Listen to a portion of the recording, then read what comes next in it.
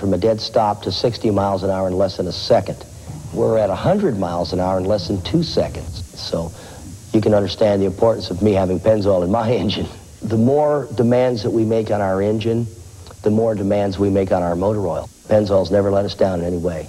I don't know that I could possibly think of any other motor oil other than Pennzoil that I'd want in the engine. And as a racer, I need that winning edge. Pennzoil, performance, protection, quality. That says it all. Oil. It's the lifeblood of your engine. That makes your oil filter your engine's most vital organ. That's why Fram keeps going the extra mile to make the best protection even better. The Fram Extra Guard oil filter. Unique glass fiber paper stops more dirt than any other filter for the best protection ever. Fram Extra Guard, American or import, it's an extra lease on life. Before winter hits hard, get to Sears, America's #1 tire store. For a limited time, all Goodyear tires and all Bridgestone road handlers are on sale at Sears. All weather Goodyear Arrivas, as low as $19.88, our lowest price ever. Backed by a 55,000-mile warranty. All Goodyear tires and all Bridgestone road handlers on sale. You can count on me. At America's #1 tire store, Sears. Hi, this is Charlie Chase. Coming up in the next funny business to get my old saddlebag buddy Sammy Kershaw here. This plays an important part in the stunt. I'm smelling good right about now, folks. He doesn't look it, but he does. We'll show you why Sammy's sweating bullets on the racetrack. Also, gentle giant Dan Seals gives new meaning to the phrase, I want to bop. We'll have a visit from comedian Jeff Dunham and his buddy Peanut. And Aaron Tippin is the cat's meow. Funny Business with Charlie Chase. Monday, 10 p.m. and 1 a.m. Eastern on TNN. Welcome back to Hueytown. And yes, folks, it actually does rain in Hueytown, Alabama. Now, let's get down to business. Now, you talk about a racing pioneer. Hershel McGriff ran his first race out in Portland, Oregon, just a few weeks after the end of World War II. Though people call him the Richard Petty of the West, his first big break came down south, way down south. It was the 1950 Carrera Pan American Road Race. In the beginning, young Hershel was a natural behind the wheel, but he had a lot of things to learn about preparation. We got down there a couple of days before the race, and I thought, well, the first leg was only 230 miles, so I thought, well, I'll go run this course and see what it's like. Well, I got out of town. It was kind of flat, not many turns, and I got 8 or 10 miles. I thought, well, there's no use to do this. I turned around and came back. So we didn't go down there, you know, with a lot of preparation, but it was a new car. And we really didn't have to do anything to it other than we put the extra fuel tank in the back, which was allowed. We could take the back seat out, put safety belts in it. But, you know, the doors weren't tied. There was no roll bars or anything. We did wear a helmet. Of course, with them days, we didn't have uniforms yet. Whatever Hershel may have lacked in experience and equipment, he more than made up for in confidence. You know, we had the guys from Italy over there that were famous and, you know, had a lot of racing experience. Johnny Mance, you know, of course, was down there with the Lincoln. They'd been running the course. And so there was a lot of competition. But, you know, I looked at them just as I look at you, and they had 2 arms and 2 legs, and so did I, and I was physically in good shape. And I always thought that I had as good a chance as they did, even though they had a little more experience. As he and his partner, Ray Elliott, got near the end of the 2,000-mile race, they began to wish maybe they had checked out the course a little more carefully. The race was supposed to celebrate the completion of the Pan American Highway, but the celebration was a little premature. Pretty soon the boys found themselves tearing across an uncharted dirt path covered with rocks, craters, and rattlesnakes. Ironic thing about it was a mile or 2 before the finish line, I did not know where the finish line was. I knew I had to really drive fast. I was 8 minutes behind starting out the last day. So I felt if I just ran as fast as I could possibly go and still get the car there in one piece, that I could win the race. And of course, we made up the 8 minutes plus 76 seconds, and that was the margin. I was probably doing 100 miles an hour with the car. All it was doing was bouncing on this rock. And I remember I didn't get it up on the berm at this one point. It hit the bottom. It felt like it was going to tear the floorboards right out. But anyway, we kept going pretty quick. There was a finish line. What happened, it actually ripped the bottom of the pan open and the gas tank. So had the race been any further or another mile or two, that would have been it, because when I went to move the car for inspection, the lifters and everything was rattled, and I shut it off quicker. There was no oil in it. Well, that's what auto racing's all about. And if Hershel McGriff wasn't hooked on the sport before, Mexico changed all that. A week earlier, he was just an unknown kid from the Northwest. Now he was racing's newest hero. The race was a big thing to the Mexican people. I mean, I was a hero. I was recognized on the street everywhere shortly after the race. It was one of the big events, you know, of the century. But nobody realized it for several years after I won it. And, of course, I was only 22 years old, and I just thought that's what you were supposed to do. That's probably Hershel McGriff's secret right there. He figures out what he is supposed to do, and he goes out and does it, plain and simple. Over the next 40 years, he would be faced with some pretty tough decisions, but would always end up doing the right thing. I'll show you what I mean when we come back.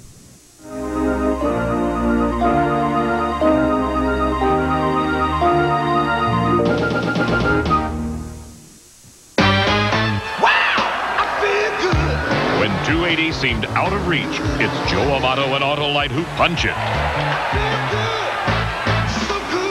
The wall goes to 290. Connie Coletta and Autolite smash it. 300, the barrier. Kenny Bernstein and Autolite shatter it. Autolite and the record breakers. Wow, I feel good. We feel pretty good about that. Got stranded once. Never again. Look, there's a reason more people go to Sears for a new battery than anywhere else. Face another winter without a diehard? No way. Only Sears has the diehard. In tests for cold cracking starting power, diehard performed 3 times better than industry standards. Out here, if you don't have a diehard, you don't have a prayer. You can count on me. Sears diehard. More power when you need it most.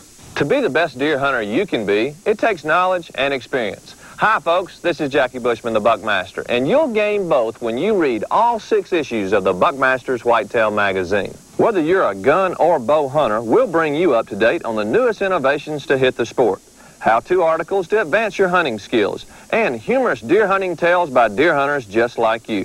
You'll also receive your choice of a real tree or blazed orange hunting cap, a vehicle decal, a handsome embroidered patch, a sample of snow seal and sport wash, a booklet on how game animals see the ultraviolet spectrum, and 1 quality scent from Wellington Outdoors. Your total membership package retails for over $50, but is yours today for only $20. Call now, 1-800-238-9300. That's 1-800-238-9300, and become a Buckmaster today. I'm Jim Varney, and I'm a member of Buckmasters, and you can be too. All you need is a set of antlers, like this, non-typical. What is TNN to you? It's your home for the best in country music entertainment. It's your home for the best in live motorsports racing. And beginning January 2nd, 1993, there's more. Introducing TNN Outdoors, your home for the best in the world of fishing from the leaders in outdoor television programming. Bill Dance Outdoors, In Fisherman with Al Linder, Fishing with Roland Martin, Hank Parker's Outdoor Magazine, The Great American Outdoors with Ron Shearer, Fishing with Orlando Wilson, and the exciting competition from Bassmasters. Catch the best. TNN Outdoors, January 2nd.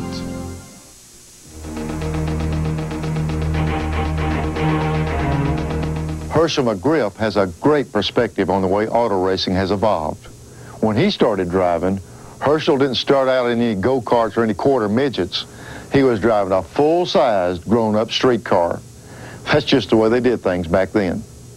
Hershel, you bought your first car when you was 13 years old. What does anybody need a car for when they're 13? Well, it was about a mile to school, and I wanted to do a little better than the rest of the kids, not ride my bicycle. And I was a worker. I'd worked all summer on the railroad and made a little money in them days. I remember I had $120 cash. That's what I paid for the car. Burning your pocket up. Burning my pocket, and I paid cash for it and drove it to school.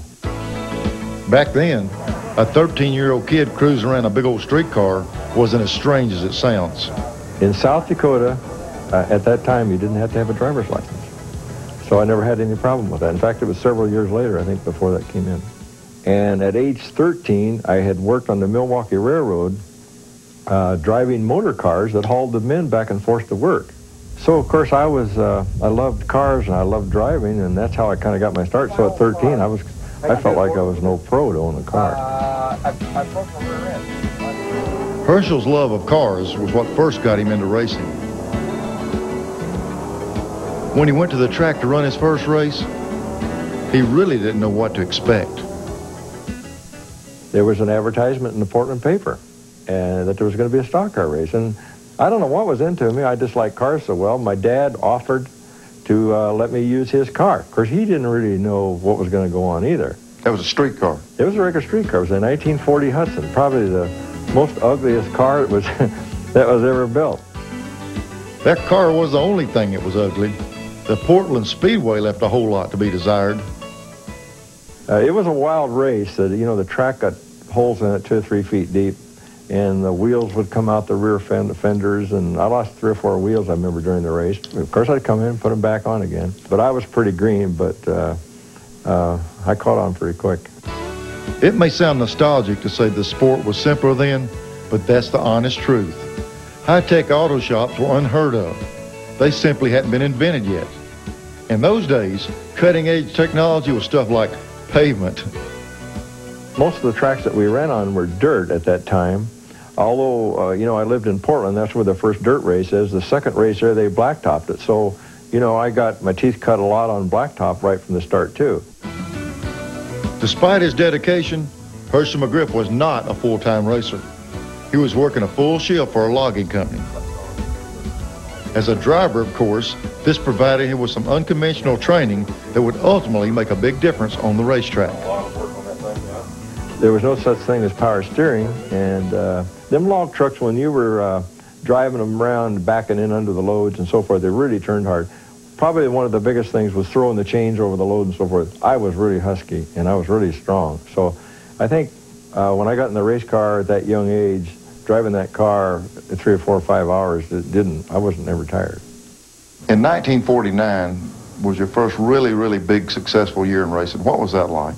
Well, I had a car owner that really took care of the car, and basically I had a couple of years under my belt by then, and with a little more experience. The only trouble I had was so young, I had a little trouble with some of the older guys, because most of the guys racing then, what I call old guys, I mean, they were at least 40.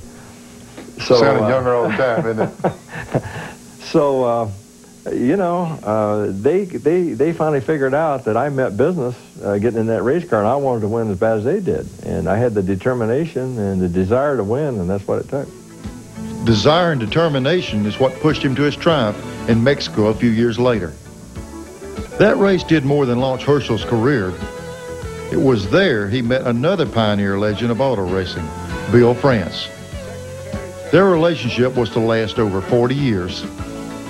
My experience with the France family goes back a long ways. I flew with Bill France Sr. in his airplane. This was in 1954. When I was back there running full-time for a short period, he would pick me up in his airplane, and the thing that was going on then, was the plans, for Daytona. So, I seen a lot of history way back before it ever happened. Hershel, he did the whole series back there for a couple of years, and he's a great driver. He was driving, winning races, running up front when Richard Petty was still in high school. He's a great competitor, and he's a class guy, and he's absolutely a gentleman and a class act. A bit of history that Hershel was a part of was the first Southern 500. I didn't know how big it was going to be, and it was the start of a real revolution as far as racing goes, being the first super speedway. I had been running on half-mile tracks, mile dirt tracks on the Pacific coast, and so it was a new experience. A new experience that would last through the next 4 decades. At the 1991 Winston Cup Awards banquet in New York City, Hershel was given the NASCAR Award of Excellence, an award that finally recognized the enormous achievements of all those coast-to-coast racing trips. That sort of life can take its toll on a man, especially a family man with 5 children at home. So after 9 years on the leading edge of his profession, Hershel McGriff would have to face the hardest decision of his career. How could he continue to race all over the country and still be the kind of father he knew his family needed him to be?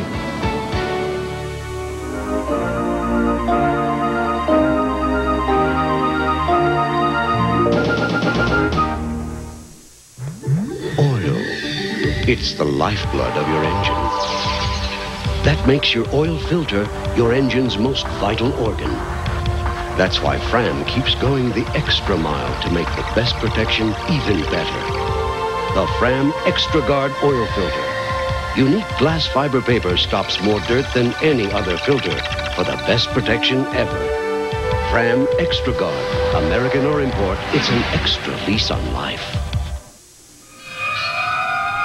Oh no, this ironing pad is ruined.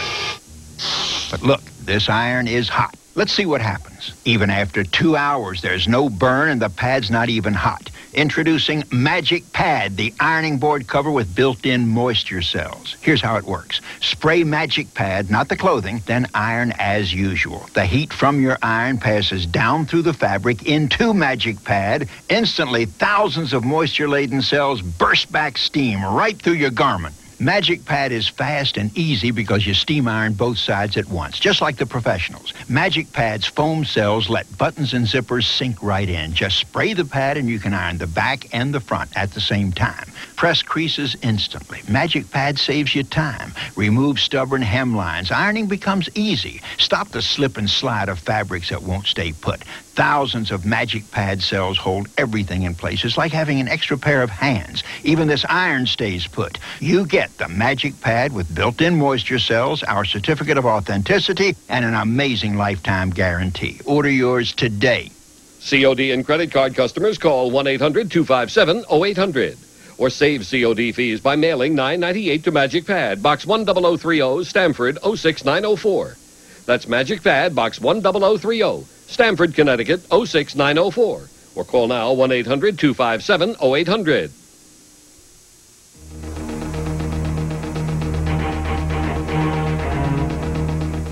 In 1955, Hershel McGriff was racing at the top of his game. He was doing so well that he was offered a ride with a new Chrysler team, a ride that would have made him the dominant force in the world of NASCAR. Trouble was, NASCAR was rooted in the South, and Hershel's family had just moved back up to Oregon. Rather than uproot them all again, he turned down the ride and became a full-time father.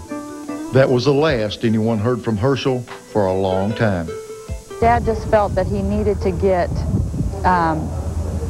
established. You know, he needed a business, he needed to be with his family, and doing it the way he was doing it on the East Coast, you know, my mom was at home with the kids and he was gone so much of the time that he decided he needed to get established and build a business first and think about racing later. It wasn't a real easy choice to make at the time because I liked to race, and I knew it was a good opportunity because Bill had given me the opportunity to race for Frank Christian, you know, the year before, and I knew the Chrysler thing was going to be something. But, you know, there's certain things that you have feelings for, and I just felt I should stay home. And I've never really regretted it. But then on the other hand, you look back, you think, well, maybe by this time I might have won more races than Richard Petty, because I had a 10-year head start on him. Of course, these days, spending time with the McGriff family isn't exactly a vacation from the racetrack. At one time, I had 4 relatives in the same race. My brother, my dad, my father-in-law, and my husband. My sister was involved through my dad running her husband's car one time, and they met. My brother raced alongside of my dad, and then my little brother started racing. And my sister Gina, she works for one of my dad's sponsors. So we've all been involved in racing in some way and been successful at it. Can you imagine what the conversation is like with these folks getting together for the holidays? To me, Hershel McGriff is a true winner. Racing is in his blood, and he just can't walk away from it. Sure enough, in 1967, 22 years after his first race, Hershel got a call that put him back on the racing circuit. I had an invitation to drive a car in 67, 68, belonged to Pollock Motors up in Portland, and it had an experienced driver, Bill Amick, driving it, and he got another ride, and so, you know, I was single at the time and had a few dollars, and I got in there, and I really liked the feel of it. I drove it a few races up north. So I built me a sportsman car that I brought down to Riverside in 1969. And that was the days when we had the Permatex races, and I won that first race, and of course that lit me off, and been going at it steady ever since. The man who had left the sport to stay at home happily found he was still very much at home behind the wheel. Really, after being out that long, it really didn't feel that different. I felt like I just maybe got out the week before. I feel a lot more confident sometimes now than I feel and competitive as I was, you know, way back when I first started. Old Hershel has plenty to be confident about. Since his return, he has dominated the Winston West Series. In 1972, he won a record 12 races. He's taken the most popular driver award every year for a decade. Hershel McGriff is more than the proud sentimental favorite. He's finished in the top 5 every year since 1984. And in '86, he won the whole series, becoming NASCAR's oldest Winston champion. I'm very serious about my racing, and it's just that you got to keep your act together, have good equipment, good teamwork. There's so much more to it these days than there used to be in the olden days when you just got in your street car and, you know, went to the race and then drove it back. You just mentioned if you have good equipment. How do you see these cars? How have they changed through the years of race cars? Now, we got ultimate race cars now. What do you see the difference now? Well, if you took and lined up a 1940 Hudson against, you know, a new Pontiac I drive, is just a world of difference. And, of course, no comparison in looks. It's amazing that we got them cars around as well as we did in them days. Actually, the new cars are much easier to drive, except, you know, you got such higher speeds, and of course the super speedway now to run on with all the drafting and everything. It's just a different ball game. So, you know, it changes with time, and so the only thing you have to do as a driver is change with the times, and that's what I've tried to do. Hershel has gotten used to running against younger guys.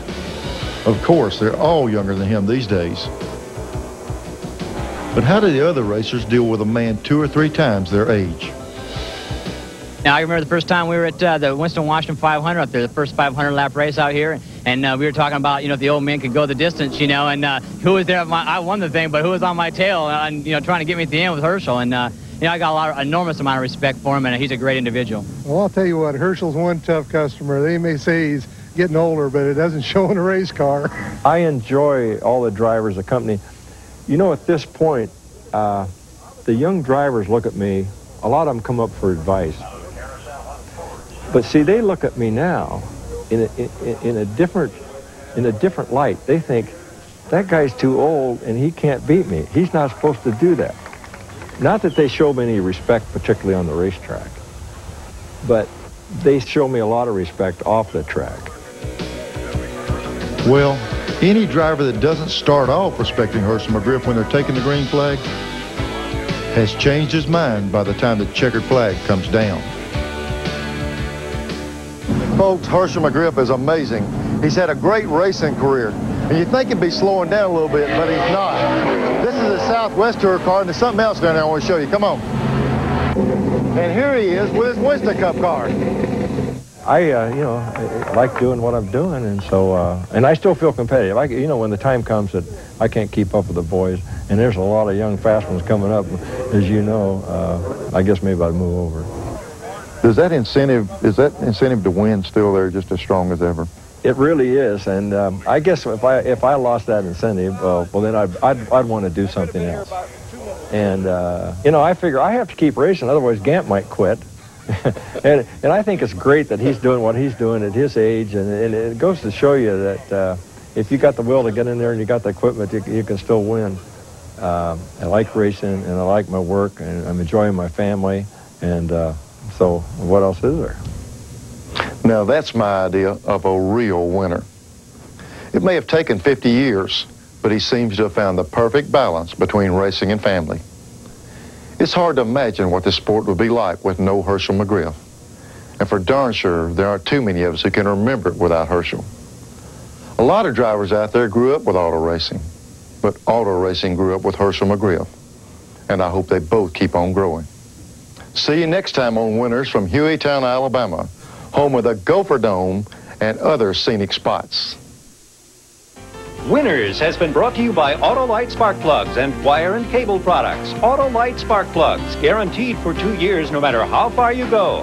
And Fram Filter Products. Fram, you can pay a little now or a lot later. Next week on Winners, Kyle Petty tells us about the impact his father had on his racing career and the dedication it takes to be a winner.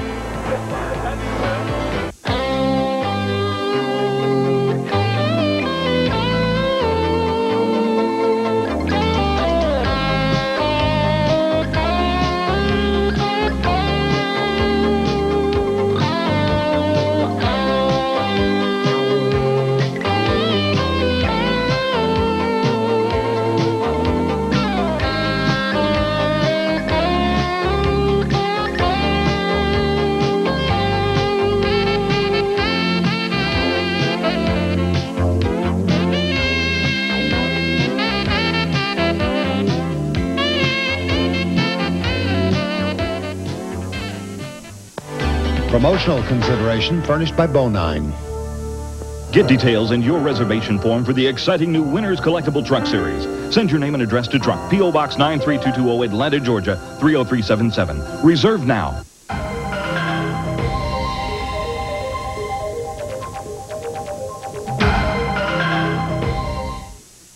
NHRA Today, next. This is TNN, the Nashville Network, the #1 source for country music, entertainment, and information.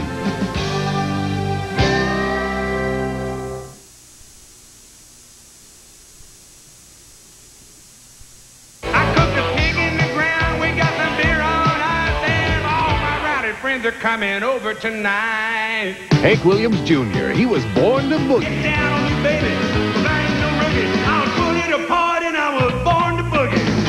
Now available for the first time ever, Hank 22. 22 of Hank's biggest hits from his gold and platinum career. Family tradition, there's a tear in my beer whiskey bent hellbound. Hank 22 includes the Monday Night Football Boogie. If you don't agree that this is the ultimate Bocephus collection, just return it and you will get your money back. Plus, Hank will send the first 50,000 callers the words to these songs, free. Call toll-free 1-800-238-9300. That's 1-800-238-9300. Or send check or money order to Hank 22, P.O. Box 10030, Stamford, Connecticut. This week on NHRA Today. Spending time down on the farm with Top Fuel crew chief Ken Benny, the super gas racer who's also a lifesaver, trading a steering wheel for a rod and reel with Roger Prem. And Central Pennsylvania welcomes Mopar Mania. From the Super Cop Challenge in Las Vegas, Nevada, these stories and more on this edition of NHRA Today.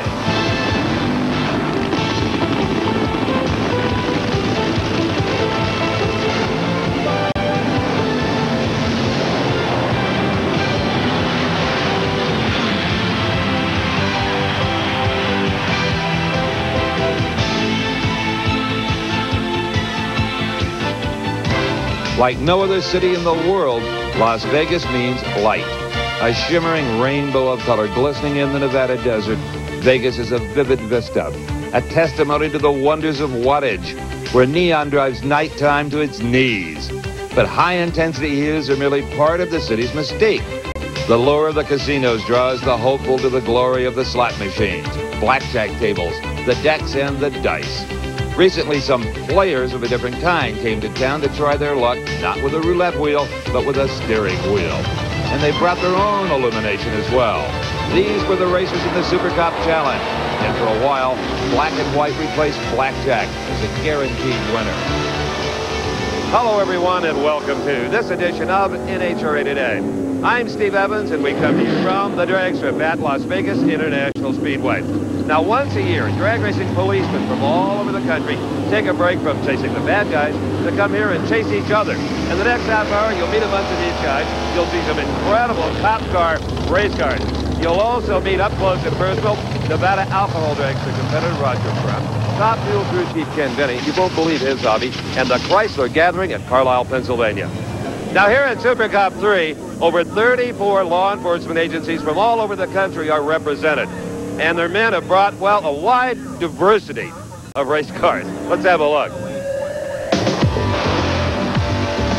I'm with Dunkel Police Department.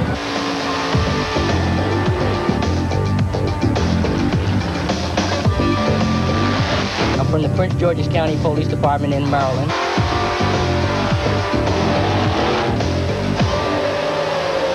Meet Lieutenant Jack Snyder of the Nevada Highway Patrol, and he is the man behind Super Cop Challenge. How this thing has grown, Jack, in just 3 years. Tremendously. I started off with a 9-car field 2 years ago. We're up to last year 16 cars in. Now I've got 34 with several that are planning to increase next year. It's a lot of fun racing, a lot of camaraderie, but there's community service at work here as well. Exactly. Every one of these programs in their hometown and communities are involved with their schools and the cities as far as educating the kids on various topics of highway safety, drugs, gangs, alcohol, driving, the whole works. You're doing a great job, and have a good weekend. Well, thank you very much. Okay, as promised, here is Dave McClellan with a profile of a Nevada racer whose family is definitely on the right side of the gaming tables. Being raised in Reno, we really don't get excited about going down and playing the games. Really, we've been raised around it, so seeing a slot machine in the market isn't a real big deal. You know, it's an everyday thing. Yet gaming has played a big part in top alcohol dragster pilot Roger Prim's racing career. Whiskey Pete's Hotel and Casino in Las Vegas is more than the sponsor on Prim's car. It's also the family business. My older brother Jerry has taken over the casino operations day-to-day management. I'm on the board of directors. I go down about once every 2 months and have our meetings. And it's worked out real well that way. And without him doing what he's done and making the sacrifices he's made, I wouldn't be able to do what I'm doing right now. What Prim is doing is becoming a major threat in the top alcohol dragster class. Our first year, we set some goals. We wanted to win a division championship. We wanted to win a division race, wanted to win the national event, wanted to get in the 5-second club, wanted to end up in the top 10. And I was real lucky in my first full year to achieve all those goals.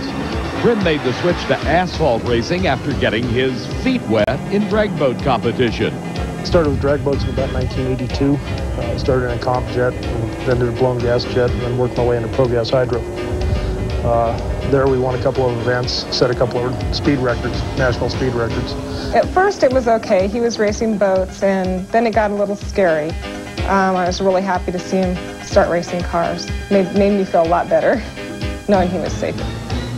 As an avid hunter and fisherman, Roger finds time to resort to somewhat calmer waters.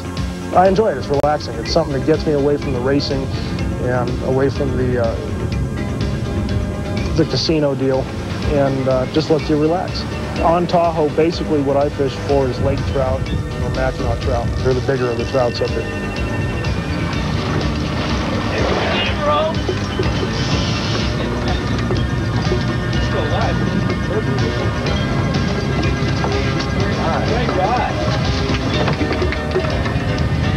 And despite the successes Prim has already experienced, he still has bigger fish to fry. Number one precedent in your life is to take care of your family, wife, and, you know, brothers, sisters, parents. We are planning on starting a family soon, so that should fulfill our lives, I think. Then comes, you know, finances after that, basically. Retirement, thinking about the future. You can't just live for today, I don't think. You have to look ahead a little bit. And right now, you know, the next thing in line after that is to become a national champion. Top alcohol dragster drivers, take note. Between now and next season, you may want to find some lady luck of your own.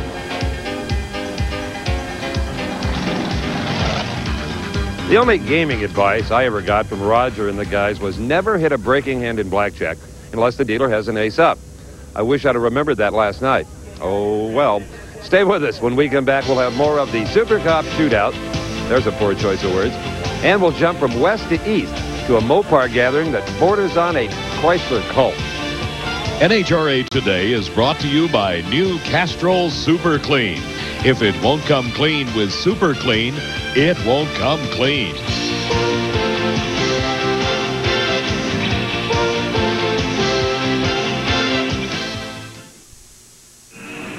One of these engines was filled with Castrol Syntec, a new synthetic oil. The rest with conventional oils.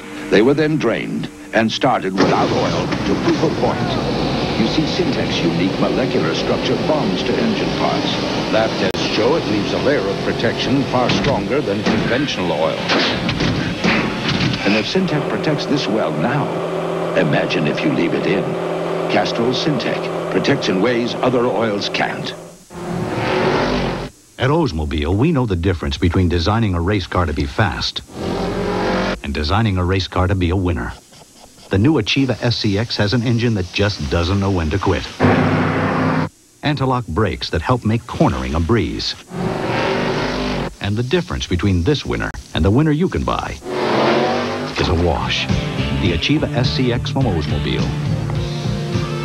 The power of intelligent engineering.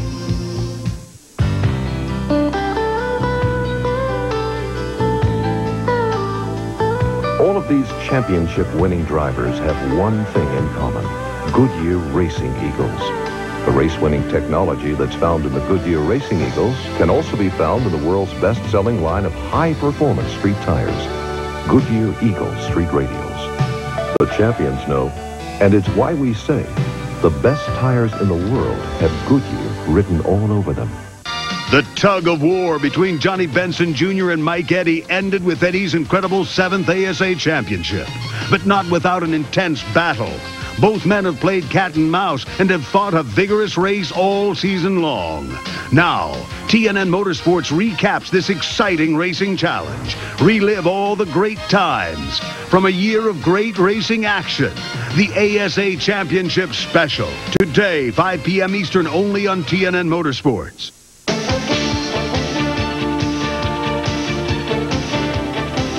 Welcome back to Vegas, everyone.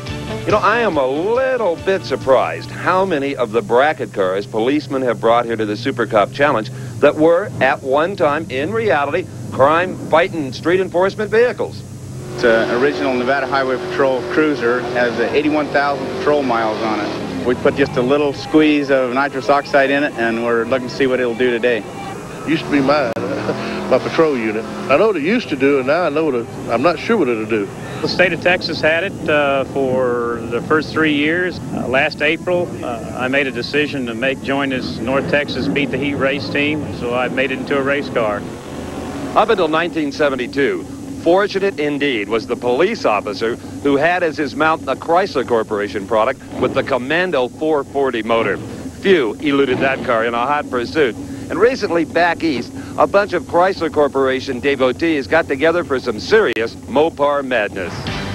Historic, Hemi-powered heroes gathered in Carlisle, Pennsylvania for the second annual Chryslers of Carlisle Car Show. A variety of legendary vehicles were on display.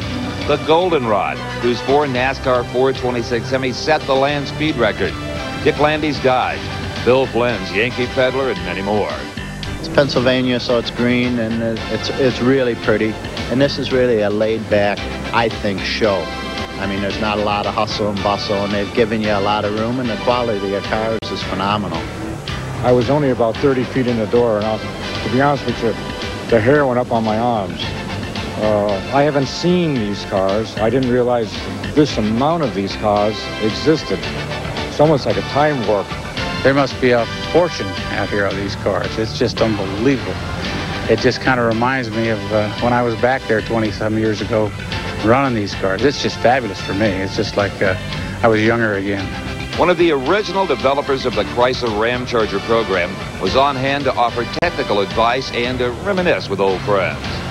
The faithful would remember easily that the Cross Ram wedge cars simply took over super stock drag racing in late 1962 And in 1963, it wasn't an issue. It was only a matter of which of the cross-ram wedge cars was going to win the race. Response to this year's event impressed even its organizers. Chrysler to Carlisle attendance in 1992 is probably going to exceed 20,000 people. Just in our one building, we have 37 cars that were all from the 60s of the super stock cars. There's 19,200 horsepower in that building. We've watched shows grow, we've cultivated them, we've manicured them, and we're very, very proud of what we do. Normally it takes quite a while to bring a show to this level, and we enjoy the people that come here. And that's really what this is all about. It's not all about cars, it's about us getting together, having a good time, relating, and creating friendships. Next year's Chryslers at Carlisle will be held July 16th through the 18th. If you love Chryslers, you don't want to miss it. It's rather ironic. There's two programs that work here in Las Vegas that mesh together perfectly. Meet Ken Pyle, NHRA's Director of Youth and Education Services. What these officers are up to with their cars, you're up to with your programs. That's correct, Steve. It's youth, education, and community. That's what the program is all about, and that's who we're trying to reach. The students who we may not reach otherwise, they're able to come out to an event like this. They're able to talk to the officers, look at the cars, touch the cars, find out the importance of education in youth in drag racing. Well, right here behind us is a perfect example. Absolutely. This is a community-owned car from Boise City, Idaho. That's a perfect example of what we're talking about. Keep up the great work. Thank you very much. Castrol presents the GTX Pipeline, the latest news from the world of drag racing. Recently, a delegation of NHRA drag racers and officials took part in the second international competition between the United States and Japan. This year's USA Drag Festival featured top alcohol funny car and pro stock bike action, plus jet car and top fuel exhibition runs. Now, the event was more than just racing, as the Americans were treated to the sights of Japan, and friendships were made that will last a lifetime. We'll have an in-depth report on the Japan trip in an upcoming edition of NHRA Today.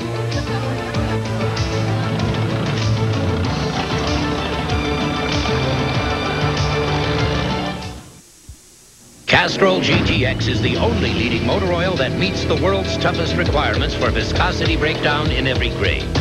This is the only way to get that kind of performance from any other leading brand. Castrol GTX, engineered for today's smaller cars.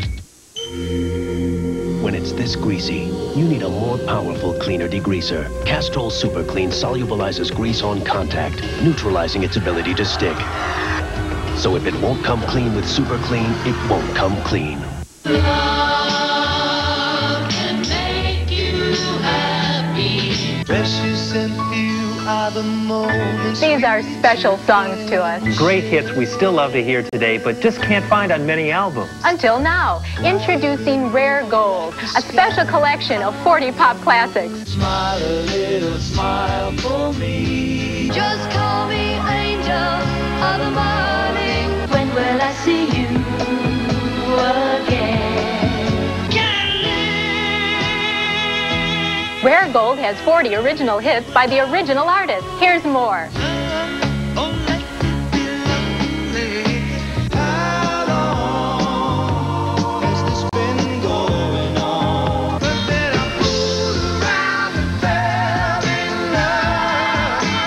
We had joy, we had fun, we had seasons in the sun. The sailors say Rare Gold on 4 LPs or 2 cassettes for $19.95. 2 CDs, $24.95. Here's how to order. Have your credit card ready and call toll-free 1-800-238-9300. That's 1-800-238-9300. Or send $19.95 for 4 LPs or 2 cassettes, or $24.95 for 2 compact discs, plus $4 shipping and handling to Rare Gold, P.O. Box 10030, Stamford, Connecticut 06904. That country, baby, that's my style. Think I'll always stay. Oh, just watch me walk away. You shudder at the music of a hoot out in the pines. You're on lonesome standard time. All day, all night, all music. CMT, Country Music Television. NHRA Today acknowledges a promotional consideration provided for and a fee paid by Mac Friends, sponsor of the Jim Epler race team and provider of Macintosh computers to NHRA Today. For solutions to your personal and business computing needs, call 1-800-426-6781. We're back at the Super Cup Challenge. Earlier we showed you some former patrol cars turned weekend warriors. Well, there's an equal number of purpose-built race cars here in Las Vegas this weekend. Obviously, a lot of these folks are pretty serious about their quarter-mile times and speeds. But no matter how fast they may go, they still truly believe in the protect and serve mission of this program. It's a 90 Camaro. It's basically set up as a super gas car. I take this car around to drug and education programs, work with mainly kids, junior high through seniors, trying to drive home the point about say no to drugs. It's a brand new 92 Chevrolet Z28 Pro modified car. It's been down the track a few times. We kind of use it as our big deal for the kids in the PR, and then we use our Super Comp car to run in NHRA competition. If a professional drag racer has a hobby, it is probably mechanically based. Street rods or muscle cars, something like that. And Top Fuel crew chief Ken Venny is no exception. Well, he's a little bit different because what he likes has no basis in speed whatsoever. He's a legendary engine builder. He's a former top alcohol and top fuel driver. And now he's considered a virtual mechanical wizard as crew chief for the Darrell Gwynn racing team. But when Ken Venny finally gets a chance to spend some time at his home in Wadsworth, Ohio, what does he do for fun? He works. When I go out in the woods, I can just kind of forget about everything. I'm not able to do it with television. I can't sit down and watch television or something like that. So I've really kind of been able to, I can really relax by going out and cleaning and fiddling around and playing with my old tractors and things. It's just kind of a way. It really does seem to work as far as being able to relax. Ken and his family now live on part of what used to be his father's farm, right next door to Ken's childhood home. In the late 50s, myself and a bunch of friends from Wadsworth, we went to California. And I only came back because my business needed to be moved for a highway. And we came back here racing and decided, gee whiz, I think we'd like to move here. A few years later, what was left of my dad's old farm after it had been lotted off came up for sale, and so we bought back our old farmhouse and lived there for about 10 years. And then after I quit racing, we built this new house that we live in now. Growing up on a farm, Ken's first exposure to the mechanical arts came in the form of a tractor. Today, his fondness for farming has inspired an impressive collection of tractors, which he restores in his spare time. Come on in, I'll show you my old tractors. My tractors are not extremely valuable or rare or anything. They're things that I grew up with as a kid. This particular tractor is just one that I bought because it was the biggest thing that they ever built. This is a 1937. This is called an unstyled tractor. Very, very economical. And some of the things that they did with these old tractors to make them economical, and in their advertising, they would, they'd tell you, well, you can replace the clutch, which is in here, and you just take 3 bolts out, undo it, and put a whole new clutch in. And when the tractor was built in 1937, you could replace that entire clutch for $3.10. And then this was my favorite as a kid. I haven't used this tractor in about 10 years, but I've owned this one a long time. It's what was my favorite all-time tractor as a little boy, so I had to have one of those. And then over here would be, this is an Oliver, 57 Oliver. And this is probably the best utility tractor built in the 50s. Only there wasn't that many of them sold. I think people didn't realize how good they really were. Whether a 40-year-old tractor or a brand new top fuel dragster, when Ken Venny's turning the wrenches, you can bank on maximum performance. So the next time Darrell Gwynn's racing team graces the winner's circle, maybe some of the credit should be given to John Deere. Now these guys here this weekend, well, they enforce the laws of the land. But there's one law in drag racing that doesn't need much enforcement. It just happens automatically. If it's NHRA sanctioned, National Dragster magazine will be on hand to cover it. I just saw the reporter and writer. And of course, the only way you get drag racing's leading news publication is to join the National Hot Rod Association. For $48 a year, you get 48 issues of Dragster, a pen, a patch, a decal, a rule book, lots of other goodies. And if you call the number on your screen right now, you will get absolutely free your choice of the Diamond P Video Drag Racing 91 or the hot new NHRA t-shirt. Make that call. Join up. Castrol GTX is the only leading motor oil that meets the world's toughest requirements for viscosity breakdown in every grade. This is the only way to get that kind of performance from any other leading brand. Castrol GTX, engineered for today's smaller cars. When it's this greasy, you need a more powerful cleaner degreaser. Castrol Super Clean solubilizes grease on contact, neutralizing its ability to stick. So if it won't come clean with Super Clean, it won't come clean. Hurry up! We're gonna be late. Buckle up. Your family's safety always comes first, but sometimes it's the little things that get overlooked, like worn-out windshield wiper blades.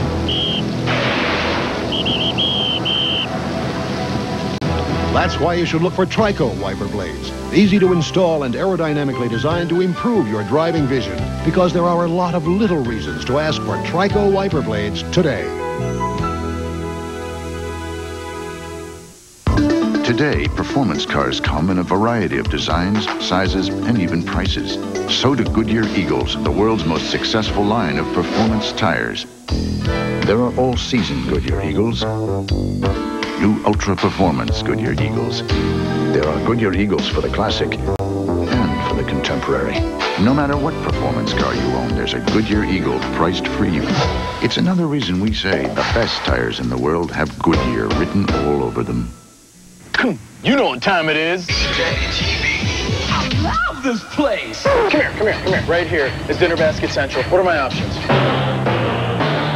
What would you like in it? French fry or potato? Baked potato. Coleslaw or salad? Salad. I think you have a seat. We'll bring it right up to you. Dinner baskets, it's about that time. Chicken, steak, Whopper, shrimp. Just coming in with the basket. All right. Does that work for you? Works for me. It's good. It's your way, right away. I love this place. Well, howdy, y'all, from Atlanta, Georgia, in the Georgia Dome. Gary Beatty and Kathy Martindale from Video PM. And I declare, that's a guest of ours Monday. No, you know who's going to be here Monday? Who? L.M. Jones. All right. Lewis Marshall, better known as Grandpa Jones. Join us Monday.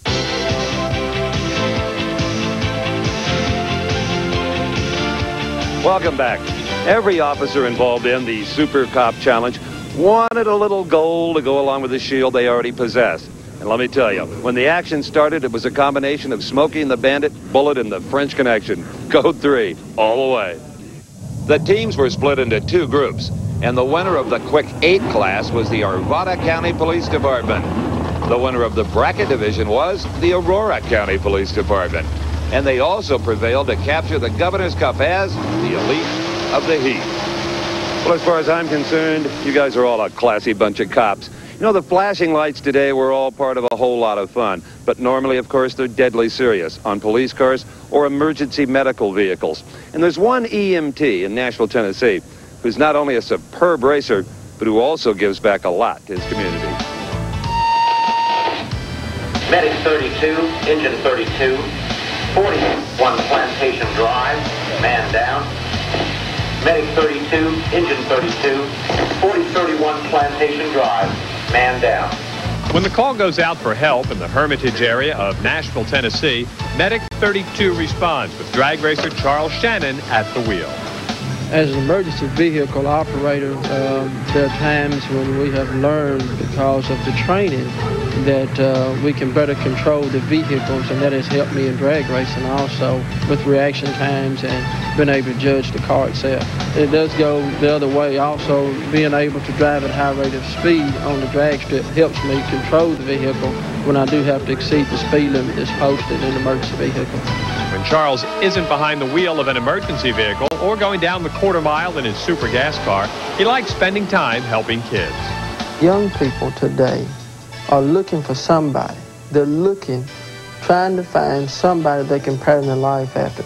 I don't think that everybody we meet will want to be drag racers, but I do think that my character, my personality should certainly influence them to want to be a better person regardless of what they are. Shannon uses his win at the Atlanta Winston Drag Racing Series event as a way of showing that if you set your mind to it, anyone can succeed. It seems that drag racing has become the perfect backdrop for Charlie's discussions. I have been involved in drag racing for 20 years. I've never had a problem with something in reference to race. I've never had that problem. But there are a lot of people that don't know that. Drag racing is the closest thing to the Christian life that I know, because people try to honestly work, live, and socialize together. With the help of car builder Gary Jennings and some others, Charles will unveil a brand new race car for next season. And he hopes that this will be the car that's the springboard into pro style. For NHRA Today, I'm Bob Proud. Is it just me and Broderick Crawford that remember when Studebakers really were police cars? Yeah, that's what I thought. This 51 Studi was found by Ohio policeman Weezer Balzer in Virginia and had a tree growing through it. But all in all, I think he's done a pretty good job of making a nifty drag car out of it. Unfortunately, we're all out of time today here in Las Vegas. Be sure to join us next weekend, though, at the times you see on your screen. Joe Amato will join me for a recap of the 1992 NHRA Top Fuel season, and we'll have a profile on Top Fuel Top 10 driver and Rookie of the Year, Danielle DePorter. Thanks, everyone, for joining us here on TNN. NHRA Today has been brought to you by new Castrol Super Clean. If it won't come clean with Super Clean, it won't come clean. Promotional consideration provided for and a fee paid by this special offer from Diamond P. The year 1992 in NHRA drag racing will long be remembered for one thing: 300 miles an hour. But Kenny Bernstein's record run is only part of the red-hot action. And Drag Racing 92 brings you all the excitement, drama, and intensity of this record-shattering year in one dynamic video. Bernstein, Eddie Hill, and Don Prudhomme chase Joe Amato's 3-year-long Top Fuel title. John Forrest fights off the advances on his funny car title by Cruz Pedregon and Al Hoffman. And in Pro Stock, Jerry Ekman and Warren Johnson wage a seesaw battle for the crown. Call 1-800-532-8989 to put your phone order in. Reserve now and receive a free Diamond P Sports hat for a limited time. Reserve now, 1-800-532-8989. NHRA Today is a presentation of Diamond P Sports. Inside Winston Cup Racing, next.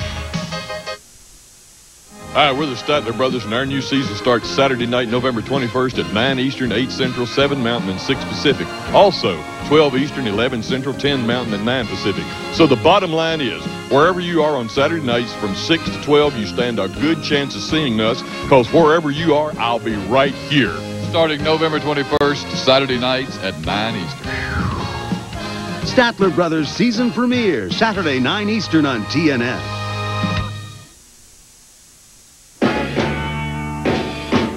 Elvis Presley, now on home video.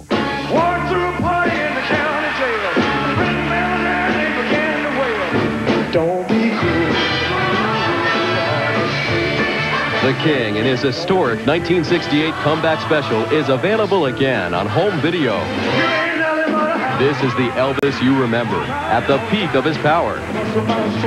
Order now and you'll get 27 of the King's greatest hits, a full 76 minutes of rare Elvis concert footage.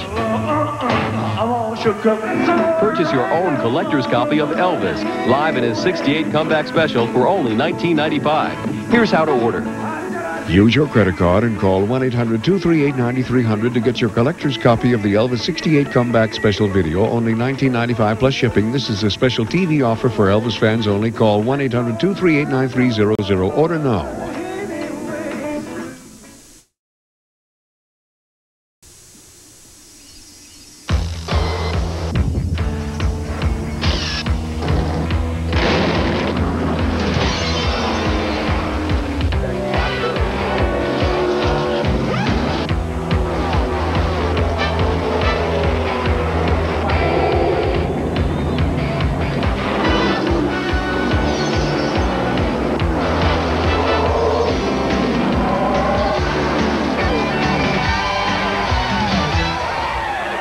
Hello everyone, welcome to Inside Winston Cup Racing. Today we're at the Hickory Motor Speedway at Hickory, North Carolina. This is where the Busch Grand National action was this past weekend, as the championship was settled for 1992 between Bobby Labonte and Joe Nemechek. We'll have all of that and much more in this half hour of Inside Winston Cup Racing.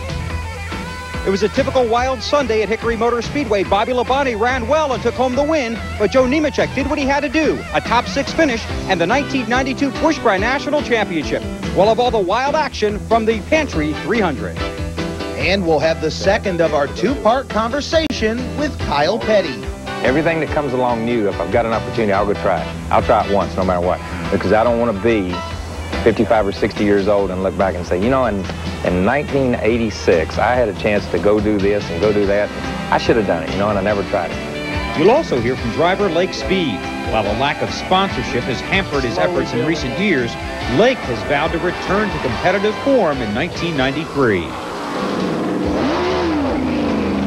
Inside Winston Cup Racing is brought to you by cold-filtered Miller Genuine Draft and Miller Genuine Draft Light, taking the country by storm. And by Haviland Formula 3 Motor Oil. Add more life to your car. Today, performance cars come in a variety of designs, sizes, and even prices. So do Goodyear Eagles, the world's most successful line of performance tires. There are all-season Goodyear Eagles, new ultra-performance Goodyear Eagles. There are Goodyear Eagles for the classic and for the contemporary. No matter what performance car you own, there's a Goodyear Eagle priced for you. It's another reason we say the best tires in the world have Goodyear written all over them. Guess who just got back today? Them wild-eyed boys that had been away.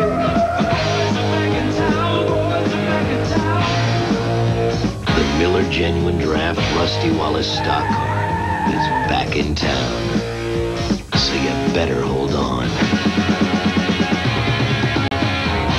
Spread the word around. Guess who's back in town? Last year, Davey Allison added something new to his car. It wasn't wider tires or a slicker shape. It was the same Haviland Formula 3 motor oil you can buy, straight off the shelf, to add more life to your car with complete protection against heat stress, starting friction, and engine dirt. Now, we're not saying it was Haviland Formula 3 that gave Davey the energy to lead more major NASCAR races than anyone last year and win this year's Daytona 500. But we're not saying it wasn't. Welcome to BKTV. It's new. It's dinner baskets. You gotta check it out. Dinner at Burger King. Chicken, shrimp, steak, Whopper. Only at Burger King. Only 4 to 8 where you get the table service. It's your way, right away. I love this place. The great Willie Nelson. All the loving I miss, I'll be getting it soon. When I'm dancing with sugar, needs that old sugar. Nashville Now, Thursday on TNN.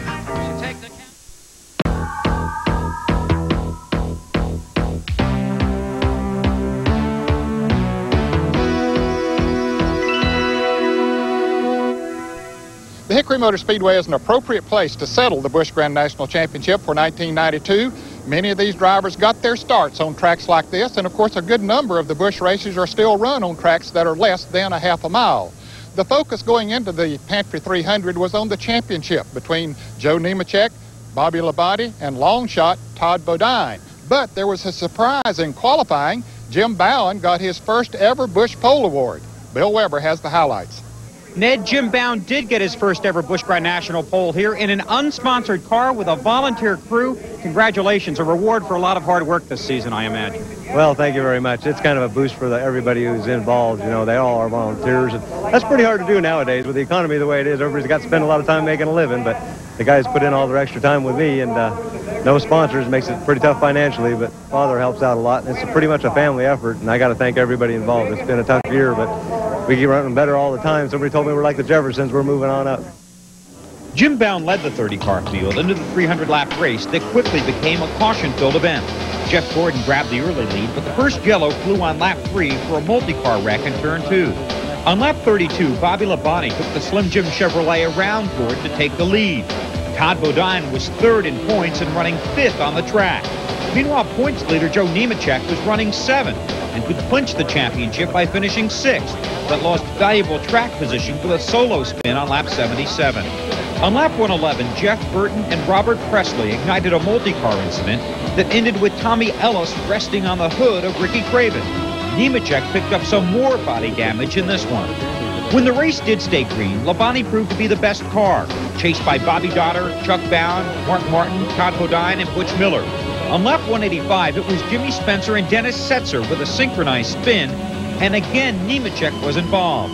Under the caution, this run-in between Spencer and Nemechek got Jimmy a 5-lap penalty.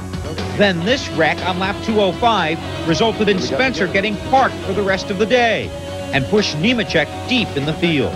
The rest of the race belonged to Labonte, but the real excitement was watching the wounded ride of Nemechek dodge the cautions, work the traffic, and chase the championship. With 12 laps left, Nemechek needed to get by Bound for 6th. In turn 4, Kenny Wallace spun right in front of Labonte. Nemechek beat Bound to the yellow, settled into 6th, and as Labonte sailed to the win, Nemechek came home in 6th place to capture the championship by 3 points.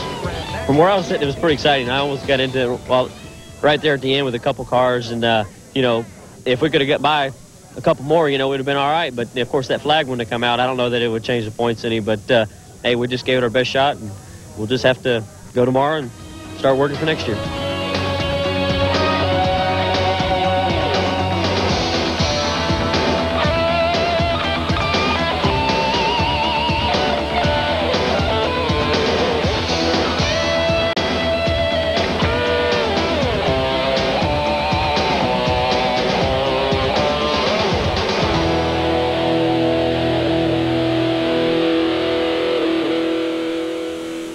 With Joe Nemechek, the 1992 Busch Grand National champion. Congratulations. How's it feel, Joe? Oh, it feels great. You know, it's going to take a while for this one to sink in. And it was uphill battle all day. You know, we started out and I spun out by myself, and I was like, man, you can't do this, especially with Bobby leading. And just kept digging, you know. We flat spotted a bunch of tires today and just kept working on the car. At the end of the race, the car was so bent up, I mean, you'd have to turn about 3/4 of a turn to get it thing to go around the corner. And in the race come around, we had a real good car. I'm happy to be here. You know, my crew, Texas Pete, Lazito's Pharmacy, just unbelievable. I mean, a championship like this for Texas Pete, 2 wins, a pole, and now the championship in 6 years, it's unbelievable. Our congratulations to Joe Nemechek for winning the Busch Grand National Championship this year. I don't think we could have got a bad champion out of the lot because all of them were deserving, and either of those that finished even in the top 5 would have made super Grand National champions. We need to take a short break. Still to come is part 2 of our interview with Kyle Petty. We'll also talk with Lake Speed. As we leave you for this break, here's the balance of the finishing order for the Pantry 300.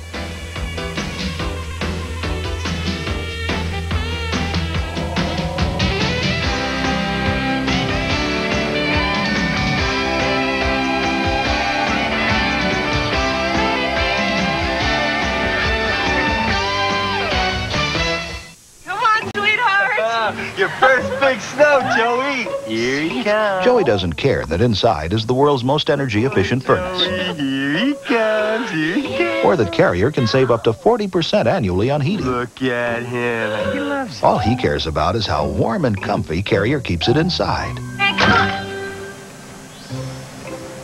Joe? If you care about energy efficiency and saving money, call your Carrier dealer. Turn the knob, Joey. Carrier, we're the inside guys.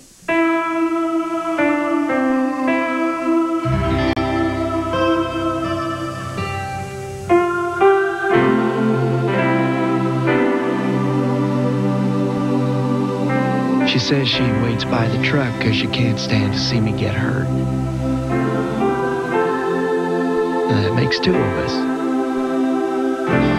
Here's to rodeo cowboys, the women who love them, and cowboy cut jeans. Wrangler. Attention racing fans. Richard Petty, who has made history for over 3 decades of professional racing, is now bidding all his fans farewell.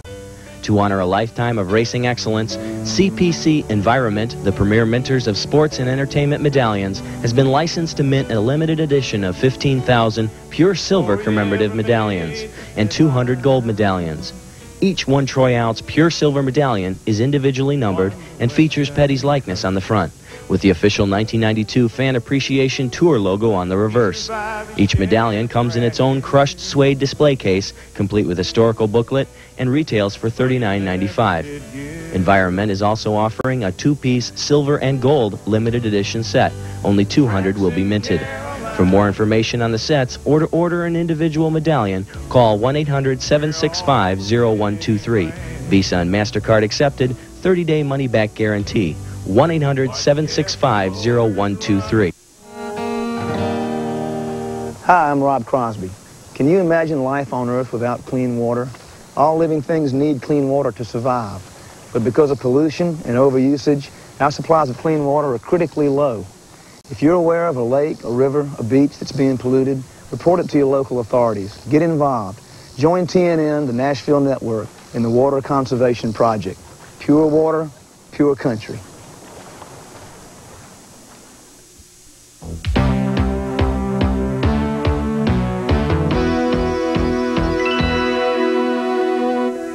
Well, this weekend at the Atlanta Motor Speedway, one Petty's career is coming to an end. Of course, it's been well documented that 7-time NASCAR Winston Cup champion Richard Petty will hang it up after the Hooters 500. But thank goodness there will still be a Petty out there running, and perhaps the most colorful of all of the 3 generations of the Pettys, and that is Kyle Petty. He has become quite a character around the sport of auto racing, certainly has a personality of his own, so we continue with part 2 of our story on Kyle Petty.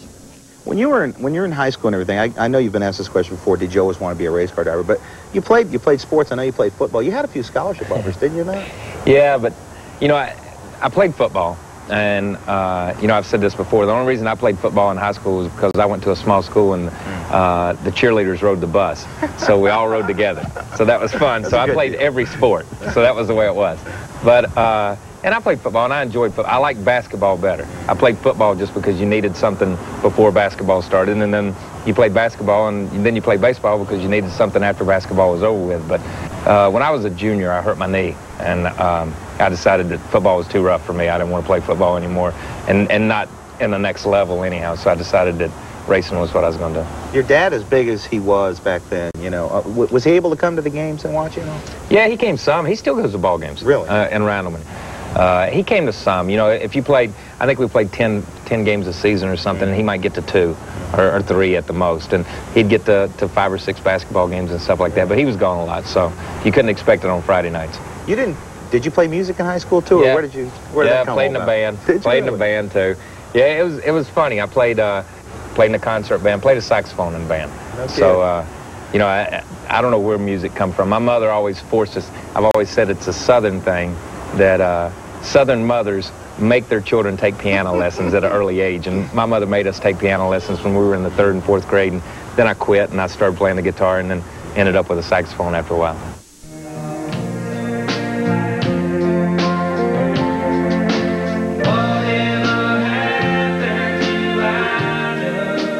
You did have the feelings that maybe you wanted to be in country music, or at least in music. Why did you want to do that? No, I tell you what, the main reason I wanted to do it was because the opportunity presented itself to be able to go do it. And I've always, everything that comes along new, if I've got an opportunity, I'll go try it. I'll try it once, no matter what. Because I don't want to be 55 or 60 years old and look back and say, you know, in 1986, I had a chance to go do this and go do that, and I should have done it, you know, and I never tried it. And, you know, it's the same way I am with a race car. If somebody offers you a race car to go drive, you go drive it, just to say that you drove it, you know, and you had a chance to drive it. So that's kind of the way I've always looked at it, and that's basically how the music deal come about. It was something that I always did, something I always enjoyed doing. It was there, you could go do it, and it was fun in the beginning. Then it got to be too much work, and I decided that wasn't where I needed to be. I needed to be back racing. A lot of guys are like a Bird. He's retiring at 33. How long can you drive, or you think you want to drive? Do you have any idea?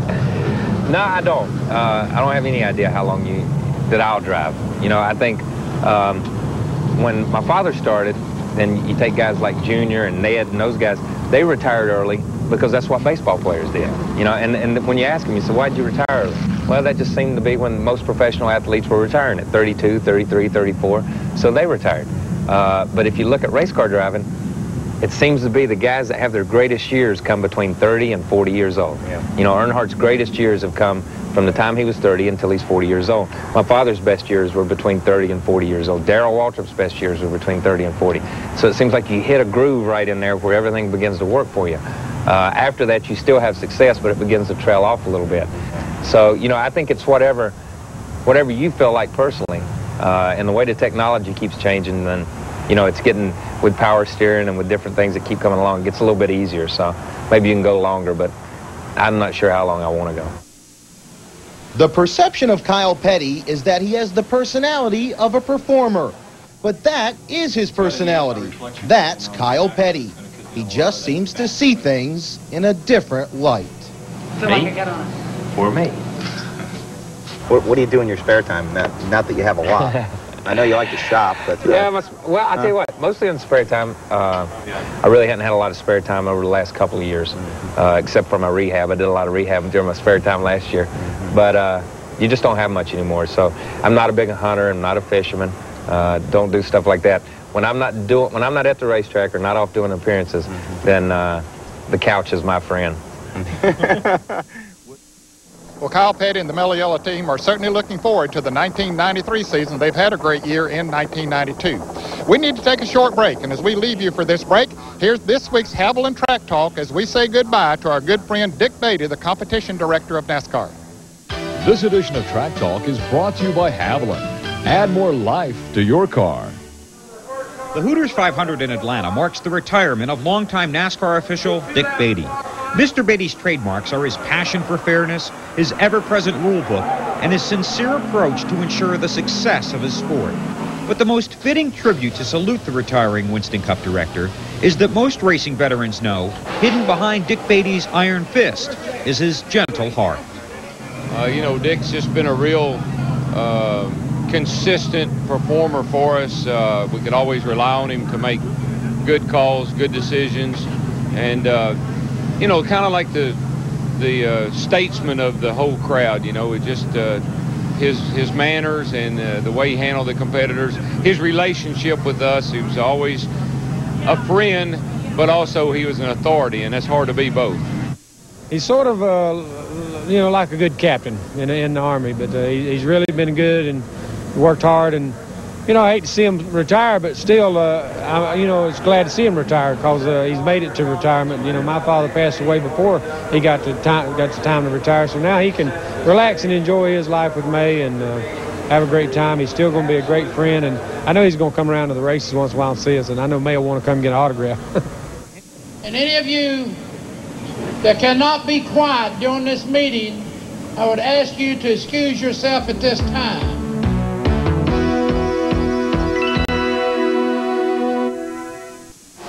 After a season of hard driving action, man, I sure could use a vacation. Join Rusty Wallace, Ernie Irvan, Kenny Wallace, and other NASCAR personalities for the ultimate race fan vacation. Enter the 1992 Miller Genuine Draft Racing Cruise Sweepstakes and win a week-long all-expense-paid cruise for two to the Caribbean, where you'll sail in luxury aboard the SS Norway of Norwegian Cruise Lines. You'll fly round trip to Miami, your port of departure to the exotic world of St. John, St. Thomas, and St. Martin. Or win a Miller Genuine Draft Racing jacket, T&N cooler and cap. Or win an Inside Winston Cup Racing t-shirt and cap. No purchase necessary. To enter, send your name, address, and phone number on a postcard to Miller Genuine Draft Racing Cruise Sweepstakes, Post Office Box 10371, Stamford, Connecticut 06904. You must be 21 or older to win. Entries must be received by November 17th. Winners announced November 28th on Inside Winston Cup Racing.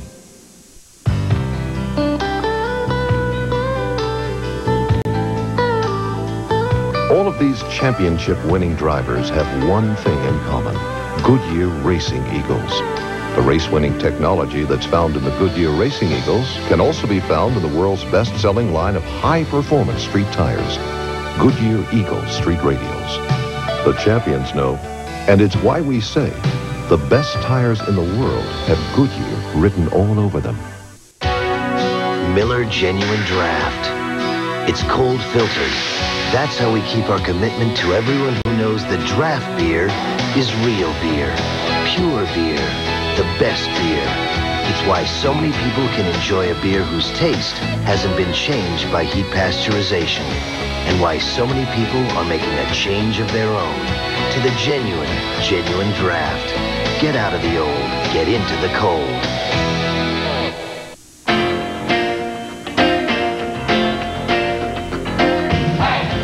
In America, your car doesn't just get you from here to there. It's a part of your life. To give your car complete protection, Texaco has developed Haviland Formula 3 motor oil with not one but 3 kinds of protection against heat stress, starting friction, and engine dirt.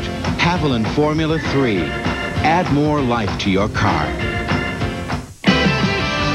Here is the heart, TNN. Where the bright stars all welcome you to come on in. We're the music of America, and you are a part. Deep in the heart, TNN. Here is the heart of country. You're enjoying TNN, the heart of country, and your #1 source for country music, entertainment, and information. If you'd like to know more about our programs or guest lineups, call TNN Viewer Services 615-883-7000. For tickets, call Opryland Customer Service 615-889-6611.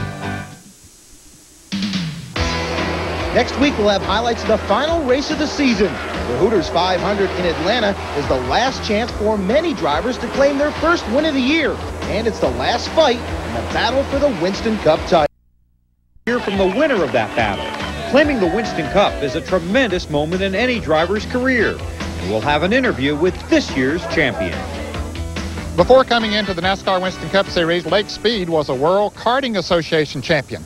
And he has had some success in NASCAR Winston Cup racing. He has one victory to his credit, and he also has some other top 5 finishes, but he's also had some downs along the line too, primarily because he didn't have the sponsorship that he needed to run up front. He's looking forward to 1993 if the sponsorship develops. Randy Pemberton has the story.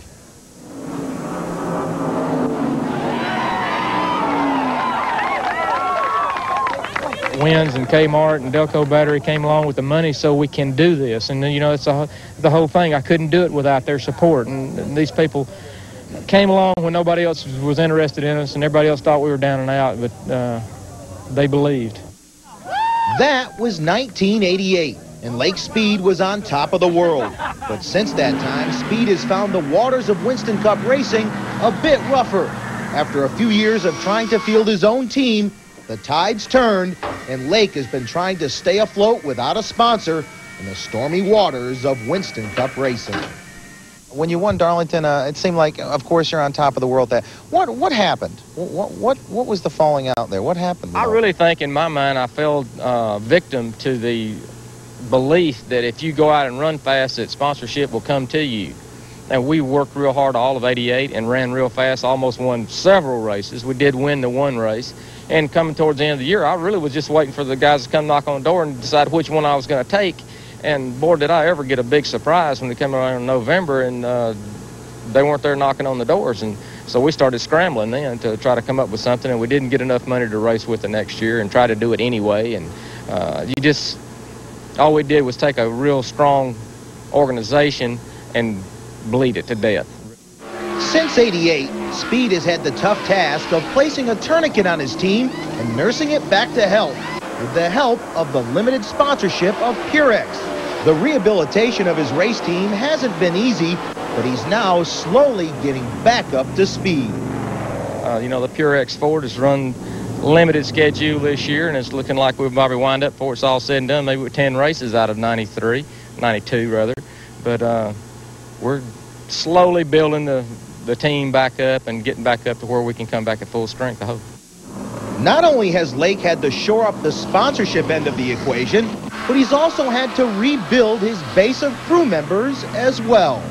Really, it's a bunch of guys that came together over the winter, and throughout the year we've picked up additional people as we come along. Most of them, really all of them, people I never worked with before, but you know, with the economy being the way it has been the last year or so, there's a lot of teams that have been shut down, and there was guys without work that really wanted to race, and they started coming around. And you know, I couldn't make any long-term promises, but I said, you know, we'll go into such and such a race, and let's work hard, put the car together, and go. And that's kind of what it's been. We've sort of picked up people as we've gone along, and we've built up a pretty good team right now, and put it this way, we got the skeleton crew for a really good team.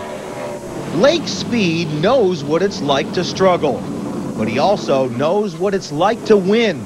And next year, he plans on heading into the season full bore, and with one philosophy in mind: winners never quit, and quitters never win. You know, I vowed to myself then that I wasn't going to go back and race again unless we had the kind of dollars that it took to be competitive, because I don't care anything about just going out there riding around. If I don't feel like that I either have a chance of winning that race or I'm building to get to the place that I can win that race, I'd rather watch it. Today's mailbox is brought to you by Miller Genuine Draft. And our question today is from Bob Leffel of Springfield, Ohio, who writes, if a crew is working on a car behind the wall under green flag racing, then the red flag comes out, do they have to stop working on the car? Well, Bob, for that answer, we'll go to Robin Pemberton, who's the crew chief on the Mellow Yellow Pontiacs, which Kyle Petty drives. Yeah, that's a good question, Bob. That doesn't usually happen. It's happened on an occasion at Talladega a few years ago when they had a red flag situation. All activity must stop on pit road. If you're even in your own pit stall and the red flag comes out at that time, you must cease all work on all the cars. Thanks for writing in. If you have any race questions, write to us at Inside Winston Cup Racing, Box 240417, Charlotte 28224. If we use your question on the air, you'll receive this embroidered Miller Genuine Draft jacket. You'll also receive a copy of NASCAR videos, A Week in the Life of a Race Team, the latest volume in the exciting series, bringing the NASCAR lifestyle roaring into your living room. Well, our time's up for today. Hope you enjoyed the show, and you be sure to be with us here next week when we'll have highlights of the big championship that's being settled this weekend at the Atlanta Motor Speedway, the 1992 NASCAR Winston Cup Championship. We'll see you right here on TNN.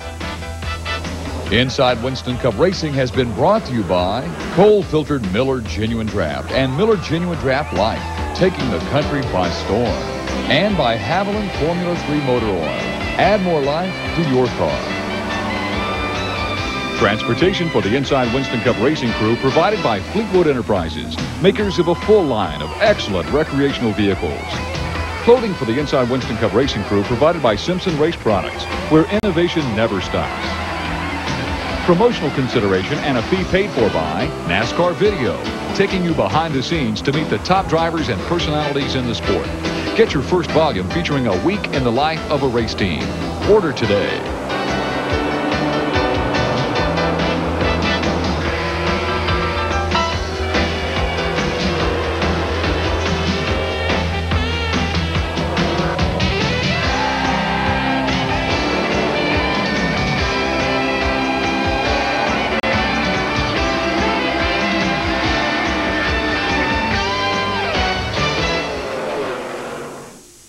Raceday, next on TNN.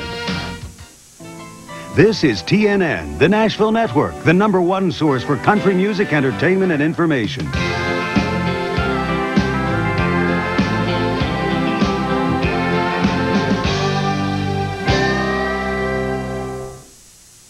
The past 25 years have been the golden age of bass fishing, thanks largely to Ray Scott and his vision of the Bass Angler Sportsman Society. Larry's right. Now you can share in all the tips, the techniques, and the know-how bass fishing pros mastered in those golden years when you joined Bass. As a member, 25 years of bass angling expertise are yours in the pages of Bassmaster magazine. 10 big issues a year will show you how to reel in the big ones. Plus, you'll stay up to date on the latest fish catching technology. And don't forget the Boat Theft Reward Protection, Fishing Information Service, and other member benefits, Ken. So, if you're serious about bass fishing, and we know you are, you belong in BASS. So just do it. Join now. Call 1-800-842-4444 to join Bass and get your free 25th anniversary tackle pack with Berkley's Power Lizard, Bill Norman's Deep Baby, and Berkley's Ultra Thin Line, and a Bass spinnerbait. With your $15 paid membership, you'll also receive 10 issues of Bassmaster magazine in your membership pack. That's 1-800-842-4444. The king names his heir. It's a hot day for the hot boats. And the king of the outlaws is out for revenge tonight. That's all next on Race Day.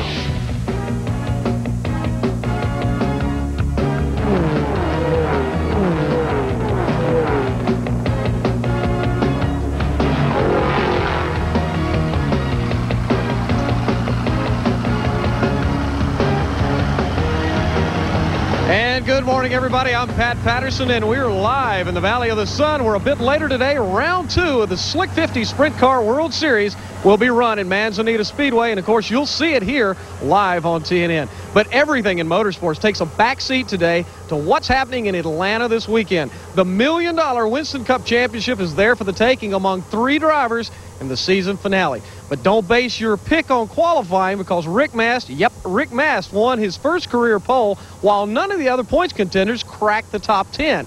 Bill Elliott, who's number 3 in the points, is the best, sitting 11th. Alan Kowicki is 14th, but because Sterling Marlin didn't win the pole, the Hooters driver wins the $30,000 for capturing the most poles of the year. Meanwhile, points leader Davey Allison is 17th, and I got to tell you, this one looks like it may go down to the very last lap. Richard Petty qualified 39th. Now, 1992 has not been particularly kind to the King, as these figures show, but this is not what people are going to remember Petty for. Of course, we send our very best wishes for a great finale to someone whose contribution to racing is far beyond measure. Meanwhile, Thursday, Petty made the long-awaited announcement about who will take his place next year. Now, here with that and another major announcement from Atlanta is Mark Allen. Thanks, Bill, for that. The 1991 and almost 1992 Grand National Champion will step up in class next year along with Bill Davis, best known as Jeff Gordon's car owner. Next year is going to be a tough year with the Rookie of the Year program, because Jeff Gordon and Kenny Wallace are racing. But I also feel like this team can do it because of the Maxwell House and because of Bill Davis. I feel very confident with them, and I feel lucky that they chose me, because without them, it just takes more than one person, and this whole group right here, I know will do it. So I feel real good about this. Maxwell House will sponsor the Ford team with a deal that's good for 5 years. Labonte's BGN seat goes to crew member and sometimes driver David Green. After months of searching, the King has reached into Florida for the man who will drive the Petty Enterprises Pontiacs next year. And that man? Rick Wilson, driver of the Petty Enterprise car in 1993 and owns forever, I hope.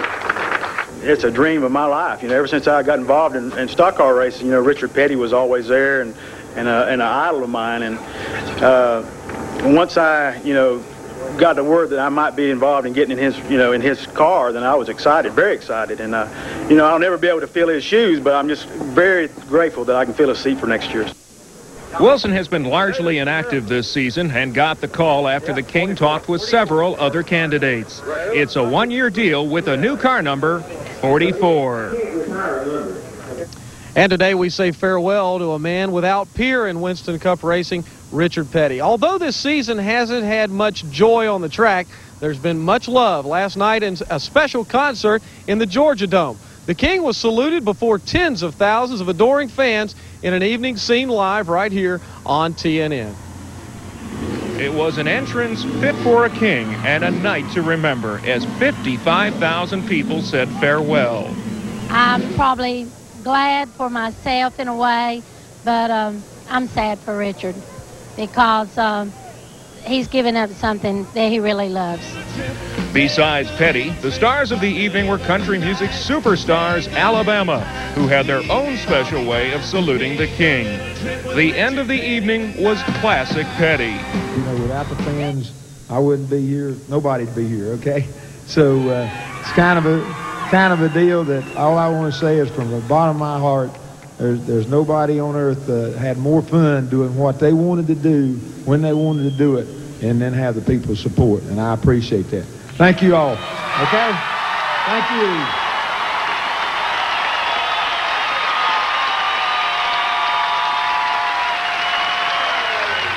All right, next up, you'll hear from the country's best sprint car driver. But first, here's the rest of the grid for today's final Winston Cup Race of the Year. Stick around.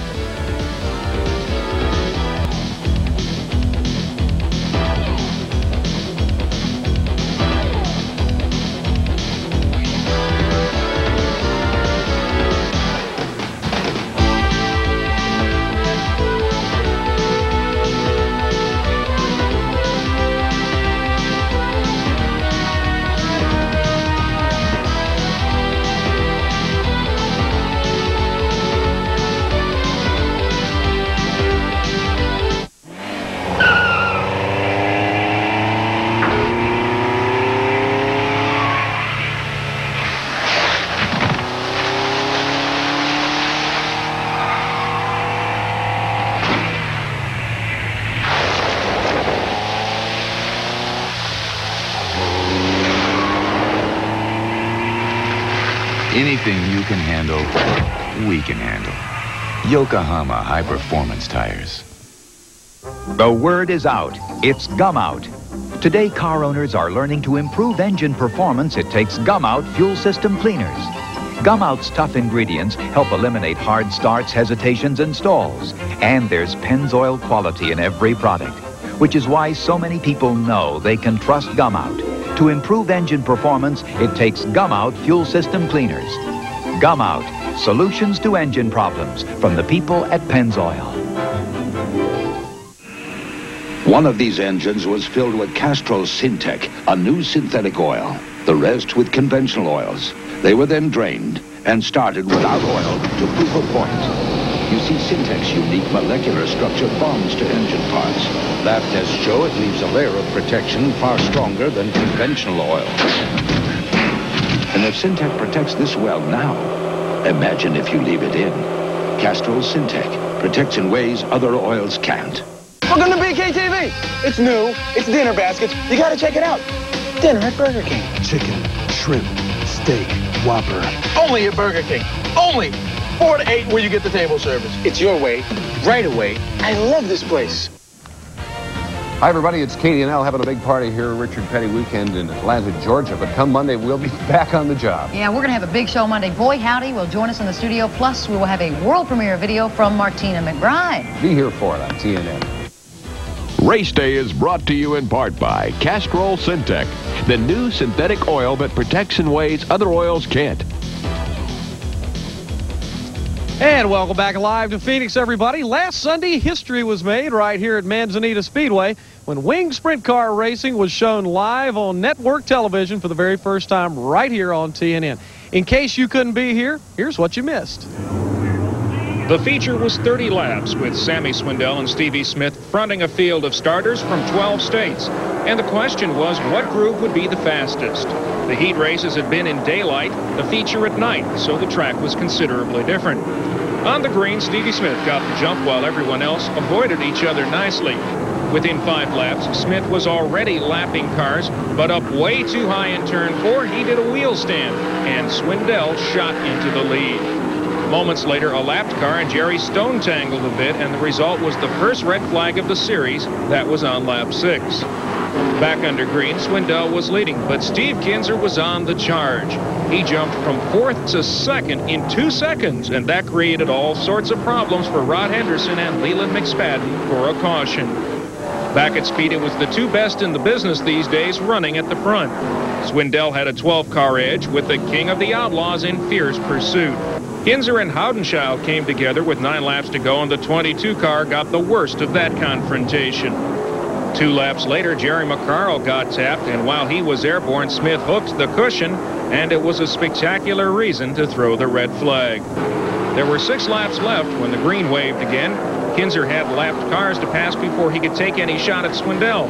But Sammy Swindell was clearly hooked up, and the win was all the better because of a motor problem the #1 driver had before the feature.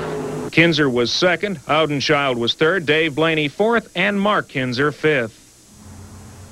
And joining me now is someone who wants to improve on his 2nd place last Sunday, but who has his big sights set on perhaps a stock car opportunity in the next few weeks. Steve Kinzer, are we giving up the open wheel, buddy? Are we ready to jump into them big NASCAR stock cars and become the new king of that deal, maybe? Well, I don't know about that right now. I've got the opportunity to go down and do a little testing in December, and looking forward to it. I think I've sort of want to know what the field is going to be like in one of them. I'm going to have the chance to do it, and looking forward to doing it. Well, you know, a lot of people said over the years, boy, that Kinzer could drive a bathtub if he had to at the Daytona 500 or anywhere else for that matter. Do you really want to pursue some other racing efforts after, 12-time champion of the Outlaws? I know sprint cars your love, but have you got it in your head that you want to go do some other things sometime? Well, I think any driver would like the opportunities to run a different type of race cars at some period of their career, and I'm in a situation I think it'd be a good opportunity to do it right now. And I want to go ahead and do it, and right now we just sort of want to go down and do a little testing and just mostly looking at testing right now, and we'll see what happens with it. All right, well, we'll wait and see how all that comes out, but let's talk a little bit about sprint cars. Second place last week wasn't bad, but you had a kind of a handling problem with the car. You think you got that straightened out this week? Well, we've been playing with the car, and I think it's going to be a lot better. It looks like we're going to have a lot more cars here and a lot tougher field, and I look for this race here to get nothing but tougher every week. All right, I want you to give a secret away now. I want you to give the secret away. How is it you get through traffic so well all the time? Well, I look at it. I think there's a lot of reasons. I think a biggest part of it is I grew up around racing as a second-generation driver. I think you get to watch your father go through programs, and I think if you look down through racing, you'll see a lot of success in second-generation drivers. Whether it be Dale Earnhardt, Al Unser Jr., Davey Allison, who it may be. I think those people are like me. They get to watch their fathers coming up too. They watch them handle lap traffic, and I think that's a lot of my success right there. Want to wish you well. He'll be out here in his Valvoline machine going after him tonight. Good luck to you. Hope it's a good race for you. Oh, thank you. All right, Steve Kinzer. Now, it's a strong field of drivers here in Phoenix for round 2 of the Slick 50 Sprint Car World Series, which goes off tonight live at 7 o'clock p.m. Eastern right here on TNN. Can Sammy Swindell make it 2 in a row, or can Steve Kinzer turn the tide? Tune in and find out. We'll be right back, everybody.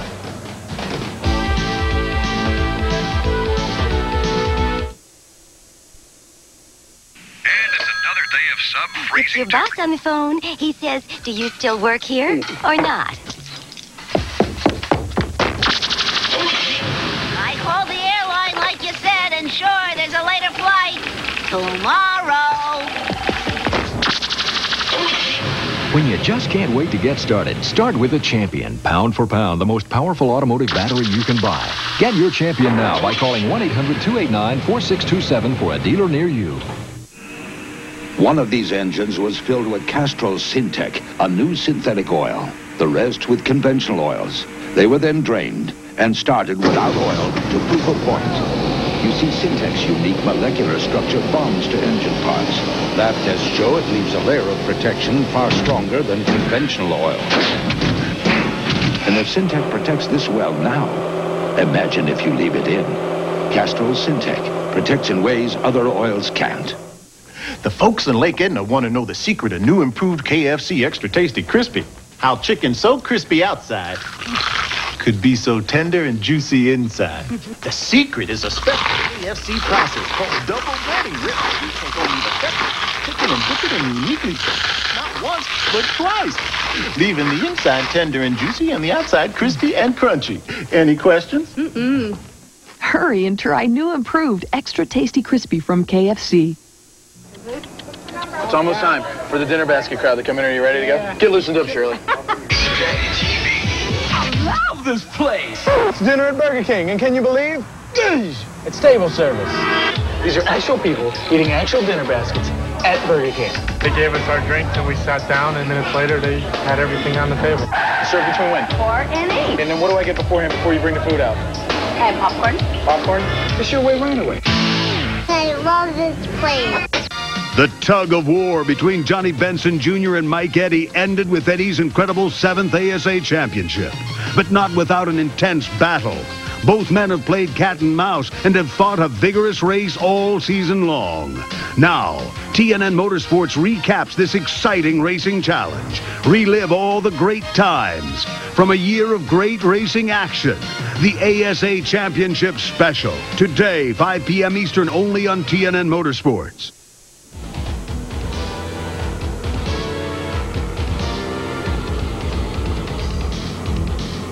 And welcome back to Phoenix, everybody. Now, in open wheel news, Arie Luyendyk has found a seat for 1993. He'll take over Chip Ganassi's Target Lola, vacated by Eddie Cheever. Luyendyk ran a few of the ovals for Ganassi this year and comes in with one Indianapolis 500 victory on his resume. Bobby Rahal also has one IndyCar victory, but he has 3 IndyCar titles, including this year's crown. Rather than resting on his laurels, the Miller driver is changing chassis for next year and began testing this past week at Phoenix International Raceway, as Neil Kasselbaum reports. This past IndyCar season saw Bobby Rahal enter the racing arena with a lot of questions to be answered. The biggest one was, how would he fare as not only a driver, but also as the owner of his own team? As Darrell Waltrip can probably tell you, or Alan Kulwicki, when your name's on the team, you got an obligation to people that you better get with the program and fast. And I think it was better for me. And so just we worked hard, and not that you ever race you race to win. And the prize money comes along with that. But I think more than anything is I just felt a big obligation to my crew to give 100%, and I think that was the difference. Now the Ohio resident plans to top his performance of this past season by winning the '93 title in a car built by his team. So far, the car's shown to be very good. In fact, better in some cases than my Lolo. We've back-to-backed it on a number of occasions, and it's shown better. So I think that there's a risk, but if you went out and bought a Lola, who's to say that that's going to be the best car out there? I think for the amount of money that you put into either case, you might as well do your own thing. So the testing continues from now right up until spring of next year, when the signal of "Gentlemen, start your engines" marks the beginning of another IndyCar season. I'm Neil Kassabaum reporting for Raceday. All right, meanwhile, IMSA's GTP series has suffered another serious loss. Nissan, which dominated prototype racing in recent years until dethroned by Toyota, pulled out of the series in favor of IndyCar racing. The move, which was announced Monday, was bad news for the 150 employees who were pink-slipped, and Nissan did not reveal when it will make its IndyCar debut. Now, as you know, Nissan had won numerous manufacturers' titles, and their departure closely follows Mazda. Now, another big race today is across town here in Phoenix. The World Finals of the International Hot Boat Association will start shortly at Firebird Raceway. We're talking 200-mile-per-hour drag boats on water. And yesterday, the Mission Foods shootout for the best in the Top Fuel Hydro was run. Clinton Anderson and Ron Bramaska, I didn't get the name right, staged, and Clinton had a sensational 219-mile-per-hour pass, but red-lighted on the start, handing the four-time world champ the win at 199 miles per hour and $5,000 in prize money. Joining us now is the man in charge of making things run smoothly out at Firebird today. Craig Hosell is welcome. Now go ahead and correct my pronunciation of our champ's name there, because I know I messed that up. It's Ron Braxma. Braxman. Okay, well, that's great. You guys had a great weekend out there so far. I know you're looking for some great action this afternoon as well. Oh, we've had some incredible racing, and the boats are just pushing everything to the limit this weekend. We also had a kind of a surprise in blown alcohol hydro where Tim Capaldi beat the 200-mile-an-hour mark and put himself in the record book there. So many of our fans love boat racing and love watching the drag boats run, but we need to know a little bit more about the organization. IHBA has been around how long? We've been around for 10 years, and in fact, we're celebrating our 10th anniversary this year. And a real dedicated association to safety and keeping the sport of professional drag boat And you've racing. done some new innovative things as far as safety is concerned over the past couple of years, haven't you? No question. The driver safety capsule is probably the number one safety improvement for the sport. It's saving lives. It's working. It's bringing a whole new resurgence back into the sport, and we're real excited about it. I was going to ask you, do you see more people coming out to compete at the different levels that your organization offers? No question. In fact, we get phone calls weekly from retired drag boat racers saying it's okay to get back in now. My wife's going to let me with the safety capsule. Got to take care of that racing wife, right? No question about it. How about the crowd out there at Firebird? I know that you had a good crowd yesterday. Looking for a good one again today? Had a record crowd yesterday, and today with the weather the way it is and no wind and no rain, we're gonna have standing room only out at the track. Any big news for 1993? Expanding the schedule, doing anything different, or do you know where you're at for 1993? Right now we're extending the schedule by a couple of races, but national TV exposure, your shows have definitely helped the sport of professional drag boat racing.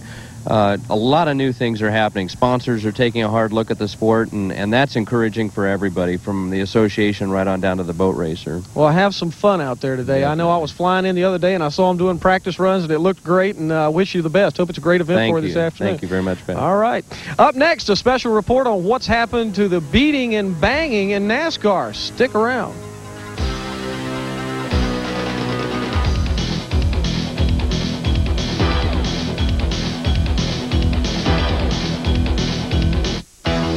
Performance and safety are important to me, whether I'm driving my race car or the family van. Seatbelts, guys. That's why I choose Trico windshield wiper blades. Trico wiper blades are built for performance and aerodynamically designed to improve my driving vision when and where I need it. Safe drivers win. Winning drivers choose Trico. There's no clearer choice.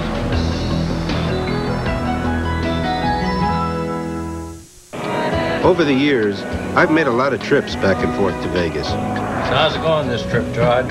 The odometer was broken for over 50,000 miles, so I say we've got 300,000 miles on this car. Hi, George. I've had a longer relationship with this car than I've had with any woman. Hi, George. How are you? This beauty's a living example of what can be done with proper maintenance and AC Delco. Hi, George. AC Delco parts. It's like buying time. One of these engines was filled with Castrol Syntec, a new synthetic oil. The rest with conventional oils. They were then drained and started without oil to prove a point. You see, Syntec's unique molecular structure bonds to engine parts. Lab tests show it leaves a layer of protection far stronger than conventional oil. And if Syntec protects this well now, imagine if you leave it in. Castrol Syntec protects in ways other oils can't. Boom! Dinner baskets at Burger King. It's a new concept. You gotta check it out. You get a choice of French fries or a baked potato. And a choice of a slaw or a salad. Only at Burger King. 4 to 8 where you get the table service. It's your way, right away. I love this place. Next week on Miller & Company, we go one-on-one with Willie Nelson. We'll meet Roger's son, Dean Miller, plus Indigo Girls, Mario Martin, and the dastardly duo Pinkard and Bowden. Miller & Company, weeknights at midnight, 11 Central on TNN.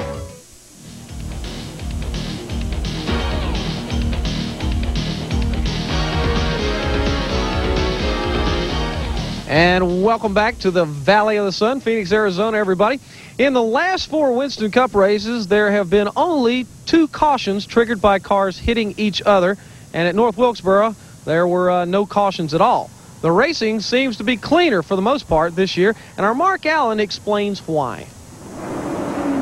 Let's get one thing straight. NASCAR will never be a please and thank you series. But the days of going through someone rather than around them are largely a part of NASCAR's not-too-distant past. Used to, the sport was one of those deals when the guy got to second, if he caught the first-place guy, the fans knew that that guy was going to be running first in a little bit of, wow, he was going to make a move and he was going to bump somebody. Now, that's not to say that body men are an endangered species, but it's clear the sport's bill payers, the sponsors, want their name easily readable, not crumpled or missing altogether. Whoever might initiate contact with another car winds up being spun out themselves. They wind up being caught up in a tangle. And I think between their car owners and their sponsors and so forth, they've realized that it didn't really help them out at all. The message has been passed around from the sponsors and from the officials here with NASCAR and from our car owners that this isn't just Saturday night racing anymore. This is big business, and we've got to conduct ourselves professionally out on the racetrack and try to create a good image. It's a thing that you just don't want to do, you know, because it puts your ride in jeopardy if you crash too many times, and you know, you don't make no money or nothing. So it's everybody wants to finish. Many credit NASCAR officials in keeping the competitors from getting, shall we say, over-enthusiastic. If NASCAR lets it, it could get out of control. But they got to pull the reins in when it starts to, and they've done a good job of that. And, you know, most everybody's minding their manners better than they did maybe a year ago. The cost of repairing automobiles has certainly grown tremendously. And we have the penalty box now. If a driver goes out and frowns and bams, then we will park him for 5 laps or park him for the day.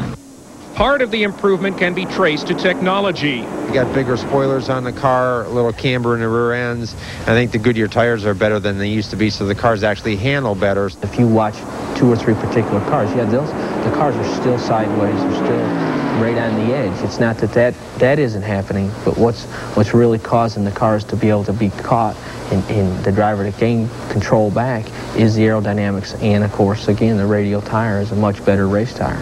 Now, while the team owner's balance sheet may be looking healthier and NASCAR's antacid bills are dropping, there are some who lament for the good old days. Well, it's definitely not like it used to be. They won't let us drive the way we want to drive. We got to go out there and take it easy and be real cautious and everything. And plus, a lot of the fans didn't like the rough driving. They wanted to see everybody pass each other, what they call fair and square and clean and all that. But, I mean, I like to drive harder. I can drive harder. I can be more aggressive like I was in 88 and 89, but NASCAR won't go for it. They want everything to be real smooth and real calculated, and hey, if that's what they want, and that's as long as everybody else is doing it, that's fine. But most echo this sentiment. I think I'd prefer to race cleaner and longer and less yellows. I don't really like everybody running in everybody else. I'd rather run clean and just race hard. What many fail to consider is television's role in the sport's growth and how it has fostered change. When you've got guys sitting in California or Washington State that never see a race, and all of a sudden they turn on their TV and we're running all over each other and beating and thrashing, and they think it's roller derby, man. And, you know, they think it's a put-on. It's that type of sport. But when you come out here and you see guys run clean and you see them drive as hard as they can drive, then it becomes more of an art form almost. And I say, man, that guy really can do something with a car. He can handle it when it gets out of shape. He can do this. He can do that. He doesn't have to run over somebody. And I think what TV's done with the fan letters you get and the letters that are in the papers and the way people say, well, you know, this guy did this or this guy did that. Nobody wants to read those letters about themselves in the paper. So I think TV's been the biggest thing to help the sport grow and clean itself up. If racing is a form of entertainment, as many claim it is, then NASCAR has further refined the theory that you can't have a good show without the stars. Rubbing fenders once in a while is fine, but everybody finishing is great. And when you win a race that everybody finished, you know, all the good cars were out there still running, it makes you feel a whole lot better. $1 million on the line this afternoon. We'll see if there's any framming and bamming down in Atlanta. That's it for now, but don't forget live sprint car racing tonight at 7 o'clock right here on TNN. It's round number 2 of the Slick 50 Sprint Car World Series. Then at 8:30 on race day, we'll have highlights of the Midget World Challenge here at Manzanita, along with the action from the Baja 1000, and, of course, the final Winston Cup race in 1992. I'm Pat Patterson. Enjoy your racing day right here on TNN.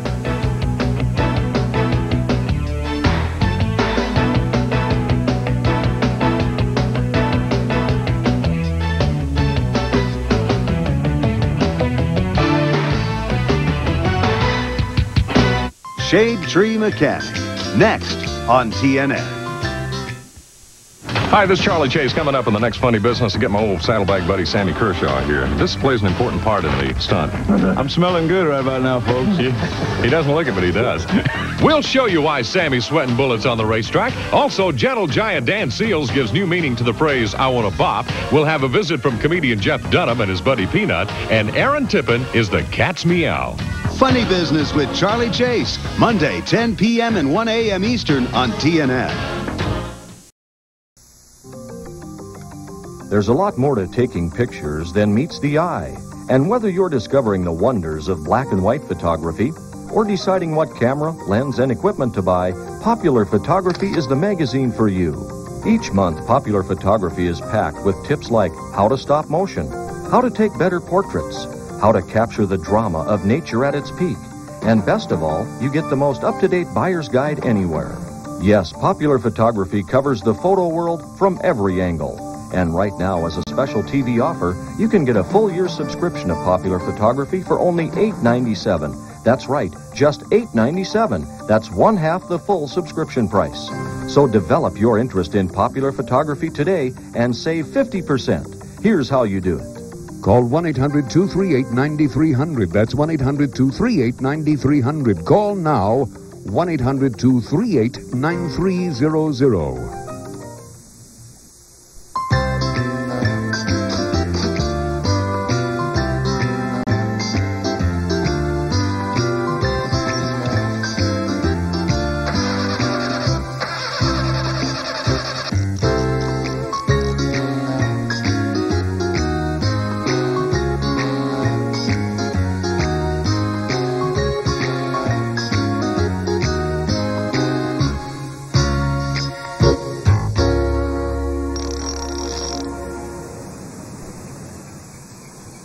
Hello and welcome to Shadetree Mechanic. You know, most of the cars on the road come equipped with an automatic transmission. This is a transaxle. This is what you'll find in front-wheel drive cars. The problem is most people pay very little attention to their transmission until something goes wrong. And that's what we're going to talk about today, how to keep your transmission shifting smoothly. Well, I've driven this car this morning and got it warm so I can get an accurate check on the transmission. When it was cold, it shifted kind of erratically, and then as it warmed up, I felt it sliding through the shifts. Indicates maybe this transmission needs service. Because also, I picked up a small vibration about 35 miles an hour with my foot on the gas, which indicates we might have a worn universal joint. We'll check those also. Well, the first thing you want to do is check the transmission fluid, the level of it. And you want to do that when the engine and transmission are hot. The reason for that is because transmission fluid expands. If you check it when it's cold, you may not get an accurate reading. What do you have, Sam? Well, what I've got here is a reading on this transmission dipstick. We're down about a pint. And the transmission's warm, and it indicates right here on the dipstick that we should check the transmission in park with hot engine idling on a level surface. On this dipstick, it even indicates the type of fluid that's required in this transmission. A lot of information on this dipstick. And when you look for your dipstick, it's located down the back here on a rear-wheel drive car, right in the area where the transmission and engine come together. On front-wheel drive cars, it'll be located in a different area. Okay, Dave. Well, now, the way a transmission works is it transfers energy from the engine down to the drive wheels, and it does it through this torque converter. This is mounted directly to the end of the crankshaft. As it turns, it creates a coupling, which then transfers the power down to our transmission, into the shaft, then to our wheels. Isn't that right? That's right. And what we've got here is a cutaway of an automatic transmission used in a front-wheel drive car. And although it's a little different configuration than what we're going to work on today, it's pretty much the same. We start at the torque converter, and the torque converter does just as its name implies. We splash fluid from one set of vanes to another and multiply the engine torque. We drive that power through to a pump, a hydraulic pump, which makes our hydraulic pressure. Here we have a valve body, which is nothing but a box with little spool valves in it that are very similar to a spool of thread. And as the valves move, it directs the hydraulic fluid pressure to the proper clutches and bands at the right time to give us our right gears. And then we have a chain that comes down and drives this input shaft. Inside the transmission, we've got a band, which is nothing but a clamping device that clamps around a drum. It's done by being pushed by a pushing device called a servo. When the servo pushes down on the band, it locks it on the drum, and the power transmits down here through the transmission. We also have clutches, and you can see we have friction material, steel plates, friction material, and so on. They're stacked up in a row. When those hydraulic clutches are squeezed together, again, we'll transfer the power down through the transmission into the planetary gear set, which is a sun gear, a ring gear, and little planetary gears to give us our different gear ratios, and of course our reverse.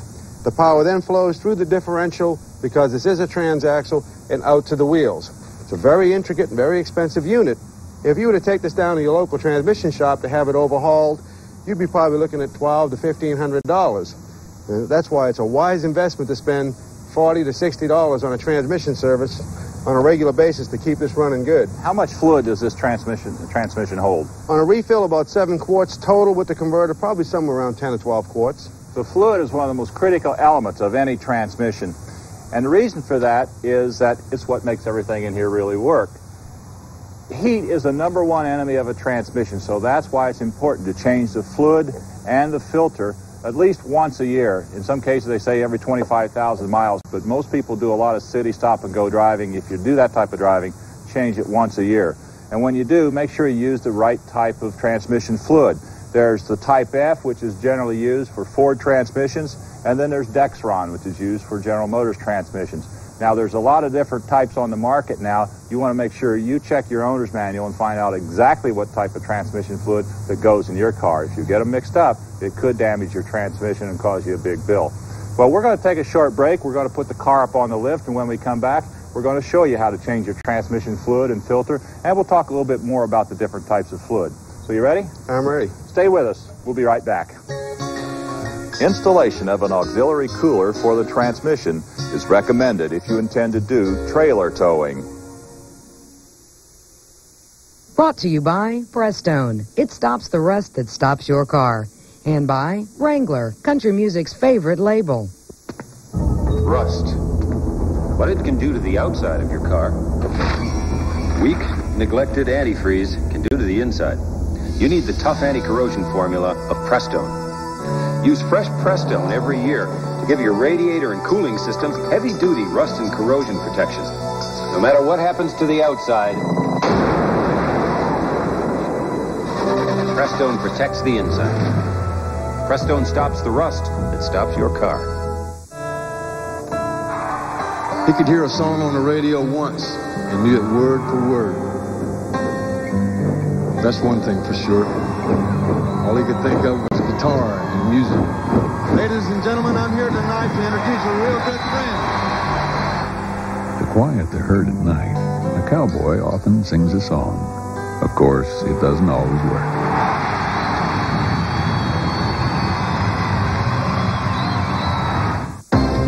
It lurks in the shadows. A 5-ton red-eyed monster ready to crush its prey. It's Gravedigger, the high-flying, all-inspiring megastar of motorsports. We'll take you outside and inside the world's wildest monster truck. Here we are in the cockpit of the Gravedigger. What I run is a big block Chevrolet. Watch Gravedigger's toughest competition do their talking. Dennis Anderson, he's a winner. I'm not afraid of him. It's McDonald's Holiday Film Festival, now featuring the American epic Dances with Wolves. The original full-length video, unbelievably priced at just $7.99 when you buy any large sandwich. So hurry in and pick up Dances with Wolves. Also available, the family favorite, Babes in Toyland, and the hilarious Dirty Rotten Scoundrels. These films just $5.99 each when you buy any large sandwich. What you want is what you get at McDonald's today. This season, Bill Elliott's doing something he's never done before.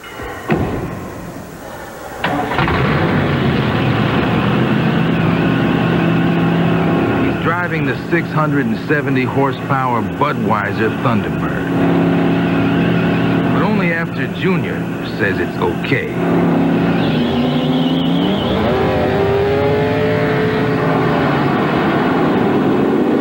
Mark and my relationship goes way past business. I'm sure in a previous life he and I were twin brothers. Throughout the race, the driver and crew chief communicate. The driver complains about the car or brags about the car.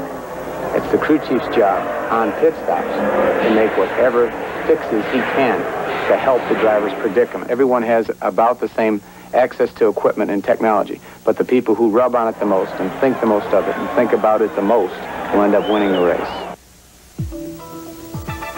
February at the beach in Daytona. The 33rd running of the Daytona 500 marked the last for the King, Richard Petty. Things seem to be going smoothly. That is, until Bill Elliott, Sterling Marlin, and Ernie Irvan decided to make it 3 wide exiting turn 2. The result, a 17-car melee, which would eventually eliminate a number of contenders, including Richard Petty. One front-runner, Davey Allison, miraculously made it through unscathed. Allison would go on to dominate for 102 of 200 laps, with his only challenge coming from the Wood Brothers Ford of Morgan Shepherd. But Davey would prevail for his first Daytona 500 victory, setting the scene for an emotionally charged roller coaster season. Davey Allison carried the momentum to Rockingham and Richmond, but couldn't outduel the Elliott Express. Before anyone had a chance to know what hit them, the Junior Johnson Budweiser team had steamrolled their way to 4 consecutive victories: Rockingham, Richmond, Atlanta, and Darlington. Mark Martin's first pole of the year allowed him to lead the field of the green flag at Atlanta. Elliott qualified 4th, while Daytona 500 winner Davey Allison started far back in 25th. Allison and Kawicki would battle early, yet Kawicki would fade in the late laps and finish a distant 7th. It seemed Allison's afternoon, as he would lead 160 laps until his luck changed during this late pit stop. A caution produced by the spinning car of Mike Wallace allowed a fuel-efficient Bill Elliott to pit under the yellow. Alone in the lead lap, Elliott would coast to consecutive win number 3. I'll tell you what, when I wanted a checkered flag, I amazed. I mean, I couldn't, you know, I was sitting there in the car, and I still had to call back, did I really win this race, you know? You know, Richmond, we didn't have anything for Bill at the end of the race. During the early stages, we were competitive with him. Rockingham, we just happened to go the wrong way with a chassis adjustment, and then at Atlanta, we didn't catch the ladybug. I don't know what happened there. In Darlington, everyone wondered if Elliott could win 4 in a row. Davey Allison again was strong, leading 171 laps en route to a 4th place finish. After leading early, Alan Kawicki would lose an engine and finish 18th. Once again, Bill Elliott would take the checkered flag for his 4th consecutive victory.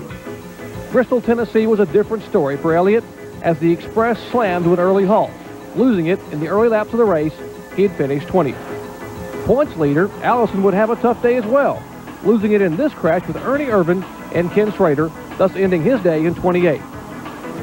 It'd be a great day for the Joe Gibbs race team as Dale Jarrett challenged Alan Kawicki for the lead, but couldn't quite hold on as Kawicki wound up in victory lane for the first time in 1992. We're having a real good season. You know, I believe we were capable of performing like this, and things are going pretty well, and I'd really attribute a lot of that to maybe working out some of our problems last year. We had some mechanical failures that I think we got to the bottom of and straightened out, and I think now we got a little bit more dependable, reliable car. At North Wilkesboro, again, points leader Davey Allison had his problems. Still suffering with injury from the previous week, his Ford collected bruises early. Pole sitter Alan Kawicki posed a serious challenge in the early laps. But a determined Allison charged back to battle Rusty Wallace for the victory.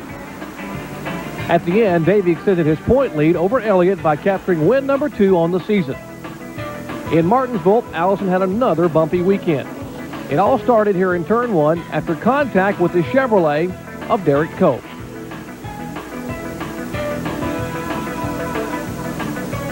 Once again, Alan Kawicki would dominate the early laps. That is, until an axle problem would put him behind the wall, relegated to a 16th place finish. On lap 383, point leader Allison would contact the concrete and end his day in 26th spot. Kyle Petty had a frightening moment on lap 450, but escaped without harm.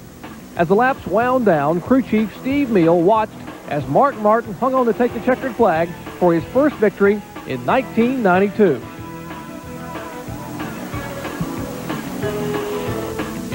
So with the short track season behind them, Davey Allison held a scant 26-point margin over Harry Gant. A surprising Terry Labonte held third with Elliott fourth. On the strength of 1 win and 4 other top 10 finishes, Alan Kawicki loomed in 5th as a force to be reckoned with. Next stop, Talladega Superspeedway. We'll see what happened there when we come back.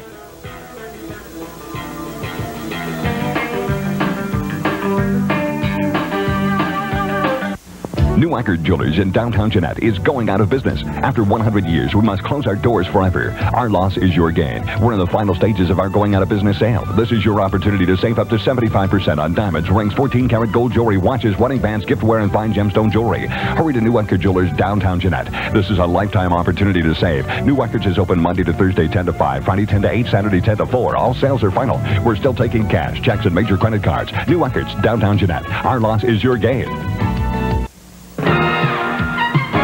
This is Neil Spence. Winter's here and traffic will be a mess. When I fly over it, I'll say to myself, there goes a Subaru passing everything in sight. Right, Mr. Ham? That's right, Neil. We've got a Ham Good Subaru deal ready for you now. And plenty of Ham Good service after the sale. Don't spin your wheels when you can win the battle with Old Man Winter in a new Hamilton Subaru. Hamilton Subaru. We're your easy to get to, easy to deal with leader. At Talladega, there was absolutely no doubt who had the dominant car. Crew chief Larry McReynolds guided Davey Allison to win number 3 as he led 110 of 188 laps, setting himself up for a chance at the Winston Million.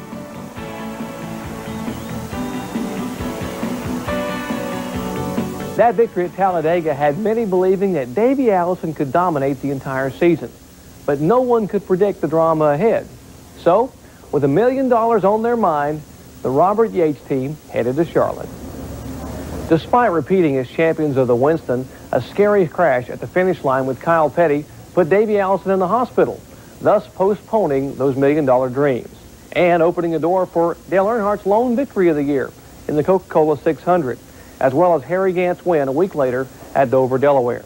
Now, Davey Allison would retain a 70-point lead over Harry Gant as the Winston Cup Tour headed west to Sonoma. Ernie Irvan literally got a head start on the field and would be black flagged by NASCAR on lap 1 for jumping the start. It would also be a long day for Davey Allison, as evidenced by this early spin. Other points leaders, Bill Elliott and Terry Labonte, would wage their own private war up front. As Allison pursued them, he experienced problems again. This spin produced a finish equal to his car number, 28. Coming from the rear of the field several times, Ernie Irvan would collect his second consecutive road course win and first of 1992.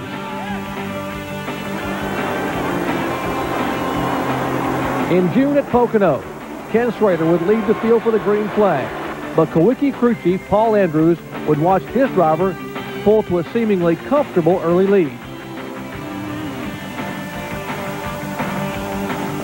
Eventually, Davey Allison would challenge. But it was deja vu in 92, an all-Ford show at the front.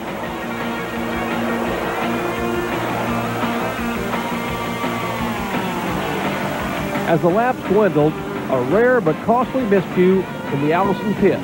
The car fell from the jack, costing Davey valuable time and giving Kawicki the lead. The Wisconsin native would hold off all others for his second win of the season. We just continually work on our weaknesses and try to improve them. And I think right now their team does not have a lot of weaknesses. They probably have less weaknesses than anyone else. Their engines are good. Larry's got the cars handling good week in and week out, and Davey's a good driver. So I'd say just, improve your weaknesses and you'll be a good team. That's what they've done. The Allison crew wouldn't be down for long as they roared back with a vengeance. In their most dominating race of the season, they would lead 158 of 200 laps on the high banks of Michigan en route to win number 4 for the Yates Racing team, thus increasing their point lead to 67 over Elliott. Gentlemen, start your engines. Richard Petty's finale at Daytona came with some patriotic flavor as President George Bush came to say farewell to the king. On the racetrack, Ernie Irvan took the early lead from Davey Allison. But some July 4th fireworks erupted in Turn 2. Alan Kawicki, third in the Winston Cup points, was victimized by this Morgan Shepherd spin, thus putting an end to his hopes for a strong finish.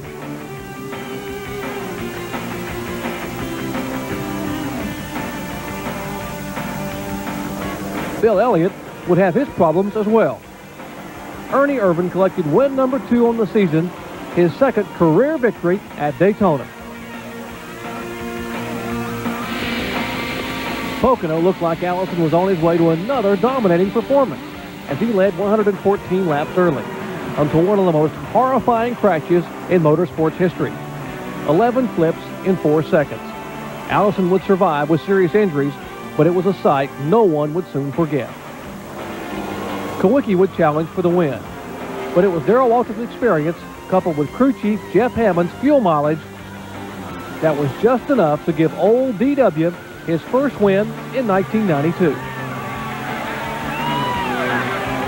Believe it or not, Davey Allison would rebound to start the car the following week at Talladega, giving way to relief driver Bobby Hillin.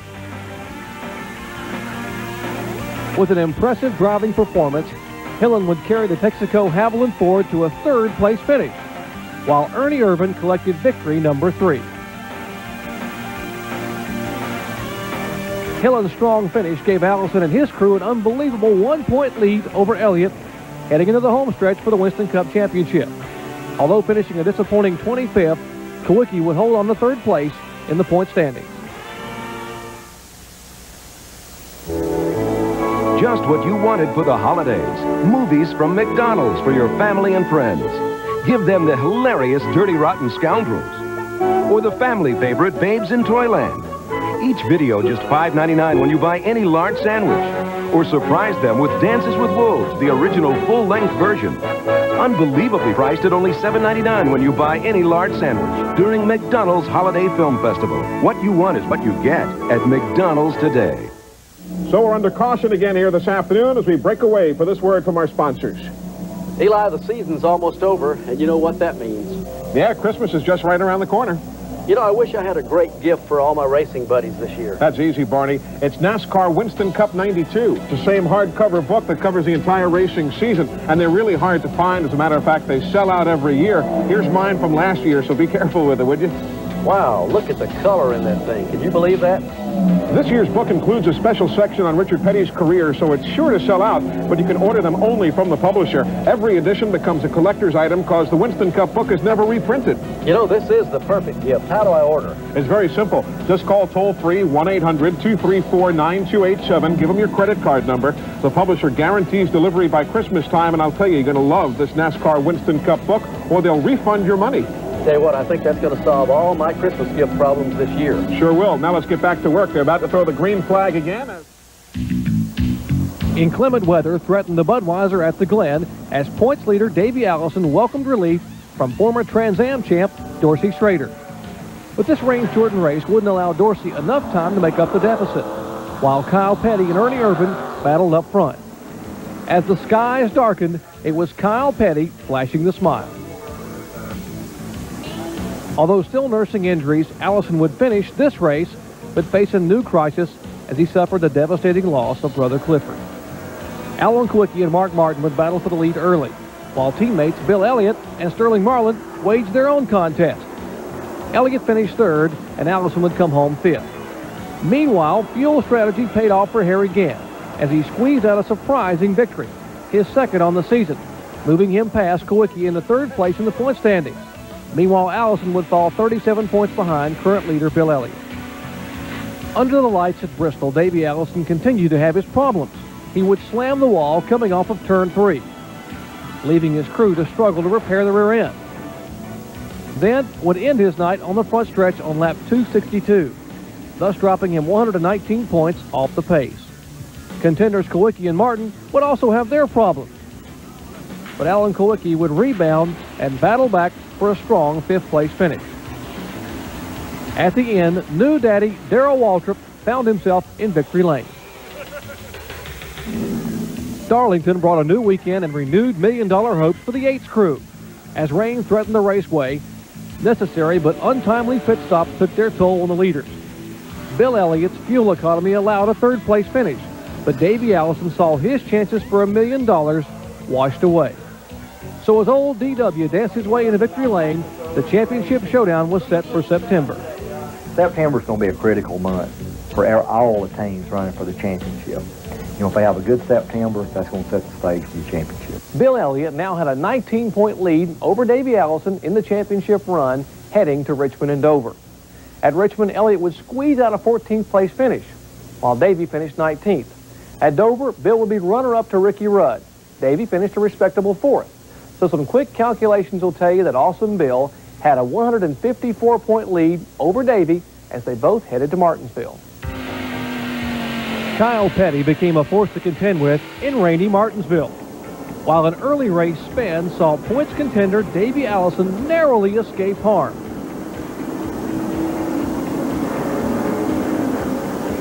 Elliott and Allison would battle each other trying to avoid trouble.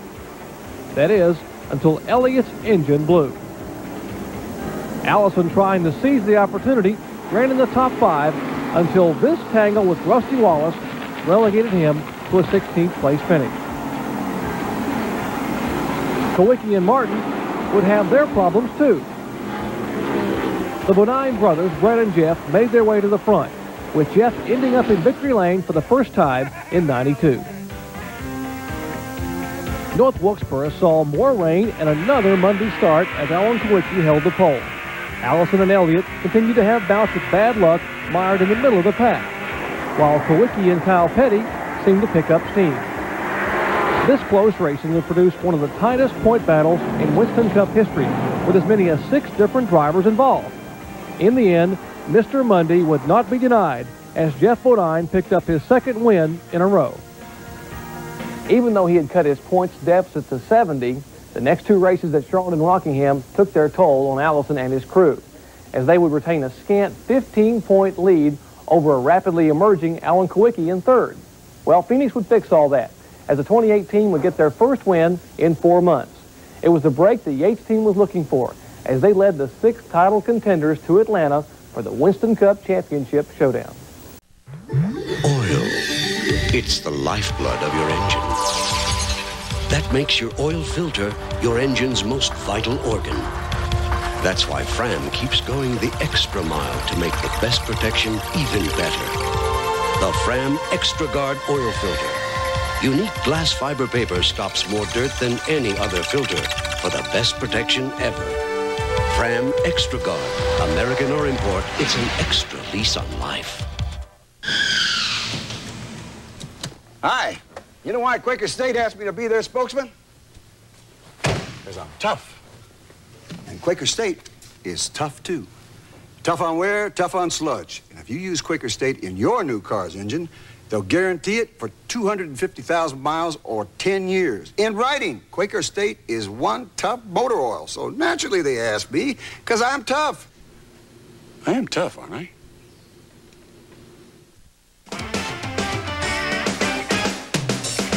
Wall to wall.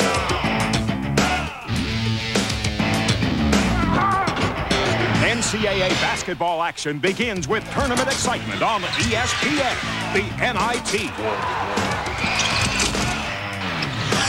Tournament action tips off with Murray State against Indiana. The NIT, Wednesday night at 7:30 Eastern, live. ESPN, wall to wall. Today, performance cars come in a variety of designs, sizes, and even prices. So do Goodyear Eagles, the world's most successful line of performance tires. There are all-season Goodyear Eagles, new ultra-performance Goodyear Eagles. There are Goodyear Eagles for the classic and for the contemporary. No matter what performance car you own, there's a Goodyear Eagle priced for you. It's another reason we say the best tires in the world have Goodyear written all over them. Pronto Auto Parts. From coast to coast, your local Pronto Auto Parts store features friendly service and quality auto parts at lower prices. Hey, use a spark plug that's tested to fire clean for 30,000 miles. Motorcraft. Motorcraft quality parts from Ford. When you need to know about auto parts, ask the pro at Pronto. ESPN Sunday Night NFL. It's football that's in your face. When the stars come out, ESPN is in your face. ESPN Sunday Night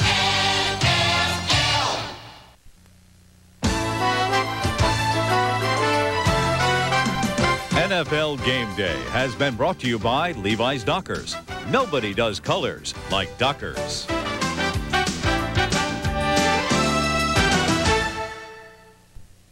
Were you around 100 years ago when professional football was born this week? William Pudge Heflinger was paid $500 to play for the Allegheny Athletic Association against the Pittsburgh Athletic Club, November 12, 1892. Took 80 years to verify when the Pro Football Hall of Fame received an expense accounting sheet showing a game performance bonus was paid to the Pudgemeister. Oh, by the way, Pudge and Allegheny won the game if you're scoring at home. I know we're only a half hour today. Every other game day will be the full hour. Prime time is the full hour at 7 Eastern time. Giants and Broncos, good game from Mile High. Stay with us all day. That game is at 8 Eastern time. And that does it for this edition of Game Day. Richard Petty's final race next. Thanks for watching.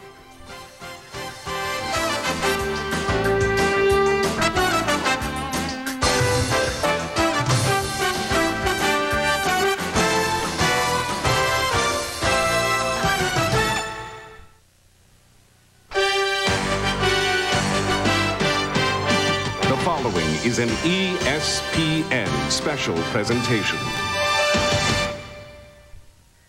1,185 starts in a 35-year career, 200 wins, nearly twice as many as any other driver. But today, the king of stock car racing, Richard Petty, will end his illustrious career. The largest crowd ever to watch a sporting event in the state of Georgia is gathered here to not only see the Kings' last ride, but to witness the crowning of a champion. It's a huge media spectacle. Davey Allison leads the points going into this event, but 5 others are mathematically eligible. Never have so many been so close this late.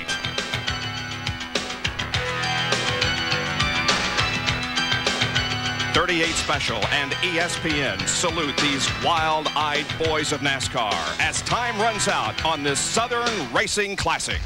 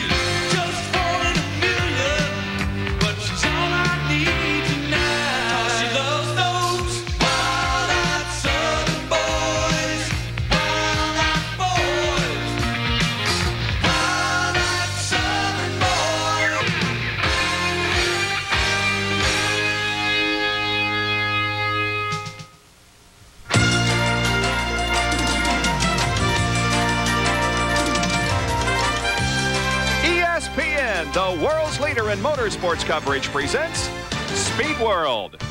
Today, live from Atlanta Motor Speedway near Hampton, Georgia, it's the Hooters 500. A beautiful day here, and the crowd is anticipating perhaps the biggest race in NASCAR history, at least in the modern era. There are fans rooting for their favorite driver, as for the first time in NASCAR history, 6 drivers are eligible for the championship going into this event. The quest for the Cup standings showed Davey Allison on top by 30 over Alan Kulwicki, but also Bill Elliott, Harry Gant, and Kyle Petty are eligible. And then Mark Martin is the 6th driver mathematically capable of taking the championship here today. And good afternoon. Welcome to Atlanta Motor Speedway. We here at ESPN very proud to bring you this final race of the 1992 season as we wrap things up. Not only a championship at stake here today, but perhaps as important, it's the final race for a guy who started his career back in 1958 and has become the king of stock car racing. It's Richard Petty's final ride. Here's more with Jerry Punch. Bob, I have never seen an atmosphere more electric, more emotion in the air. Richard Petty, last October, a year ago, you announced the Fan Appreciation Tour. Your chance to give something back, but they turned the tables on you. They wanted to say thank you to you. Now, on behalf of us at ESPN and the millions of fans around the world who didn't get a chance, thank you for all the memories. Well, we thank everybody. It's just been a great, great year. Our race has not been too good, but everything else has been great, and we couldn't have been better from the fans' part of it. You know, I started out to say thank you, fans. Fans come back and said thank you, Richard, and I've enjoyed all 35 years of it. Hope they have. Richard, we've all enjoyed it. Now, how about today? The STP Pontiac ran well in practice yesterday. Could you possibly give us one more memory? I'd be asking a little bit much, just to tell you the truth, but you can say one thing. We're going to go out there and try and do the very best we can, and, you know, if the good Lord willing, we'll be right there with them when it's over with. Good luck to you. Thank you, man. Richard Petty, the undisputed king of stock car racing. Emotion flowing down here on pit road. Another driver who has to have a head full of emotions is standing by with John Curtin. Jerry, the whole season has been an emotional roller coaster for Davey Allison. A lot of people say for what he's been through, he deserves to win this championship. And hard work and perseverance have paid off. Davey, you are in the lead heading in here to the last race. How you holding up, buddy? I'll tell you, John, right now I'm just incredibly nervous. I don't think I've ever been this nervous in my life, but we're We're excited. A lot of anticipation going around right now. A lot of hard work by this team has paid off to get us to where we are, but we want to earn this championship today. Well, you're going to have to earn it. The car yesterday running great in the afternoon. In fact, you didn't take it out late, so you must feel pretty good about it. Well, we ran the early morning practice session, and we ran real good. We were real happy with the way the car drove, and went out in the afternoon practice session, and again, it was really good. We made a couple of minor adjustments, but we think we're in pretty good shape. We just want to have an event-free race, try to stay out of trouble, and be around at the end. Davey Allison hoping not only to win the race, but also to wrap up the championship, but it won't be easy. He has to finish in at least 5th place to clinch the title. We finally have a championship that all the drivers have to run as hard as they can go. Don't you think, Ned? They got to go for it. Oh, yeah, they got to go for the win. And if Davey Allison has a car capable of running in the top 5, he has a car capable of winning the race. So they got to go all out. And, man, that's exciting. Have 6 drivers that are in the championship hunt in the last race of the season, and Richard Petty retiring at the same time. You must be pretty excited. Ned has lost his voice. He's going to be up here. He's going to try to help us through the day. And, folks, we are entering one of the most exciting races ever in Winston Cup racing. We've tried to tell ourselves that it's just another race, but it isn't. A lot of pre-race activity has gone on and is going on right now. As you can see, the American flag being brought down by a parachutist. Now, Alabama about ready to sing the national anthem. And you see by the dawn's early light what so proudly we held at the twilight's last gleaming, whose broad stripes and bright stars through the perilous fight o'er the ramparts we watched were so gallantly streaming, and the rocket's red glare, the bombs bursting in air, gave proof through the night that our flag was still there. Oh, say does that star-spangled banner yet wave o'er the land of the free,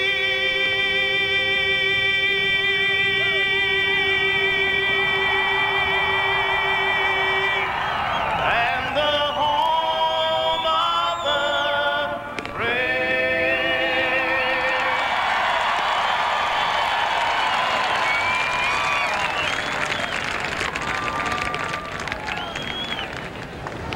And now, ladies and gentlemen, again, I must ask you to clear the wheel pits. We're only moments away.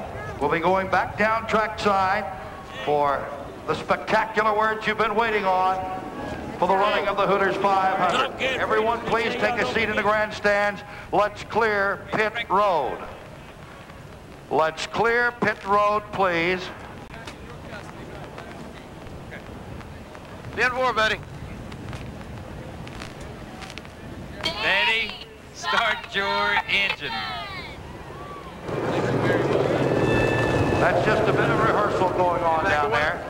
From Kyle. Well, there will be 2 gentlemen start your engines given here today. The Petty children have already told Daddy to start his engine. I'm not so sure that he heard the command because he seems to be sitting patiently in his race car. But the other 40 now competitors await the command for them to start their engine as we get set to wrap things up in the 1992 season.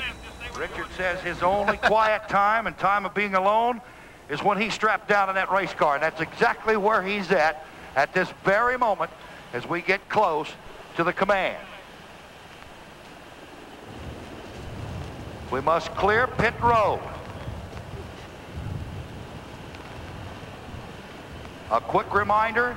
You can see the tremendous crowd that has gathered here to watch this final event of the year, and there are a lot of people on pit road for the pre-race ceremonies that now must be cleared away before we can start the engines and have the cars move down pit road and then on to this 1.5-mile racetrack to begin 328 laps of competition that will make up the Hooters 500. Richard Petty says so long as a driver and hello as a car owner. A final interview going on now as Richard Petty has already got the helmet on, awaiting the were to move out and begin a warm-up lap.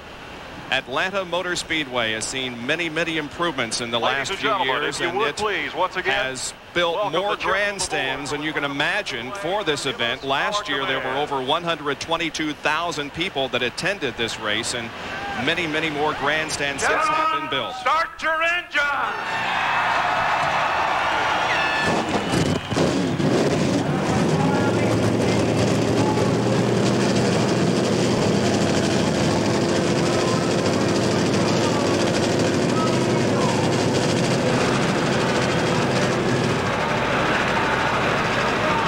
Have been released from inside the pit area, flying over the main grandstand here on the straightaway, and there are some Apache helicopters that will do a flyover in recognition of this race here today. Richard Petty's final ride and the championship decided. The entire eyes of the sports world are focused here today on Atlanta Motor Speedway. And we're glad that you could be part of our ESPN Speed World coverage. Brought to you by Hooters Restaurants, always delightfully tacky yet unrefined. By Valvoline, people who know use Valvoline. And by Ford and your Ford dealer. Have you driven a Ford lately? 41 cars and drivers set to go on this beautiful Sunday afternoon, and we'll have the starting lineup right after this.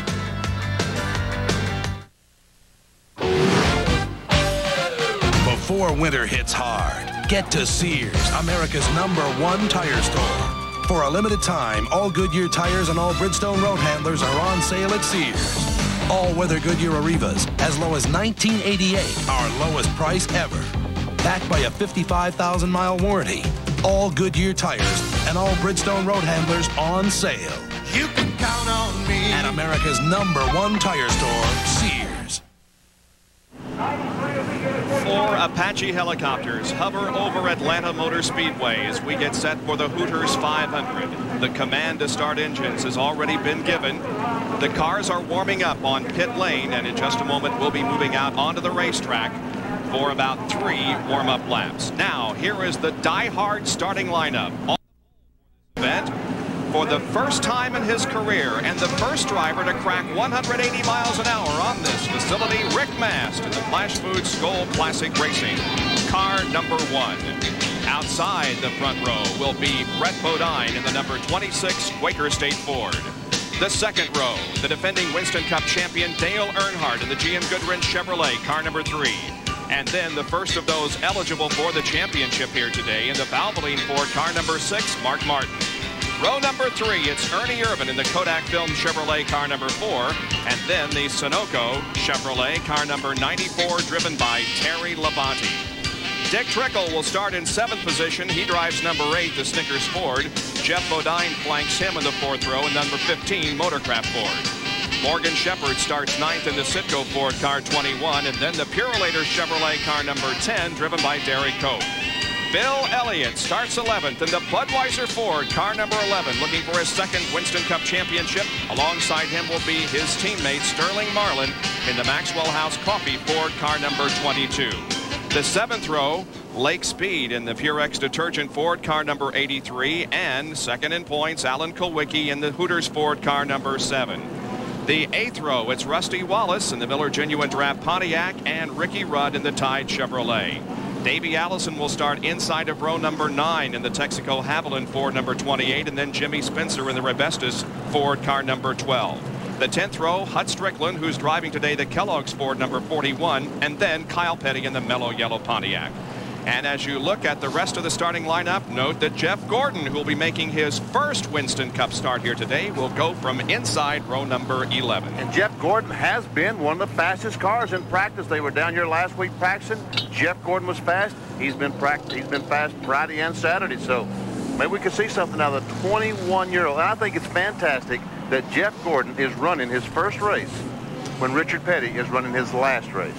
Yeah, as a matter of fact, in the testing that they had down here last week, Jeff Gordon did achieve a lap over 181 miles an hour, but he had a few problems in his original qualifying, took the second day qualifying and became the fastest second day qualifier. We have a true oval that we're racing on here this afternoon, kind of unlike most other tracks on the NASCAR Winston Cup circuit of this size, at least. It's 1.5 miles in length. The pole speed is 180.183, a time of 30.409 seconds. We'll go 328 laps this afternoon, and the field is separated by just about 0.8 of a second. The problem with the racetrack, the corners are so long. Each turn is a half mile. Each straightaway a quarter mile. And there we see pit road, only one pit road on the front straightaway at the start-finish line. There's turns 1 and 2. Once again, a half mile long bank, 24 degrees. Same thing for 3 and 4. So the drivers, we can see the banking at 24 degrees. The straightaways are banked 5 degrees. And Bob, this is a tough racetrack physically on the drivers because of being in the corner so much. All the drivers will say it's one of the toughest tracks because you are turning almost constantly. The Apache helicopters continue to hover overhead as the field now begins to get in formation. Richard Petty, as he has done at every race this year on the Fan Appreciation Tour, is leading this first parade lap, and then he will fall back into his regularly assigned spot, which today is 39th. And we have an in-car camera riding with the King this afternoon on his final event. There it is, looking out the back to the other 40 starters. Jimmy Hensley will also carry one of our in-car cameras, the Phillips 66 in-car camera, as he is going through the banking in turns number 3 and 4. There's Sterling Marlin in the Maxwell House Ford, car number 22. He also will carry an in-car camera for us here this afternoon. Yeah, I got you. There's Mark Martin's car number 6, the Valvoline Ford, with an in-car cameras. Morgan Shepherd will have the roof cam. That ought to be fun. Ought to be fantastic. And what a crowd we have. Look at the fans. Waving to the drivers as they go down the front straightaway. Now Richard will fall back into his starting position, as you said. The Apache helicopters now end their hover and begin to chase the field as it goes around this 1.5 mile oval. I expect the race cars to win this race. It is quite a spectacle, though, to see all of this pre-race activity and to end the season on this tremendous note. It's been a great season, but to think that we have 6 drivers eligible to win the championship depending upon what happens in the next 328 laps is absolutely unbelievable. Look at the altitude that this helicopter is. What do you mean altitude? There's hardly any altitude at all, is there? Exactly. He's not more than 25 feet off the ground down the backstretch, now moving up a little bit to clear the grandstands as they fly by us. When I said they might win this race, I meant when the race cars are up to full speed, not when they're going around on a pace lap. That's right. But the fans are loving it. There isn't a single person gathered here this afternoon who is seated. Everybody is up. Everybody is anticipating the start of the race. And there's a lot at stake money-wise. $778,187 will go to the winner of this event here today. The Unical bonus, if Rick Mass can win, is worth $15,200. No. The winner won't get $778,000. That's the total purse. The total purse. The winner will get about $75,000. Yeah, pretty good share of it. Not too bad. And we're also racing for the Winston Cup Point Fund, which is worth $2 or $3 million. So $3 or $4 million at stake today. Million drivers goes to the champion, of course. One of 6 drivers. There's the in-car camera with the King, Richard Petty. He's fallen back into 39th position now. And in one more lap, we will get this race underway. Don't you know he's okay, guys. He and Davey Allison. Of course, Richard, I don't think is showing his emotion the way that Davey is. We could tell that Davey, I talked to him earlier, he really is nervous. It's kind of unusual to hear a driver admit that he is nervous before a race. But if things go the way they tell me they go with race drivers, at this point, now that the car has started, he's within a half lap of going green. He's forgotten all that and is calmed down now and ready to race. The Apache helicopters salute the field now as they fly over the infield, and they will be going on past the second turn, and all eyes will then be focused upon the field. And they'll go wherever helicopters go. Yeah, exactly. Rick Mast winning his very first pole position in Winston Cup competition. 28 drivers have led a lap in 1992, but not Rick Mast. He has not led a race since Darlington in September of last year. Let's see if he does lead lap number 1. Quite a shock when Rick Mast won the pole position on qualifying Friday afternoon. The crowd rises to its feet, salutes the field as it comes down. The green flag waves, and the Hooters 500 is underway.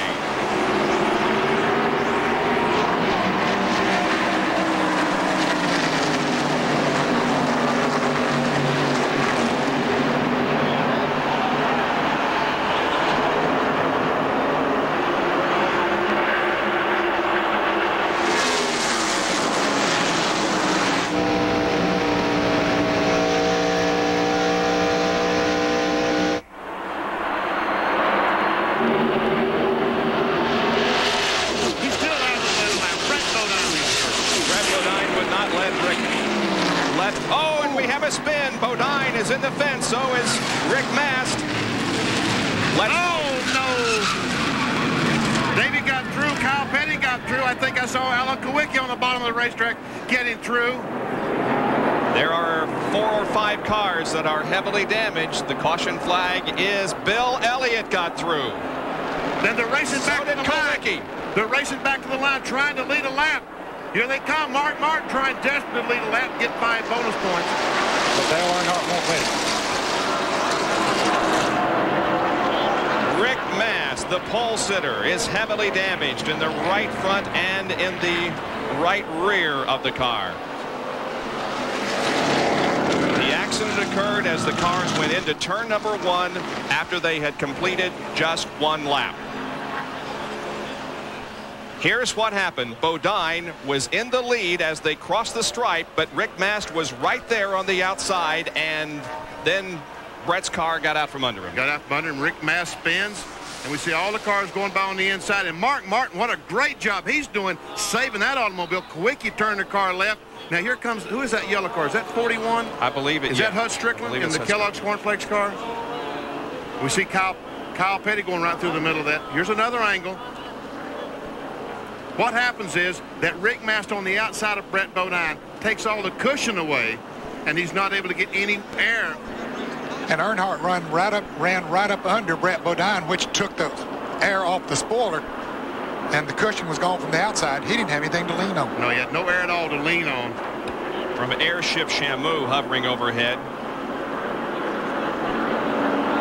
Good perspective of the crash and how most people avoid it. There is Hut Strickland's contact with Brett Bodine. We see some sheet metal going across, and there is that Rich Bickle. Looks like Rich Bickle spinning out.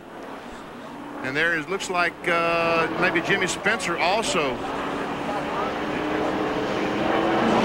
Remember now, we have seen Davey Allison, Alan Kowicki, and Bill Elliott. There is Elliott right behind Morgan Shepherd. All 3 of those cars appear to be okay and did not get involved in the second lap accident here at Atlanta Motor Speedway. We'll be right back. Who's getting happy? Who's having fun? Who's been to Hooters? Come on, everyone, it's at Hooters. Hooters. Hooters makes you happy. Hooters makes you happy. Hooters makes you happy. Hooters makes you happy. Good times, great food, fun music, what a hoot. Hooters. Hooters. Everybody's getting happy at Hooters. You're about to see a side of Ranger you never expected. Now, all that famous Ford Ranger muscle comes in a body no one can resist. Introducing the '93 Ford Ranger. Ford trucks, the best, never rest. Ranger is how tough looks today.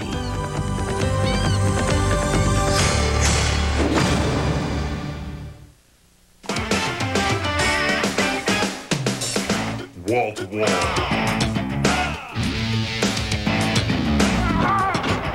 NCAA basketball action begins with tournament excitement on ESPN, the NIT. Tournament action tips off with Murray State against Indiana. The NIT, Wednesday night at 7:30 Eastern, live. ESPN.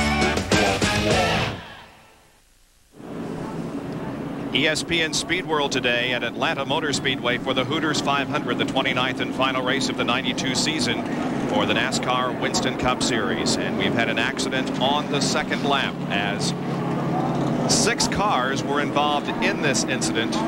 Wally Dallenbach Jr. and Rich Bickle spun. 4 others have received some damage. They are Brett, Rick, Hutt, and Jimmy Spencer. Now, the exciting Gillette Halfway Challenge is coming up in today's race. The driver leading at the halfway lap will win $10,000, and you, a fan at home, will have a chance to win a beautiful Chevrolet Lumina Z34. If you've entered the contest for this race and your entry is selected and you are called at home, you must name the driver who wins the Gillette Halfway Challenge $10,000 award to be eligible to win the Chevrolet Lumina Z34. Dale Earnhardt is the leader of the race while the cleanup goes on over in turns number 1 and 2. Let's watch Davey Allison as he goes through the wreck. There's Jimmy Spencer right in front of him. Davey is trying to get his car slowed. Spencer goes high. Davey slows down dramatically.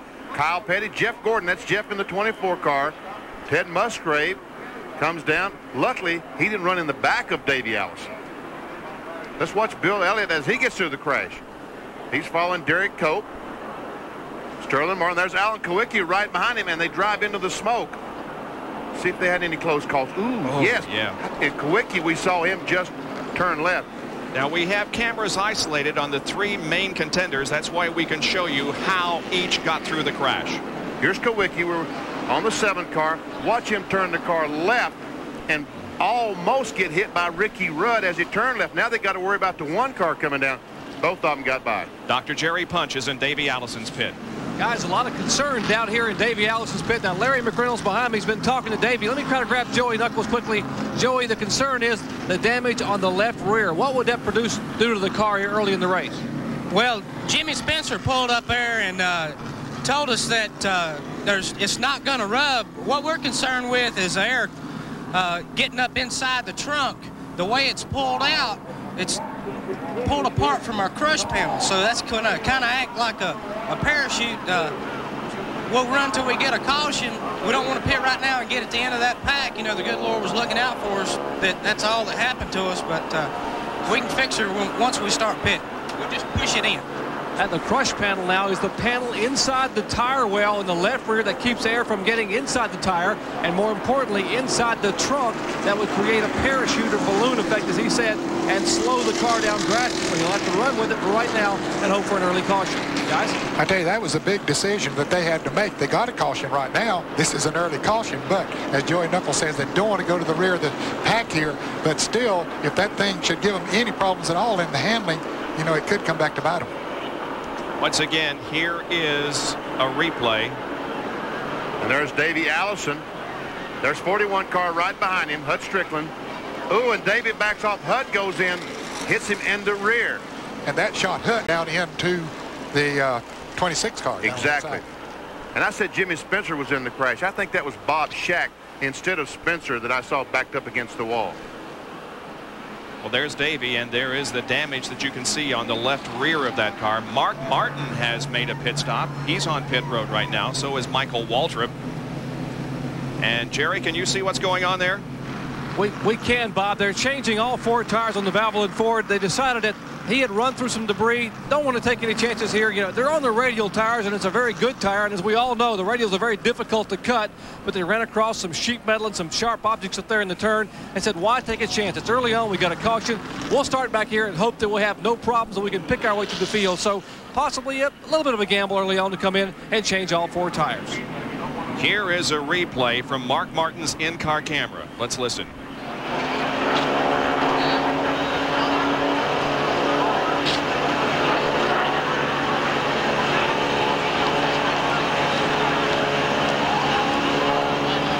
I tell you what, folks, that looked like a small wiggle, but that was no small wiggle. That was tough. Mark Martin makes it through, but makes a pit stop here in the early going. Well, Dale Earnhardt is the leader of the race as we remain under caution here in the Hooters 500 at Atlanta Motor Speedway.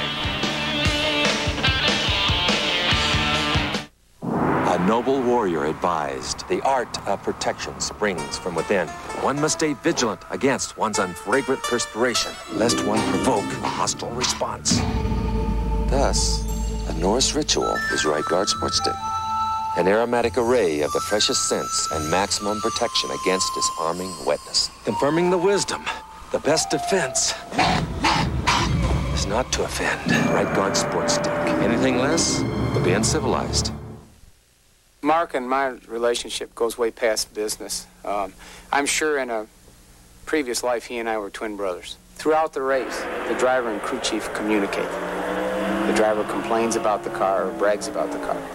It's the crew chief's job on pit stops to make whatever fixes he can to help the driver's predicament. Everyone has about the same access to equipment and technology, but the people who rub on it the most and think the most of it and think about it the most will end up winning the race. At Ford, when we test technology, we go by the book. This book, it takes us places that make our Ford trucks even tougher and make our performance for the street even better. Because the more we race, the more we learn. And no one races in more places than Ford. We test our ideas all over the world to make driving better for you at home.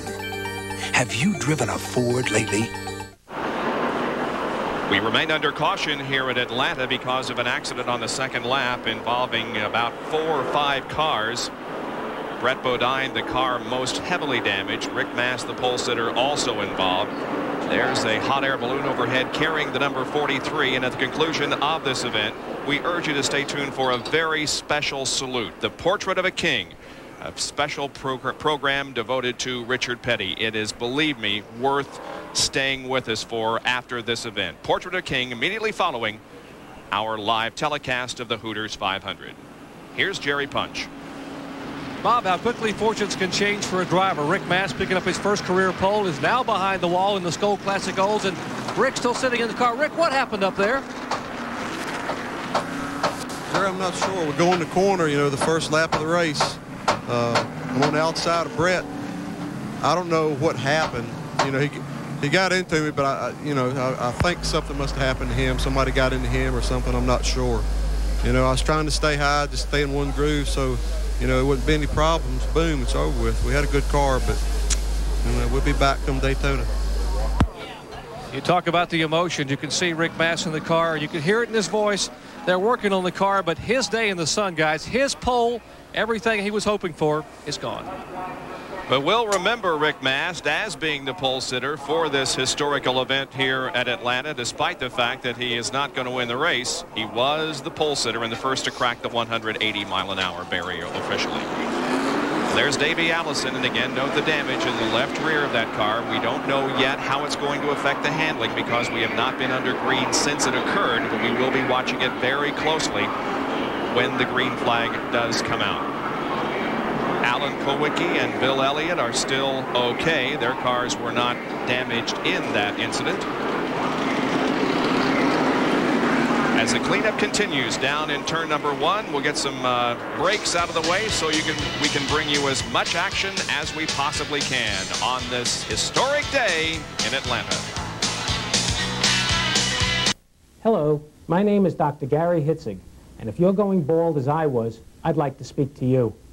Now with the latest advances in hair transplants as developed by LI Medical Associates, such as blend grafting, which gives you a natural hairline using single or micro hair grafts, and baldness reduction, which immediately reduces the size of the balding area, we can give most everyone back their own living growing hair. These procedures are performed in the comfort of our office by our trained cosmetic surgeons. When first losing my hair, I investigated weaves, bonding, and systems. They were just wigs. I wanted my own growing hair, so I went to LI Medical Associates and got a hair transplant.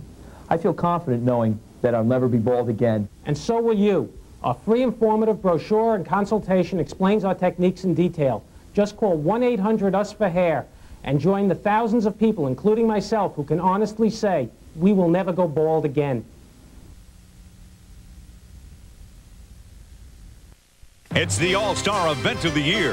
The world's top 8 players are kicking up a storm in a battle for $2.5 million. The ATP Tour World Championship begins Friday on ESPN. Joining us today is Airship Shamu. The SeaWorld blimp measures 194 feet in length, 67 feet tall. That's 2/3 the length of a football field and nearly 7 stories high, providing some great shots from overhead. Atlanta focused in right now on King Richard Petty as he gets ready to restart this race, and the word has been given we'll go green next time around. Now, Richard Petty was one driver. There were many that made pit stops during this caution, Bob. Some were involved over there, some were not. Richard Petty was not, but he did come in for a pit stop, so he's back near the rear of the field. Dale Earnhardt will lead them down for the restart. Ernie Irvan will go from second position. Lights on top of the pace car are out. Look at how close it was for Dale Earnhardt. I'm telling you. Oh, man. What was that, inches? Yeah, if Brett's car had slid just inches to the inside instead of the outside, they would have collected Earnhardt. Dale, by the way, only looking for his second win of the 1992 season, and more importantly, looking to get into the top 10 in the point standings. He goes into this event in 11th position. And so he's trying to make the top 10 so that, among other things, his expenses to the banquet in New York City at the Waldorf Astoria will be paid by NASCAR. Here's the green flag. We're back to racing.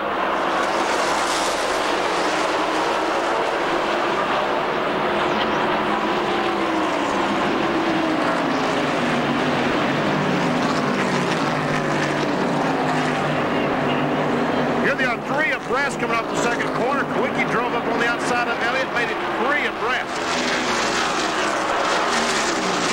Meanwhile, Rusty Wallace trying to get by Kwiatkowski. That was on the inside of Bill Elliott.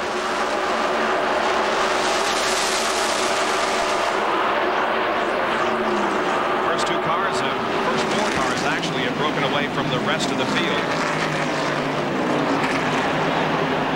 There's Bill Elliott and Alan Kwiatkowski running nose to tail. Sterling Marlin behind Alan. These cars going in these turns at about 200 miles an hour.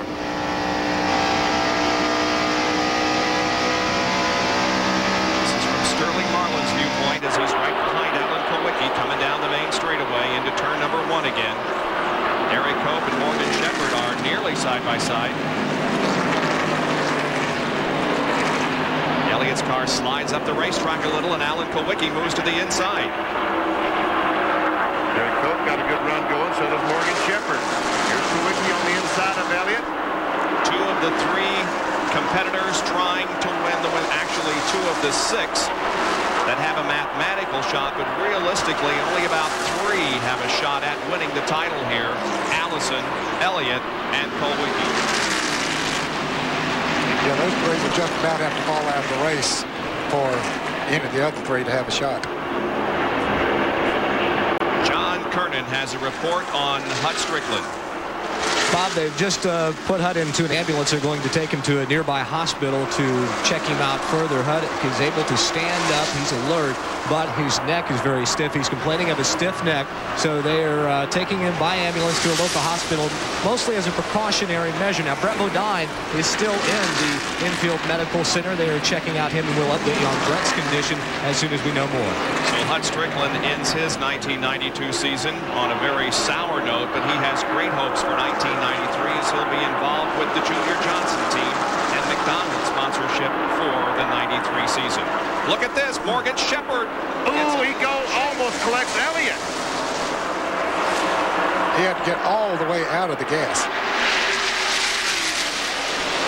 And here's a lead change. Ernie Irvan, Kodak Film Chevrolet, has taken the lead from Earnhardt. Earnhardt's crew chief, Kirk Shelmerdine, has announced his retirement. This will be his final race as crew chief for the Richard Childress team and Dale Earnhardt. He's not going anywhere else. He's retiring from the business. Right now, Earnhardt is second, following Ernie Irvan. And gentlemen, it's very obvious, I think, to everybody that there is so much emotion, there is so much on the line here, that this is going to be an incredible afternoon. And here's evidence of that as Morgan Shepherd got a little sideways. Same kind of a situation as Brett Bodine and Rick Mast. They go in the corner and there's no air to lean on, no cushion for Morgan Shepherd. That car's on the outside. He loses control, almost loses control, and Elliott had to say, man, and here's the lead change, a replay of the lead change just a moment ago as Ernie Irvin down the front straightaway, position on Earnhardt, takes a spot away. Ernie continues to hang on to the lead with Earnhardt running in second position. Right behind him, Jeff Bodine is third. He is in fourth position.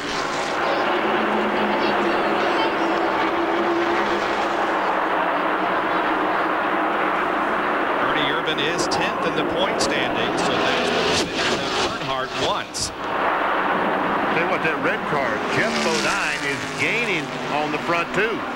Bud Moore's cars always run strong on this racetrack. Remember Morgan Shepherd, let's see, who won in his car here a few years ago? Yeah, Morgan Shepherd did. Yeah, Ricky Rudd won the race, yes. And Morgan Shepherd won here. There's Napa Field summary, the way the cars crossed the line last lap. Jeff Gordon running in 16th position.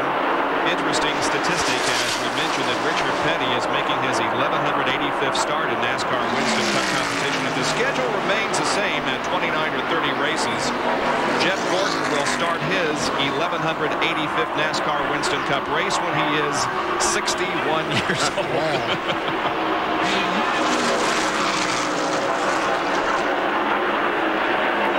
Now, Bill Elliott is side by side with his teammate, Sterling Marlin, in the battle for 6th position. And if Junior calls Sterling and tells him to back off, I don't think he will. Junior will not, rather, let's make it Sterling Marlin will not be driving for Junior next year. This is his final race with the Junior Johnson team. You think it'd be like what Dick Beatty said in the drivers' meeting this morning? Les Richter, the competition director for all of NASCAR, introduced Dick Beatty. Of course, this is Dick Beatty's last race as the competition director for the Winston Cup Series. And he said, no, Beatty was introducing Richter and said, here's my boss. He said, until dark. There is Davey Allison and Alan Kowicki. So this is 1-2. Kowicki second in the Winston Cup standings. Davey Allison leading. Kowicki took off like he had a good race car, like he was going to the front. He now is mired down and really can't make the passes. And Davey's car doesn't appear to be that much affected by the damage in the left rear. Well, he seems to be able to run with the crowd okay. There is Bill Elliott and Sterling Marlin. Sterling is 6th, Bill is 7th.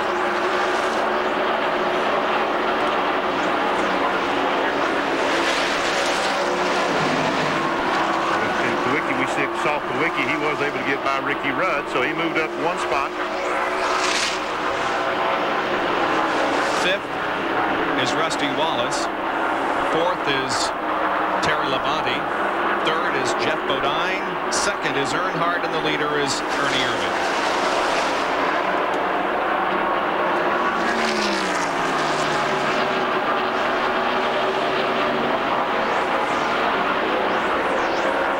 Laps out of 328 have been completed in the Hooters 500 here in Atlanta. We'll be back with more live coverage after this.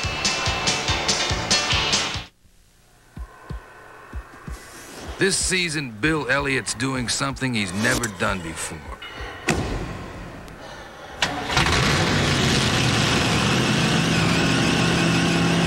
He's driving the 670 horsepower Budweiser Thunderbird. But only after Junior says it's okay.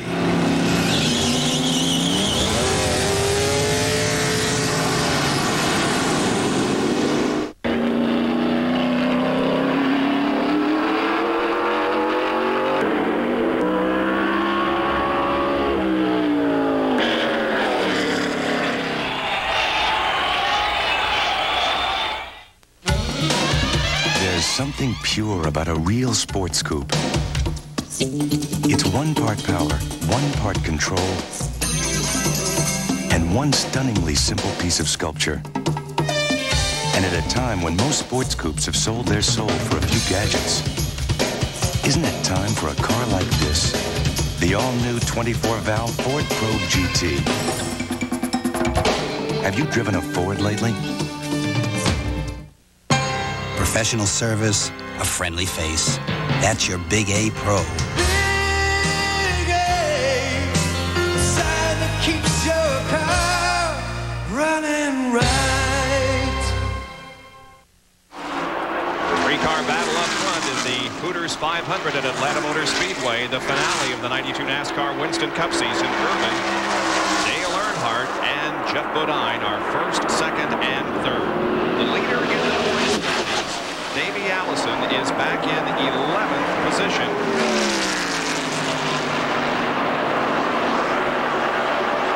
And if points were awarded right now, Allison would emerge as the champion by 20 over Elliott.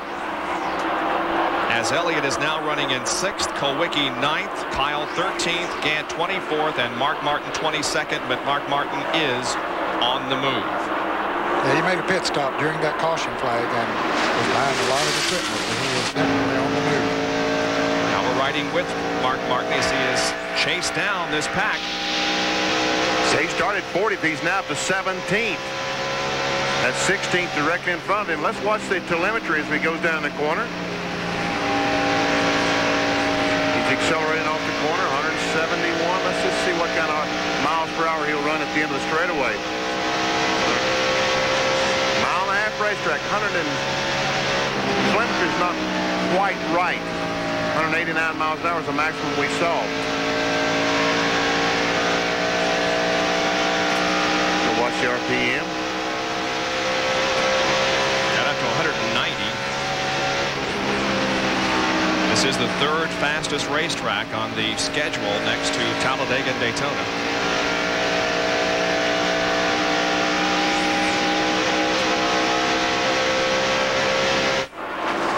And now Jeff Bodine looks to the inside of Dale Earnhardt coming off the 4th turn. And both these cars have caught Ernie Irvin, and I think right now they're in the ride mode. I think they're just trying to take it easy. This is a 500-mile race. There's no point in taking too much chances right now. Jerry Punch has an update on Davey Allison. Following the damage on Davey's car, the crew just shared with me moments ago, Bob, that Davey said he's got a slight push just coming off the corner. Otherwise, Davey said, hey, guys, we might have gotten very, very lucky. Let's check in down with John Kernan at the hospital. John? Well, Jerry, some good news for Brett Bodine. Kenny Bernstein, his car owner, just told me moments ago that he is okay, but they will take him to the hospital to check out his head. Kenny said that Brett took a pretty hard hit on his head.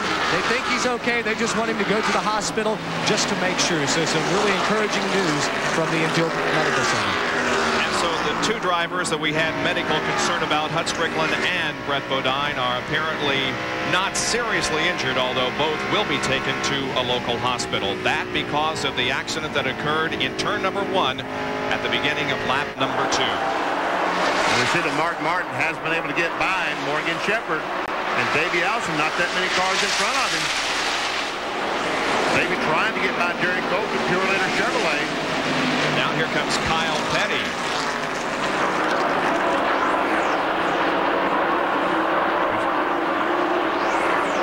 Saw the damage to the rear of Davey Allison's car that could affect his rear spoiler. Remember, yesterday in the ARCA race, part of the spoiler blew off of an automobile. I guess, who was that? That was Mickey Gibbs' car. Here comes Kulwicki trying to get by Sterling Marlin, the Maxwell House car. And he makes the pass. But part of Mickey Gibbs' spoiler came off when he went down the corner, and around he went. And Davey Allison obviously doesn't have those problems, but it could affect the car.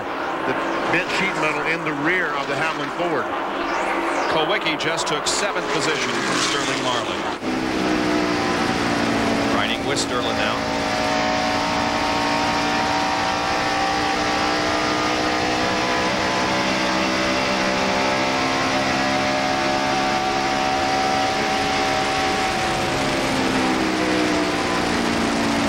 All this fellow's riding up the center to the top of the racetrack.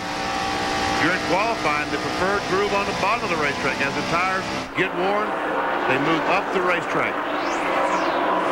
Looking for Davey Allison. Here he comes out of the pack to try to pass Jeff Gordon in the number 24 car. And Mark Martin has gotten by Davey Allison. He has passed him. He is marching towards the front fast in that 6 Valvoline Ford, that blue and white car. Right in the center of the screen. That's Mark Martin. Seems to have one of the fastest cars on the track now. He's jammed up in traffic, can't get by. Yeah, those cars have run side by side. Derek Cope and Kyle Petty for about 4 laps now. Mark just doesn't have anywhere to go. He doesn't know which one to follow. Kyle inches ahead now of Derek Cope in the 3rd turn, but Cope battles back on the outside. There come 3 wide. Look at Mark Martin, his car below the white line. Wow. Jeff Gordon is tucked right in behind Mark Martin while Davey is drafting on Kyle Petty. And Davey has got by Jeff Gordon on the outside. That's Kenny Schrader, the white car, right in the middle of the screen. And Lake Speed also. Morgan Shepherd is in this group.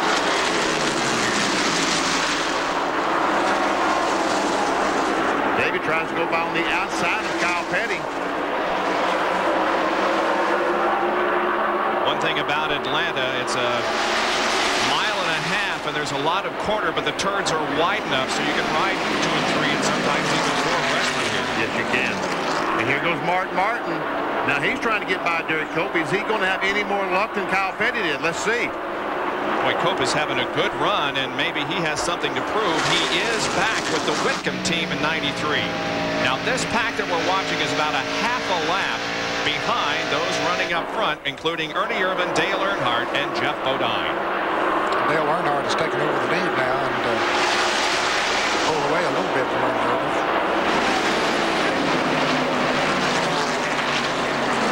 Here's Martin once again trying. He's clear of him now.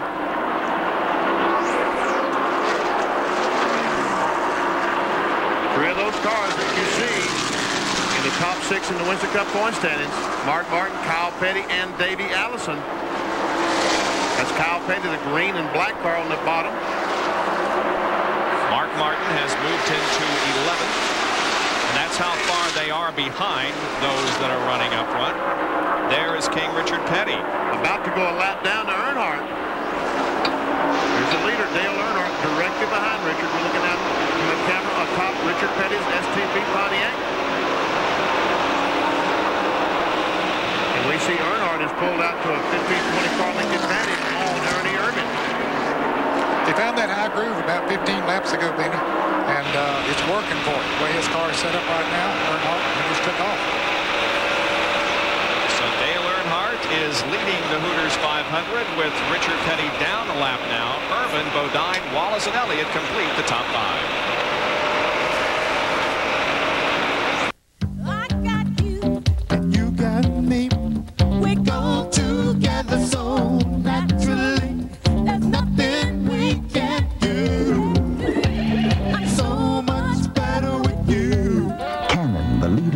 Technology and MCS, a Canon subsidiary known for its responsive service. They're a team you can count on. Canon Technology and MCS service. One is a great reason to buy the other.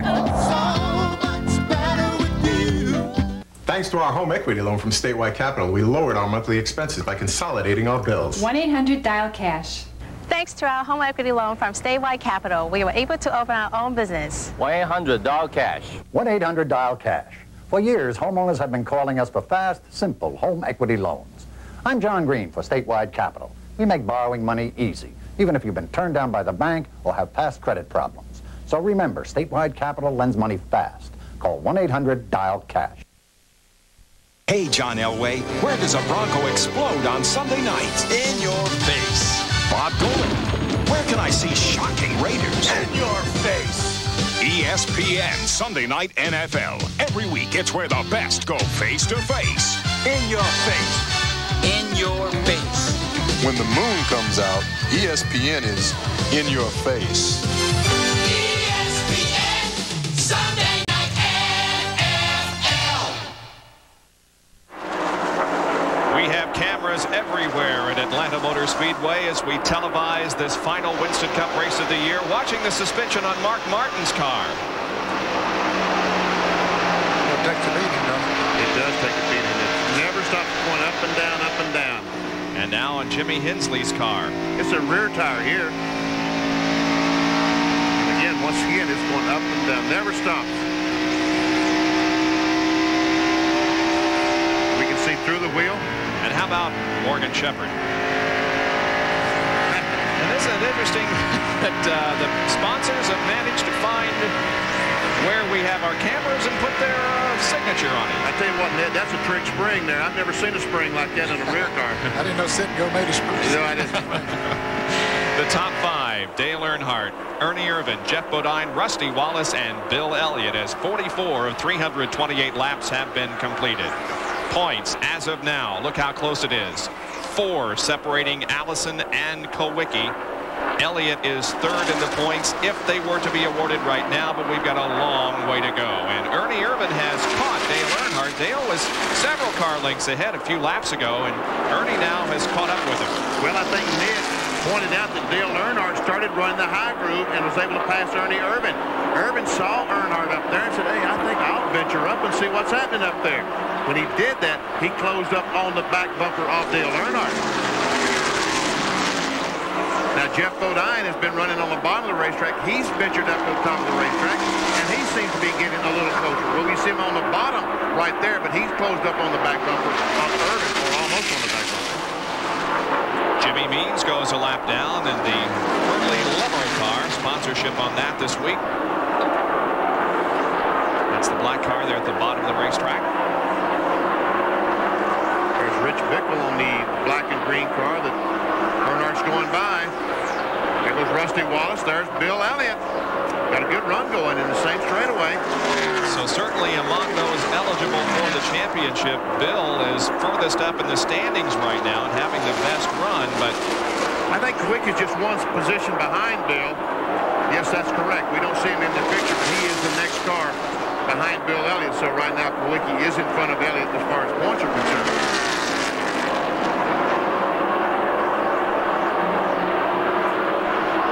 Elliott's running more in the middle of the racetrack than the Chevrolets of Irvan and Earnhardt.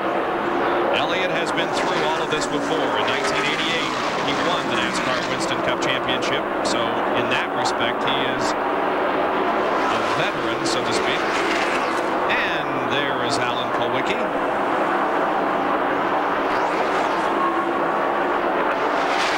And Irvan tries to get on the inside of Earnhardt down in 1 and 2. Not able to make it. And I tell you what, Jeff Bodine has caught this duo. Jeff is hanging in there in 3rd spot. There he is, running the low part of the track. That's one high down in 1 and 2. Here goes Davey Allison trying to get by Sterling Marlin. But you see, now he is driving defense. Oh, there's that car down there, Jimmy Horton. The Active Racing Chevrolet was on the bottom of the racetrack. That's why Davey backed up. Yeah, he didn't need to get in there and get himself in a position like so in Arkansas. Jerry O'Neill, yes. Ran up on a car, ran into it. And they're the leaders, so Davey almost exactly a half a lap down.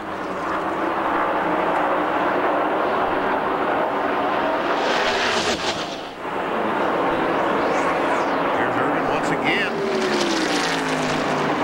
Jeff still, now he is back on the bottom of the racetrack. Here he comes on the bottom. Especially in turns 1 and 2, the bottom groove is working for some drivers, Benny, but the cars on the outside have the momentum once they come off of that turn and shoot down that backstretch in a hurry. Jeff pulls alongside Ernie in the 3rd turn and passes him. Let's see if he can make it stick. Yeah, he will be able to. Bodine takes over 2nd spot, dropping Ernie Irvan to 3rd. Davey Allison picks up another position, or at least is trying desperately to. And of course, is Sterling Marlin on the outside. Oh, that's close, close, close. Davey did clear him. Yep. Ken Schrader also there in the battle with now Sterling Marlin. He started pretty far back in the field and is moving on up through there. He started in 23rd position, now in 14th. And Schrader passes Sterling Marlin. You got a shot there as Davey was close to Sterling Marlin of the damage that was sustained by the Texaco Havoline Ford in that second lap crash. Now, Jeff Bodine would like to lead this race. Drops to the inside, but cannot have the momentum to pass. Boy, running two distinct different grooves around the racetrack. Earnhardt high on the racetrack. Bodine on the bottom. They could run around this racetrack and never touch. And run almost at top speed in both cars.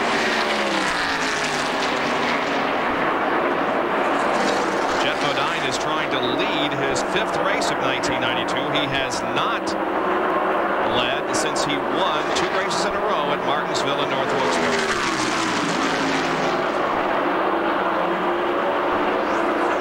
He moves up high again. It just looks like right now these 3 cars evenly matched. From that Earnhardt in the black number 3, Jeff Bodine, the red 15, Ernie Irvin, the yellow number 4. Jerry Punch has a comment on Dale Earnhardt. Guys, Richard Childress just told me a minute ago that Earnhardt radioed to crew that he thinks he may have broken a valve spring. The car is beginning to flutter a little bit, not running as strong as it was early on. He's running awfully well, but he said the car is starting to flutter a little more. You won't know when they make their first pit stop, which should be in about 6 or 7 laps. Well, I could believe that because what Earnhardt has done when he's moved up high on the racetrack, he's made it a larger racetrack, so the RPMs are going to be excessive, which the first thing on high RPMs, the first thing you break is a valve spring. We'll watch the situation very closely regarding the driver who now leads the Hooters 500, Dale Earnhardt. We'll be back with more in just a moment at Atlanta.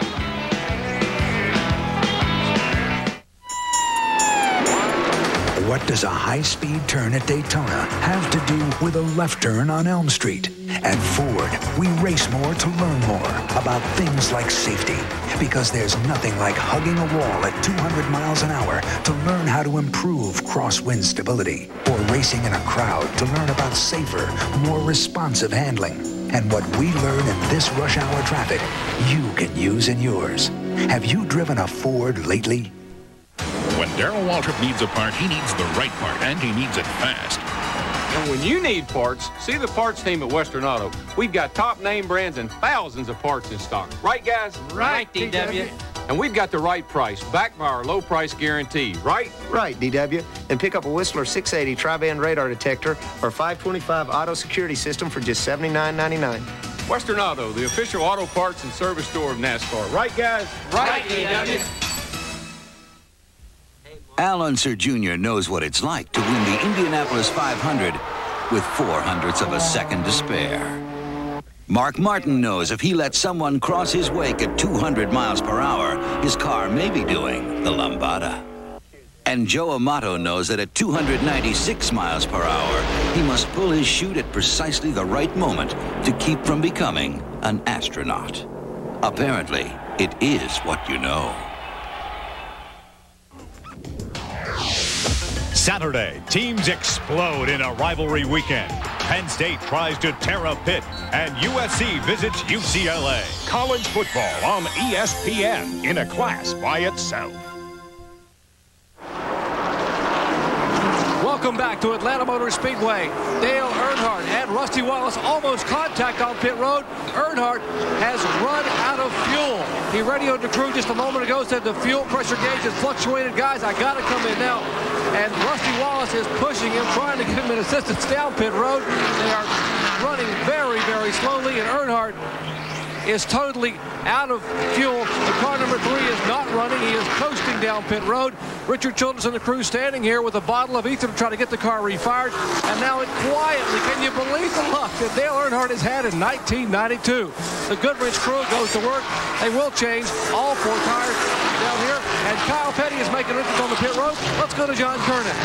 Jerry, they've already done right side tires, left side punch going on. Kyle gets down and away. A pretty fast pit stop for the Mellow Yellow crew. Back down pit road to Jerry Punch. Work going on the right side and left side of the Kodak Film Chevrolet for Ernie Irvin, who would have been the lead car. They put right side tires on. The crew scampering around.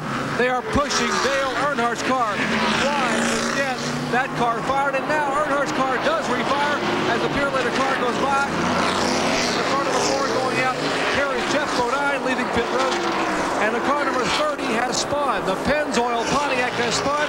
We should be seeing caution here at Atlanta. We do see caution. Doyle Ford is waving the caution flag because of Michael Waltrip's spin. Unbelievable. All these guys ran out of fuel, and before some of the cars could make their pit stop, the caution comes out as Michael Waltrip, the Pennzoil Pontiac, comes off the corner, and around he goes. No contact with any other driver. The car just broke loose at the top of the racetrack in turn 2, and then he backed it into the wall on the back stretch, and then may have made contact. Don't think he did, but you can see the left front tire below there. But boy, these points leaders, did they get Bill Elliott, Davey Allison, Alan Kawicki had not made their pit stops. These fellas have got several of good cars a lap down now. Man, Elliott is leading the race. That's 5 bonus points.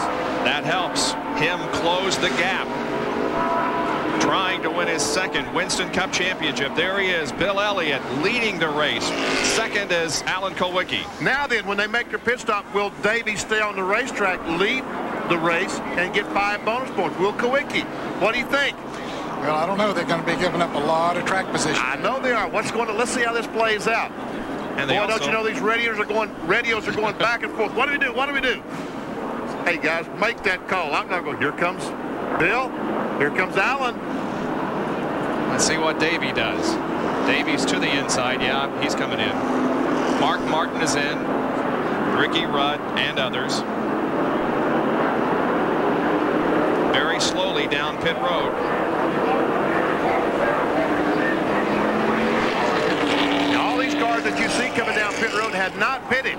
Jerry Punch, here they come. And Alan Kawicki's Hooters crew will go to work on that car. Car number 7 on the bottom of your screen. You're watching the Haviland crew on the top of your screen. 2 competing teams trying to win a race and win a championship. Watching the Haviland crew now. Right side tires already going on. Left side lug nuts coming off. They have fueled the car. They have yet to work on that body damage on the left rear of the Haviland car. Meanwhile, Alan Kawicki cannot get his car in gear. Finally gets in gear. The car number 11 exits pit road. That is the Budweiser car, Bill Elliott. And now Davey Allison heads back to turn 1. Alan Kawicki had exactly that same problem in Charlotte during the running of the Mellow Yellow 500. Made the pit stop. When they let the jack down, he let the clutch out. The car would not move. You can imagine what's wrong with that car, but he had exactly the same problem in Charlotte. Elliott was the first to get off pit road. And Kyle Petty, according to my calculations here, gentlemen, is the only driver of the 6 who are in the points chase who had made a green flag pit stop. He was coming out of the pits just as the caution was coming out. Certainly it hurt Kyle Petty's chances of winning the championship here this afternoon. But again, we've got a long way to go as the second caution waves over Atlanta Motor Speedway.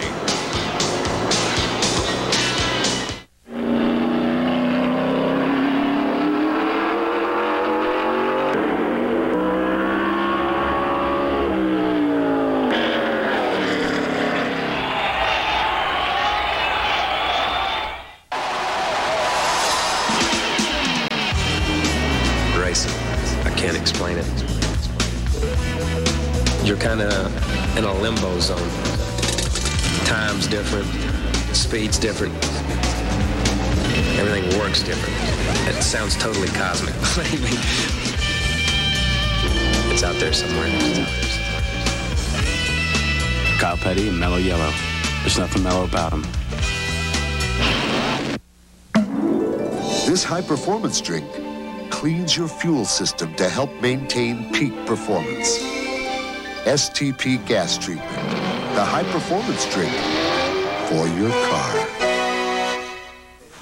Over 1 million people each week walk into AutoZone, and taking care of them means having what they need when they need it. That means stocking a lot of parts for a lot of cars. Now, nobody can stock everything, but we stock more than most. And how do we know which ones to carry? That's easy. We listen to our customers, because nobody knows better about what you want than you. So the next time you walk through that door, you might think of yourself as a customer, but we think of you as the boss. Richard Petty in his final NASCAR Winston Cup race is currently in 26th position. 65 starts here in Atlanta, 6 wins, 22 top 5 finishes. And we now recall another magical moment in Richard Petty's history in this Petty memory. This Richard Petty memory is brought to you by the First Brands Corporation, makers of STP gas treatment. 1979, the championship is on the line between Richard Petty and Darrell Waltrip at Ontario, California. But the King collects his 7th title in what may have been his most challenging crown. The most gratifying would have been the 7th championship in '79. It came down to the last race at California, at Ontario, California, and I think he was 3 points ahead of us or something like that, where one position would make a difference. It was a deal that Buddy Baker, I think, had sit on pole, or he was up front and I was up front qualifying. And Buddy told me, he said, we get out in front here right early. He said, I'll pull over and let you go, and you get 5 points, so you'll get back in front of the point deal. So Darrell sort of seen what we was doing then, because then he's 2 points behind. So when they have the caution flag, then Darrell stays out to get his 5 points back. Well, when he does that, then when he does make his pit stop, he gets in the back of the line. Then somebody spins out, and Darrell's got to spin to miss him. He winds up losing a lap, and we wind up winning the point standing by 11 points or something like that. He's back. This time we get him. STP gas treatment. Cleans intake valves and fuel injectors to help engines run better. STP, the edge. Now you can own the definitive documentary on the King. A production as hard driving as the man himself, Richard Petty, the legend. This limited edition 2-volume home video is sure to become a collector's item. You'll see all of the highlights from the greatest career in stock car racing history. 7 NASCAR championships, 7 Daytona 500 wins, 200 wins in all. But you'll also see Richard Petty, the businessman and family man, including never-before-seen home movies from the Petty's personal collection. Along with your video, you'll also receive this limited edition Petty collector's car. And if you order now, you'll also receive this free commemorative poster. To order, call 1-800-547-4343 or send $38.95 plus $5 shipping and handling to Richard Petty, the legend. 805B Franklin Court, Marietta, Georgia 30067. Back at Atlanta Motor Speedway, and we are getting set to go green, but boy, the field looks pretty ragged, doesn't it? Yeah, they're not going to start them. They're not going to start them. No, they can't start them this way. See what happened? There were some of those drivers that had made pit stops under the green. They did not come in now. Bill Elliott is the leader of the race, but there's about 4 or 5 cars in front of him that technically are in the lead lap. Elliott was trying to pull up on the outside. He can't do that. He's got to line up behind those drivers who are still in the lead lap in front of him. See, Earnhardt is a lap down. He's 2 laps down. He's 2 laps down. I mean, he's a lap down, and 2 laps down once the leader should go by. Does Alan Kulwicki have a problem, Jerry? Bob, let's find out. We heard Alan having trouble leaving pit road. Danny Glad, is there a problem in the transmission?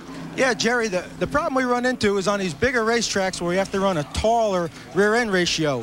We have to run a lower first gear to get the car moving, and it's a brittle gear. They make a real expensive gear just for the application. We run it, but it's just a very brittle, it's hard on it. And we tore first gear out of the transmission. We'll have to leave the pit road in second gear, but we'll be all right. Alan Kulwicki minus first gear, guys, early on. Let's take a look at the top 5 now. After 68 laps, it's Elliott leading. Kulwicki is second, followed by Ricky Rudd, Mark Martin, and Harry Gant. Now, the points as of this moment. Allison is in 6th position, but still maintains the points lead. Kulwicki is second, only 10 behind, and Bill Elliott is the leader of the race, and Elliott Kulwicki right now tied in the points. Back for the start after this. My brother, about to become a father. So how big can a crib be? Season tickets went on sale today, Mike. Yeah, well, maybe next year. You've gone 5 years straight. Yeah. Is this about the kid? This kid's getting for free, you know. He's gonna be a little tight. Mike, this year's on me. Only one beer has the taste taste as genuine as the people who drink it. Budweiser. Now, the new little guy's going to every game, right? Bobby, it could be a girl. Girl?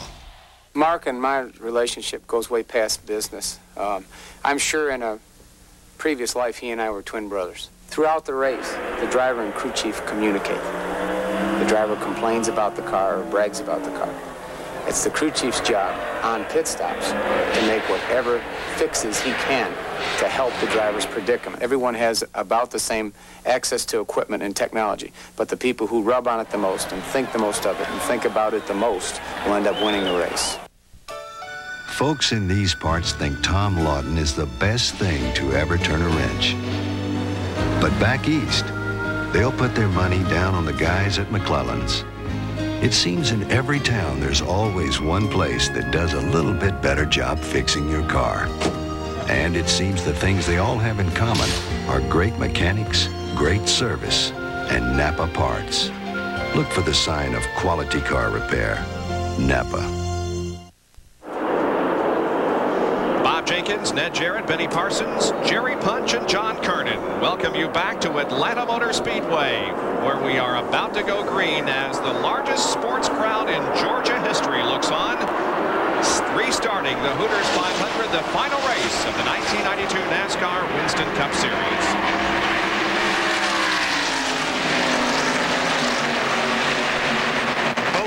You wouldn't believe the guy running about 10th is leading the race, but that's what's happening. Bill Elliott is the leader, and all these cars in front of Elliott laps down, trying to stay on the tail of the lead lap, and hope the caution flag comes out so they can get that lap back. And once again, gas has played into Bill Elliott's hands. Remember in the spring, he did not have the best car here, but he won the race because he stretched the fuel stop and caught all the other guys in the pits and a lap down. Admittedly, Bill Elliott had about a 7th or 8th place finish car, but he played it very smart. He and the Junior Johnson team, they stayed out as long as they could, caught the yellow that they needed. That allowed Bill Elliott to win one of his 4 races in the early part of the 92 season. Meanwhile, as we watch this, Ernie Irvin is driven by Dale Earnhardt. Remember how they led the race earlier on? Here is Alan Kulwicki going to the inside of Bill, and this is the battle for the lead. And I believe Alan Kulwicki would get 5 bonus points for leading that lap. He was slightly ahead of Bill when they crossed the line. And the point and the scoring stand is here at the start-finish line in Atlanta. If the scoring stand is another location, now here comes Rudd on the outside of Kulwicki. Well, he will get credit for leading that lap, and thus has led in 20 races during the 1992 season, more than any other driver. As I started to say, some racetracks have the scoring stand at different locations, and it does not matter if it's a start-finish line. It's at the scoring stand, the individual. There's Davey Allison, their points leader. Davey Allison right now is running in 6th spot. This is from Morgan Shepherd's roof cam.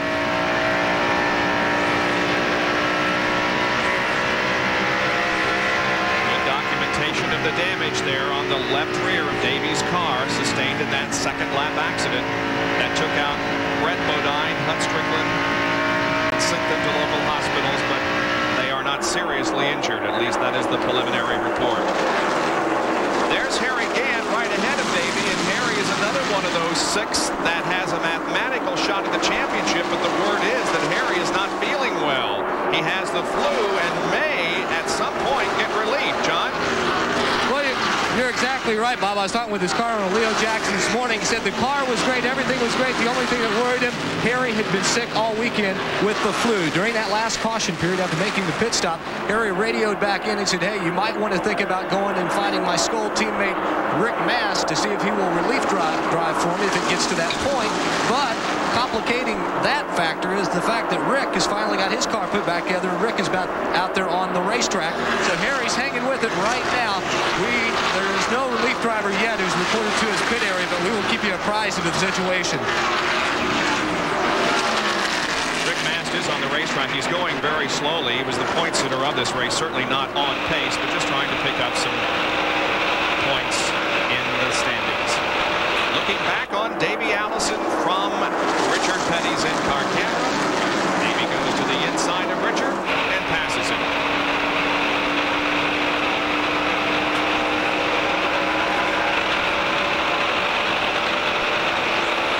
Petty's seen this scene many, many times, and we're watching now. Looking through the windshield of a race car. Going down in the corner. 1,185 races. And both of you guys have had the experience of watching that car either run in front of you, behind you, but probably more than not ahead of you. Most of the time in front of me, yeah. He was always right there. As we watch Petty and Harry again, once again now Earnhardt has gotten back by Ernie Irvin, so they've got their own little war going on in front. Harry again is fourth in the points and is 97 points behind. But right now he is behind the three front runners on the racetrack. There's their lead of the race, Bill Elliott. Your second place car, Alan Kowicki. If Kowicki could get in front, lead a lap and go on and lead the most lap, put a lot of pressure on Davey Allison. Kowicki leads that lap, but again, he's already picked up the 5 bonus points. And this is neat, gentlemen, seeing these two battle for the lead. As you pointed out so accurately in your stand-up opens, that we're not going to see any stroking today. No driver is going to run for 11th or better or 15th or better. All of these drivers that are in the hunt for the championship are flat out today. And we'll see Mark Martin coming in the mix. He's had an awfully fast race car all afternoon so far. And another one of the 6 eligible, or at least mathematically eligible to win the title. Look at Mark come up. Look at him come up on these two. Wow. Another top of field summary. When he came up behind Kowicki, got Allen just a little bit loose. Kowicki had to squeeze out of the gas. He tried it one more time. Watch them go high. Mark coming in under them. Man. 3 wide and 4. Martin may have the lead. Let's see. Here he comes. Nope. Elliott led at the line. 23 cars remain on the lead lap. Watch Mark go by Bill Elliott and take the lead. Is he in the lead? Yes. Sure is. He's not a guy who made one of those early pit stops. And a car goes slowly on the racetrack. That's Bob Shack to number 57. He's down in turn 1, so he will not be able to get back. So he, as a matter of fact, this car just stopped. The caution flag will be coming out in just a moment. There's going to be a break for about 5 guys right up in front of Mark Martin. He is bearing down on him. But if the caution comes out, they're going to get to go around, and that would be Dale Earnhardt, Ernie Irvin, and the caution is out. Jeff Bodine, Rusty Wallace, and Terry Labonte get a break here. It's the 3rd caution period of the day. There you can see Mark Martin signaling to the drivers behind him that the caution is out. These cars that are running ahead of Mark Martin will be able to encircle the entire racetrack. What happens is that the pace car pulls on the racetrack in front of the leader of the race, Mark Martin, and everyone catches up to Mark Martin. So if Martin is the leader, all the fellows in front of him get to go all the way around the racetrack and make up basically a mile and a half. There's the reason for the caution, the stall car of Bob Shack at Atlanta Motor Speedway. We'll be right back.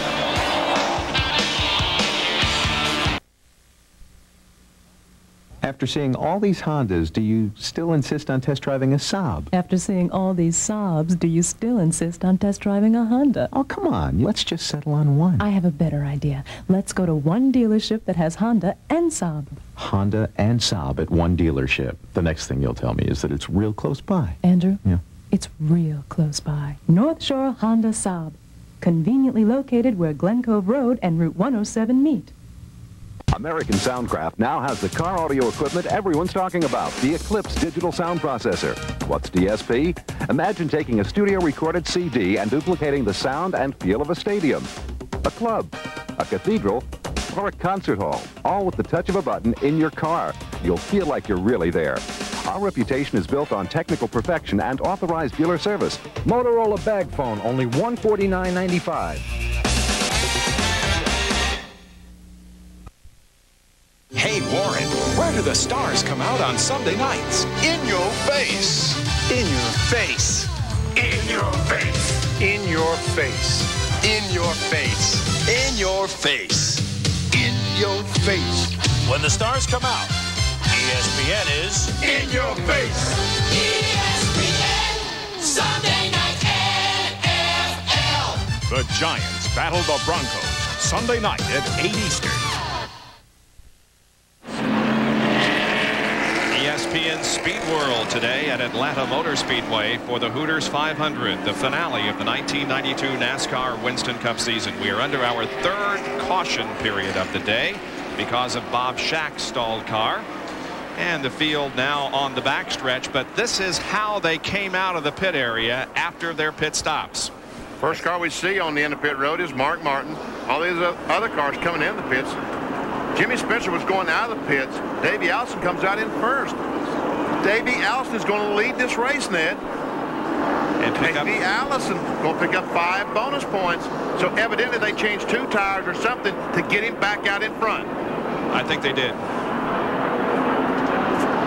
Well, tonight here on ESPN, it's the battle of the New York Giants against the Denver Broncos. The AFC West leading Broncos, led by strong-arm quarterback John Elway, take on the 5-4 New York Giants, who are battling to capture an NFC wild card.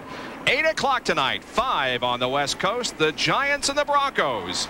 NFL Sunday Night Football here on ESPN.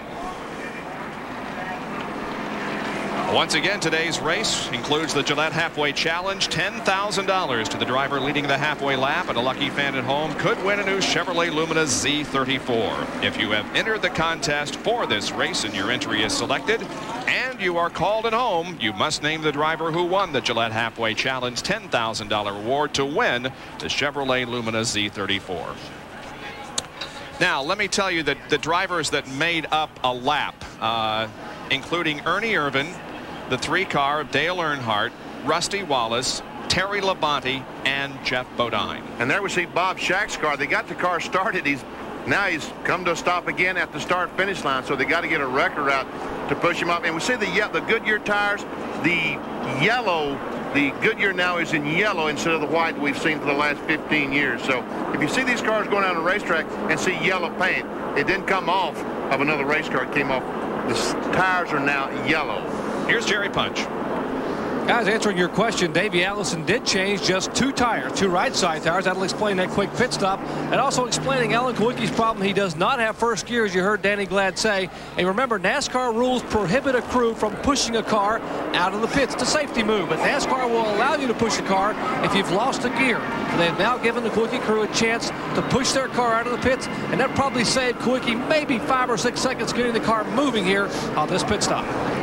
Well, they were holding Bob Shack's car at the starting line. It did not stall. They were just holding it until the field came around. So we are still under our third caution of the day, and we'll return with more live action right after these messages.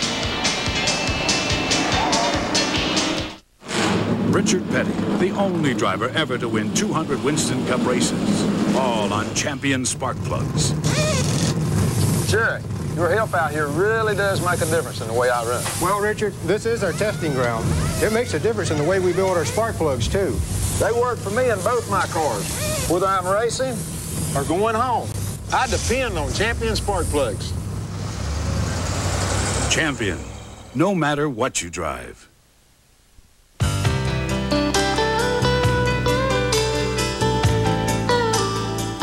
All of these championship-winning drivers have one thing in common: Goodyear Racing Eagles. The race-winning technology that's found in the Goodyear Racing Eagles can also be found in the world's best-selling line of high-performance street tires, Goodyear Eagle Street Radials. The champions know, and it's why we say the best tires in the world have Goodyear written all over them. The available anti-lock brakes on the new Geo Prism can help you negotiate driving hazards during hard braking. And every new Prism comes with a driver's side airbag, which we'd also be happy to demonstrate. But you've seen all that before. Besides, why ruin such a beautiful car? Get to know the newest Geo Prism at your Chevrolet Geo dealers.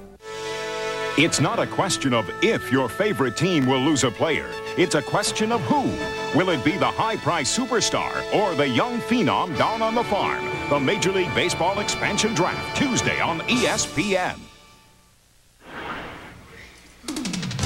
The final race for King Richard Petty and the decision on who wins the Winston Cup Championship for 1992. Here today at the Hooters 500, live from Atlanta Motor Speedway. Our Speed World coverage is being brought to you by the Heartbeat of America, Chevrolet, and your local Chevy dealer. And by Goodyear, #1 in tires. Well, the number 11 car of Bill Elliott, the 7 car of Alan Kulwicki, and the 28 car of Davey Allison, the top 3 in the points, have now each led a lap, and so each has picked up the 5 bonus points. So they're back where they started. They're right back where they started, exactly. Here comes the restart now. The green flag waves. And Jimmy Hensley's in second place. The Trump Martin Ford. Mark Martin third, Harry Gant fourth, and Elliott is fifth.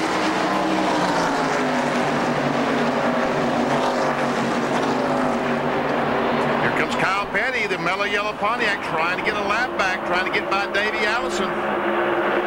Kyle, of course, was one of those drivers that made a green flag pit stop just before the second caution came out. Dale Jarrett right there, he also was one of those drivers. But Mark Martin's going to take care of both of them, fellas.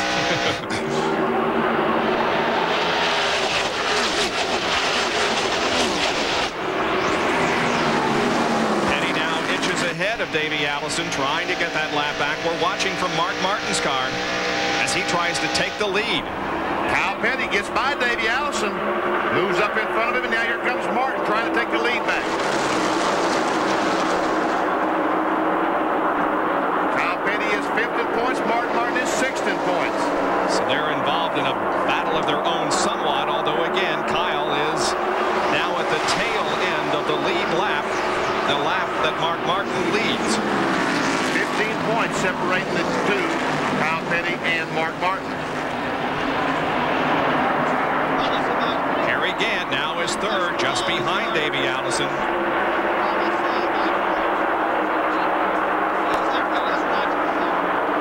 Okay, Harry looks pretty racy right there at the moment. Here comes Earnhardt. He's still a lap down, but he's mowing him down. He's by Hensley. There's Ricky Rudd in the 5 car, the 66 of Hensley, and Jeff Gordon in 24. This is the car that Jeff will be running all year next year, the same colors, DuPont. And by the way, Jeff Gordon has a $100,000 bonus if he can win this race today. Morgan Shepherd slowing from the roof cam. You can see how the car is not on pace. No, he's way off the pace, Bob. He's heading into turn number 3 there right now. You see how far the leaders are out in front of him. Here's Davey Allison now trying to move around Kyle Petty. Mark Martin already put Kyle that lap down. And Harry Gant, who was reported to be suffering from the flu, does not appear to be suffering all that much. He's running a strong third. And he and Kyle Petty are 1 point apart. Gant's in 4th, Kyle Petty 5th in the point standings, and only 1 point separating the two. And it's a difference at the banquet of $35,000. Oh, that's nothing. Maybe not in your world it isn't, but the difference in 1st and 2nd is 670. Oh, a crash down the front straightaway. Ken Schrader, Wally Dolan back. Darrell Walker's involved. And Richard Petty is flaming going into turn number 1. He's knocked the oil cooler off his car, and the oil is on fire. Richard Petty, the car is on fire. Petty has got the car stopped. Get her in the fucking fire. It'll go out. Fire extinguisher. It'll go out. That was Richard yelling to his crew, get a fire extinguisher down here. Yeah, they got there. I pulled up to the fire truck. Richard said, I pulled to the fire truck. Well, I'll tell you, that's a great presence of mind, right?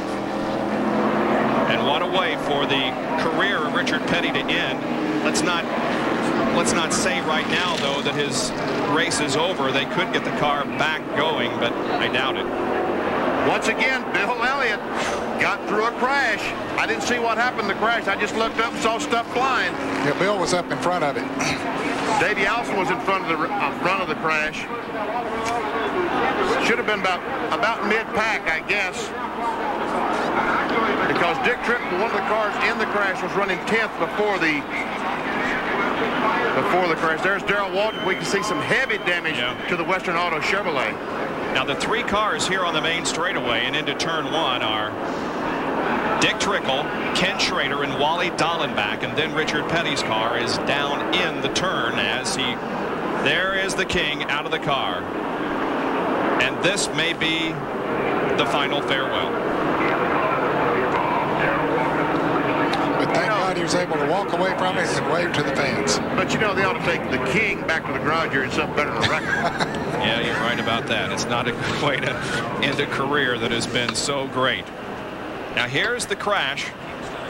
That's Trickle. Ooh, look at Dallenbach get bumped around. And there's Richard Petty going in and hitting Darrell Waltrip.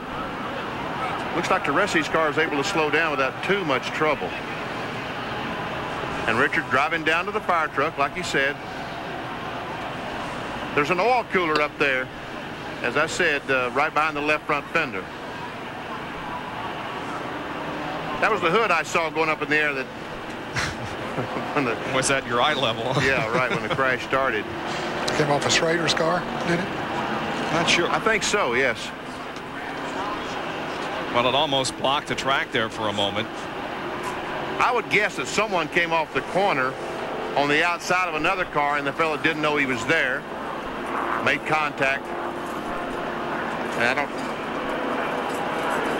6 cars involved in the crash, and it's going to take a while to clean it up because there are a lot of damaged race cars and a lot of debris on the racetrack. It comes on lap number 96 of the Hooters 500 here in Atlanta. As a truck company for 90 years, we understand the value of a strong frame. A reassuring strength for towing, whether you're on road or off road.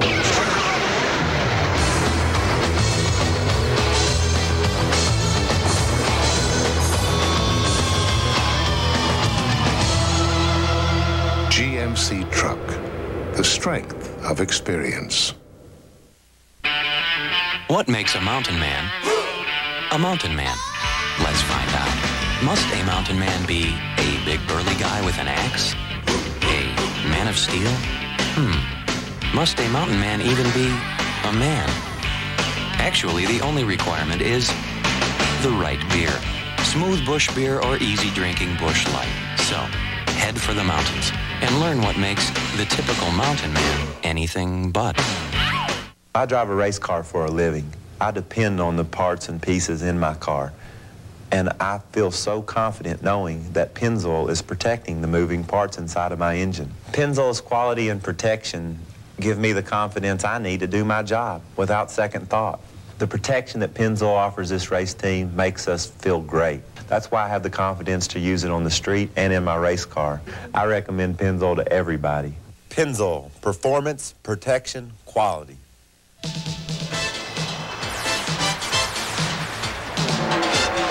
This is where America gets together.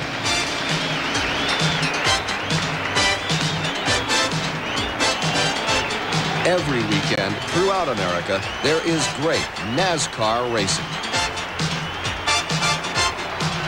I wouldn't be anywhere else.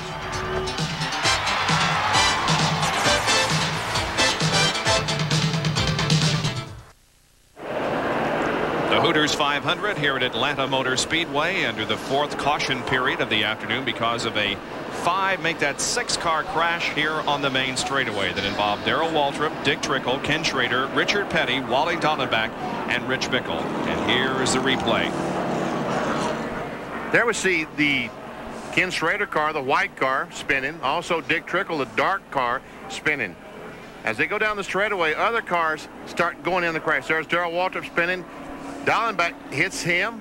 Bickle's in the mix, and Richard Petty runs into Darrell Waltrip and knocks the oil cooler off his car. The oil goes back on the exhaust system, and there's where the fire came from. Look at that hood way up in the air off Schrader's car. Schrader spinning. He finally comes to a stop. Well, Kenny Schrader got knocked around pretty good in that crash, and here's Jerry Punch. And the good news, Bob, is Kenny is okay. Kenny, what happened out there? Trick was right behind me, and I went in turn on top, and he was like in the middle, and I turned from the top to the middle to get underneath Dale Jarrett, and he must have been a little tight. We just run out of space coming off 4. I mean, he caught me in the left rear just a little bit, but it's real tight over there, and I was trying to get underneath somebody, and he was trying to get underneath me, and we just run out of space. Took some pretty heavy looks. Did you see Richard Petty come by? No, I just saw a lot of smoke, a lot of stuff hitting.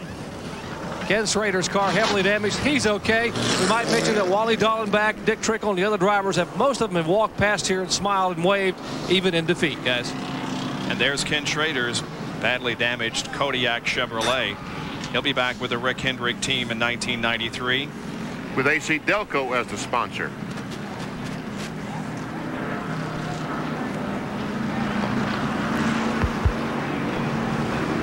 Now here's a replay from the in-car camera of Richard Petty. Oh, this ought to be good. There's Dallenbach right in front. Uh-oh, smoke. Oh, that's Rich Bickley ran into. I thought it was Waltrip too. Well, he hit Waltrip after Bickle had hit Waltrip and spun him around. Yeah. And you can see the flames coming out. We'll take a look at it again here in a moment. The car of Wally Dallenbach Jr. on the rollback. He took a good knock too. But everybody apparently is okay after 6 cars involved in a tangle here on the main straightaway. We'll be back with more in just a moment.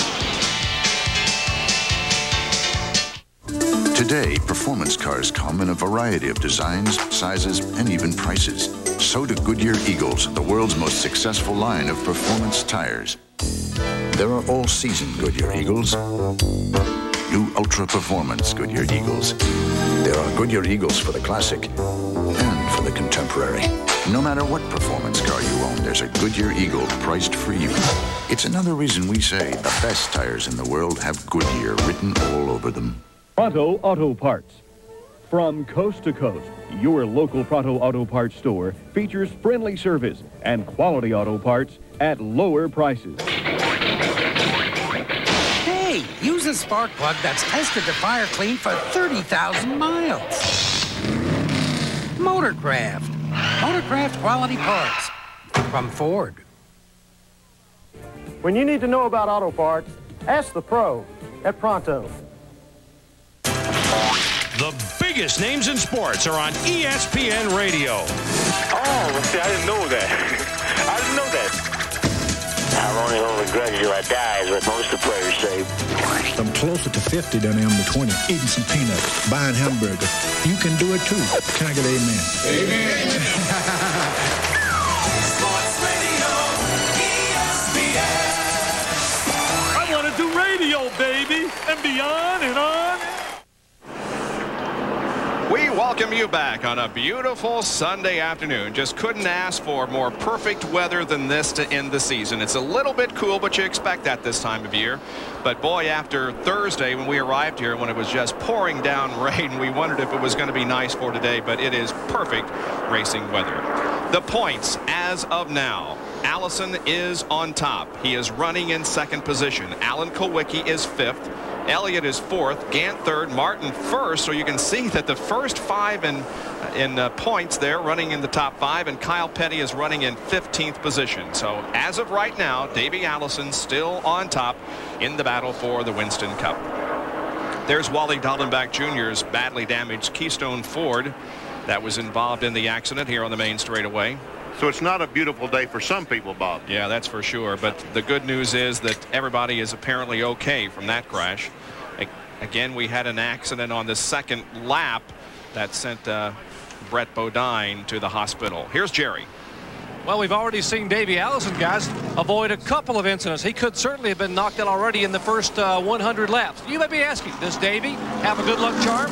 We've all seen Rabbit's feet. We've seen Buckeyes. But, guys, have you seen a good luck pumpkin? That's what's in the Haviland pits. Now, when they went to Phoenix a couple of weeks ago, they picked this Good Luck pumpkin up at a Mexican restaurant on Friday. We all know what happened. He won the race, reassumed the lead in the points championship. They painted a happy face on the front, and they painted a sad face, what's left of it, on the back. Now, this pumpkin has hit the wall a couple times. You can take a look there. But right now, while Davey's running well, they have the happy face showing. And believe me, folks, this pumpkin has been guarded more than the race car the past 2 weeks. So Davey's Good Luck charm so far working its magic. Guys. Yeah, it's holding for him so far. Allison still on top of the point standings. You know, as nervous as Davey was to begin the race, I'm sure when he drove to that second lap crash and avoided that, all the nervousness went away. He was no longer nervous. I mentioned also that Hut Strickland also was sent to the local hospital in addition to Brett Bodine to be checked out for just an observation and the possibility of some injuries that they're not aware of here at the racetrack. Business gets relined for the start. Business is fixing to pick up because we're going back green flag racing. Dale Earnhardt still a lap down to the leader, Mark Martin. Pulls up alongside Martin, going to try to get his lap back. He's in 15th position, Benny. There are 14 cars now on the lead lap. And if you're just joining us and you've noticed that Ned isn't saying a whole lot today, it's not because he's mad at us, I don't think. Ned is suffering from some laryngitis and couldn't utter hardly a sound yesterday and last night, but we're glad you got at least what you got today. It's amazing. The biggest race of the year. And not the way it goes. Go away, yeah. As they're getting ready to go to restart, Darrell Waltrip's car is sitting on the pit road, and they're trying to adjust the toe in on it. The hood's damaged, the rear end's damaged, but they're trying to get him back on the racetrack. There's the Western Auto Chevrolet. Well, the attendance here will far exceed last year's attendance of 122,300. The track officials estimated they would sell 60,000 hot dogs, 40,000 hamburgers, 100,000 sodas, 800 pizzas, 40,000 cups of coffee, and 40,000 cups of hot chocolate for this event. And that was before they learned that Benny would be having lunch here. Okay, let's go. Green flag waves.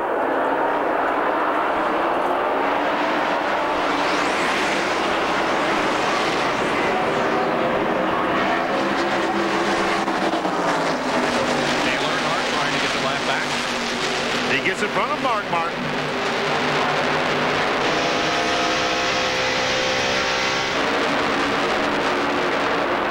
Big cluster of cars behind the leaders. Bobby Hamilton, Harry Gant, Bill Elliott. That number 9 car is being driven by Chad Little and has Mayflower Moving sponsorship on it. And speaking of moving, there is Ernie Irvin. He's moving through the pack, isn't he? Terrier body alongside. Kyle Petty almost moved into the wall at between turn 3 and 4. He really did a great job of driving that car. I don't know if there's something wrong with it or not. But yes, there is. There's something wrong with Kyle Petty's car. He's just not up to speed. You can see him there on the outside, the black car with the green numbers. Here he is now going into turn 3. Might have got a little bit of help there from Sterling Marlin. Oh, yeah. That's why he went so high. Yeah.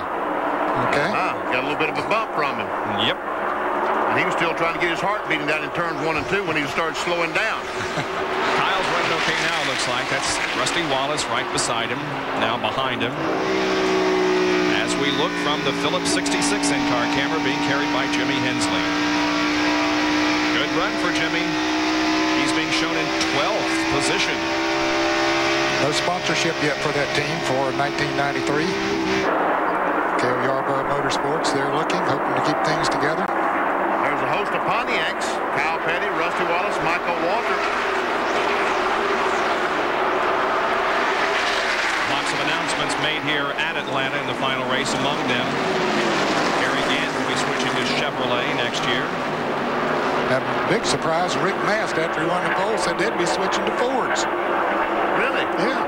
Huh. The Richard Jackson team. And also Bill Davis, remember, he's the guy that owns the number 1 car, the Baby Ruth Ford on the Busch Grand National Circuit. He signed a 5-year deal with Maxwell House as Bobby Labonte as his driver to run Winston Cup. 5 years. And the worst-kept secret in racing, Rick Wilson as the replacement for Richard Petty. That was officially announced on Thursday. Derek Cope very high in turns 1 and 2. Almost got the wall in the Pure Later Chevrolet. Watching Harry Gant, Bill Elliott, and back up to speed. Now, we don't see him on the screen, but I said a moment ago, looked like he had a problem. I think he was just trying to get his heart pumping again, get his composure. That's why he's slowing down in 1 and 2. 2, 3, 4, and 5 right there. Allison, Gant, Elliott, and Kulwicki. The leader of the race is Mark Martin. Harry Gant, the Skull Bandit, had the best race car down here in March. Did not win the race. Bill Elliott won the race. Gant finished second, but he had by far the best race car. Now, if they can get it back to that level, he might be trouble.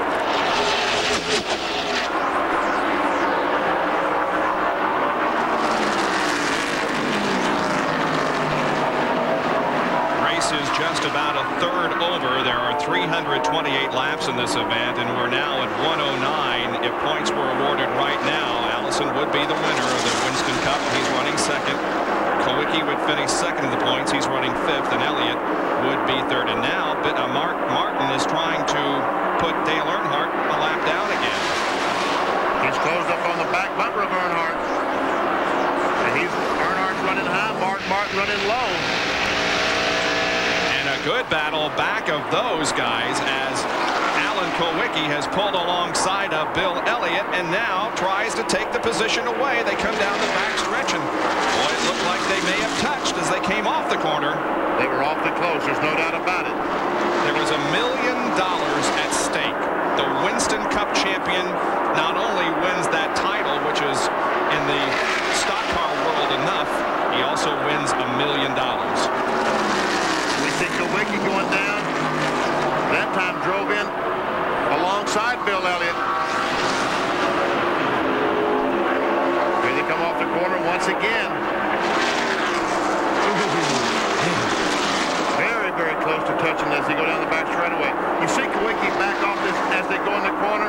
Remember that second lap crash between Brett Bodine and Rick Wilson? You see, he doesn't want to go in there and not have that air to lean on. That's why he backs off going in the corner. Now, Allen, I was going to say gets cleanly around him, but no, Elliott just won't give up while Ricky Rudd says, I may make this a 3-horse race. Did I say Rick Wilson? I meant Rick Mast. You can say Rick Wilson next year.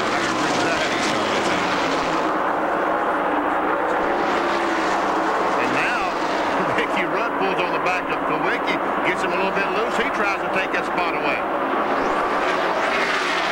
Remember a year ago at this time, Ricky Rudd was in the thick of the points battle, but 1992 has not been as good to him. He is 7th in points, and John Kernan is with the King. Well, Richard Petty is sitting down here in the garage area. Richard, they're working on the car. Apparently, you're okay, but you're going to try and get the SDP Pontiac fixed. Well, we're looking to see what's going on. It busted the oil cooler in the radiator and caught on fire, and I drove down there to a fire truck and got it put out. But I don't know that when it busted the oil cooler that it didn't run out of oil and mess up the bearings. So first thing I got to do is put it back together and then crank it up, and still got oil pressure. We might go out and run a few laps. The oil pressure's messed up. Naturally, that's all over with, but no front fenders or nothing on it right now. It's tore up pretty bad. You know, you'd rather go out in a blaze of glory, but you're almost out in a blaze today. Yeah, it wasn't the kind of blaze of glory I wanted to go out in, but the main thing is nobody got hurt in the wreck, and I've spent 35 years doing this, and I'm still walking around talking, so good Lord looked after me for a long time. Now, if you don't get it fixed to get back out, will you still be hanging around for the end of the race ceremonies that were scheduled? Well, we'll sort of play that beer according to what everybody wants to do, and we'll take care of everybody. All right, Richard Petty, despite the car catching on fire and sitting here in the garage in his last race, manages to flash that famous Petty smile. And I hope that they can get that car back out and running. I would like to see the car on the racetrack when the checkered flag drops. Well, Mark Martin is still the leader of the race, and he has not yet put Dale Earnhardt a lap down, and Dale is in 15th. He was alongside Earnhardt just a moment ago, not able to get by. But now that those tires have heated up, Earnhardt is running that high groove again, and he's been able to pull away just a little bit. Let's watch the telemetry one more time. 183. 190 miles an hour just at the end of the back straightaway. And that was just about the same as it was early in the race, as the sun will start to play a factor in this race, and in fact it is already. I tell you what, it's going to be miserable at the last 100 miles of this race. The drivers will be driving in turn 3 with very little visibility. say Easy for you to say. Yeah, easy for me to say. Bill Elliott has just taken 3rd position from Harry Gant. Gant is 4th, Kawicki is 5th, and the top 5 are all in the points race. This is an incredible adventure on a Sunday afternoon for NASCAR Winston Cup Racing, and we're delighted you can join us. Back in just a moment.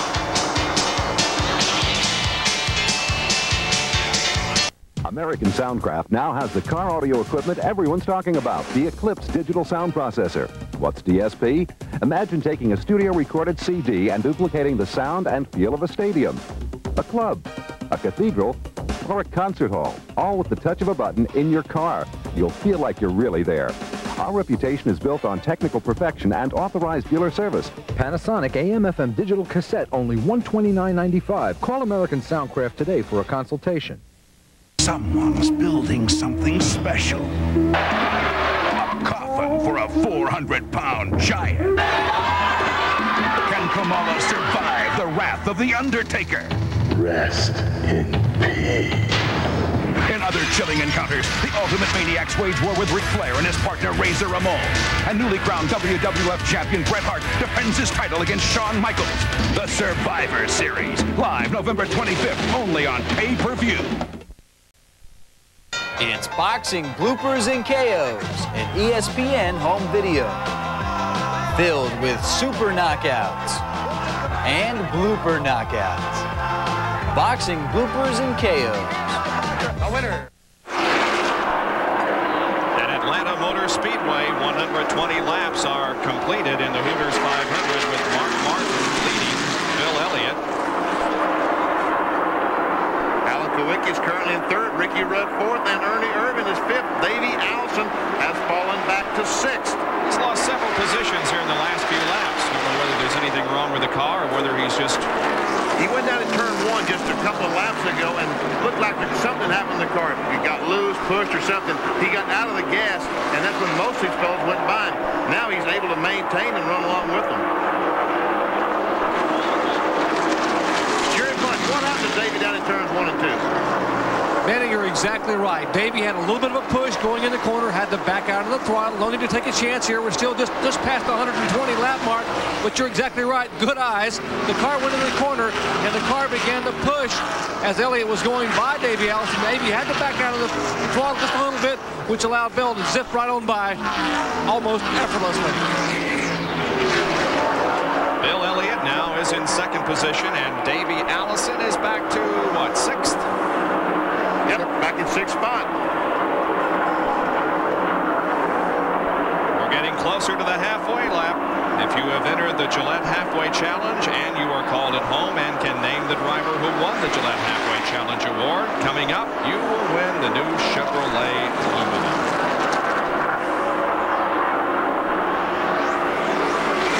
There's our leader, Mark Martin of Babylon Ford.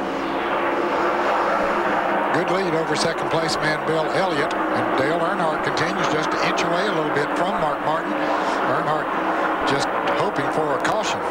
He's already made up 1 lap, now wants to make up the other one. Earnhardt might have the fastest car on the racetrack currently. Yep.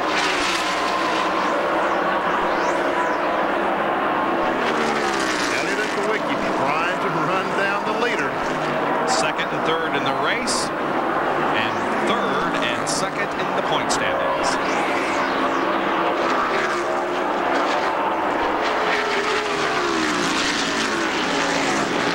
I wonder if they're asking, in Bill Elliott's situation, asking Tim Brewer, Alan Kawicki's situation, asking Paul Andrews, their crew chiefs, what's happening to Davey? Where is he? What's he running? I wonder if they're asking every lap, where's Davey? I wonder if they're keeping track. Are they just concentrating on what they're about, their job? Well, I don't know whether or not the drivers know, but you fans at home sure know, because we keep you updated as to the points as of right now.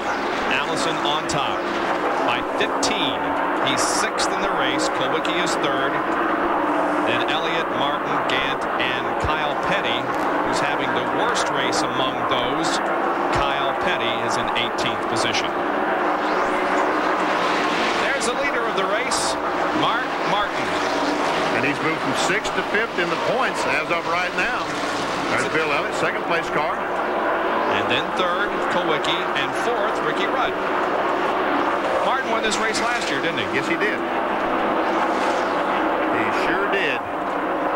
When Dale Earnhardt won the second straight championship.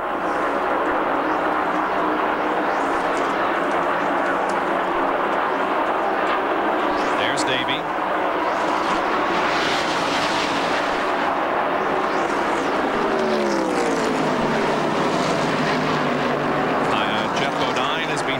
Lake Speed. Lake's having a pretty good run. Having a great run in that Purex Ford. Brand new race car, Lake told me. First trip out for it. He's a lap down in 16th position. Some of those guys that made that early pit stop. Yep. Yeah, there were a bunch of good cars. Kyle Petty was one of them that got caught down in that position. And they had no choice. They were out of gas. Yep. Earnhardt, that's how he got 2 laps down. He ran out of gas, and they couldn't get the car restarted. He lost 2 laps on that first pit stop, where most of them only lost to 1 lap.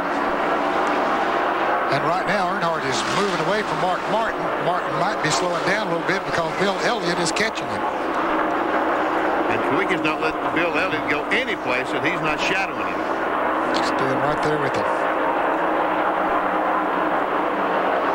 Well, we timed 5 consecutive laps and now bring you the results with a Big A Auto Parts on-track interval. We timed Martin and Elliott to see whether or not the interval was closing down, and indeed it did close down on 5 consecutive laps. It went from an interval of 2.4 seconds on lap 120 down to 1.8 seconds on lap 124. Just a tick over a half a second. And we can see how consistent Bill Elliott was. 32-1 every lap except that one, and that's when he passed the slower car, I'm sure. Now we'll show you the interval between those second and third place competitors and the leader, Mark Martin. Not very much racetrack between them. No. I tell you what, this has been a classic run for a championship. Bill Elliott, Alan Kawicki, we couldn't ask any to do any more than they're doing. Just as hard as they can go each and every lap. And I'm not a big cliche fan, and I almost hesitate to say this, but I don't know how else to make the point that the cream has risen to the top in this race, because the guys that are running for the points championship are running right up there toward the front and in the front in some cases. And Dale Earnhardt he would definitely like to get a victory today, trying to salvage some of his season in 1992. Only 1 victory for the defending Winston Cup champion this year.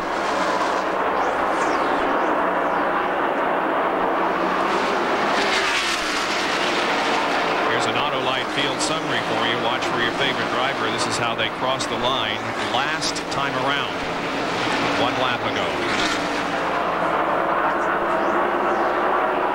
Dale Earnhardt back in 15th on the lead lap. There's Dale.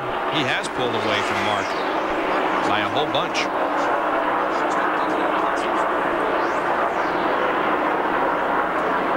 There goes Earnhardt. Dick Trickle's out of the race. And Ricky Rudd is slowing. Our 4th place car slowing dramatically.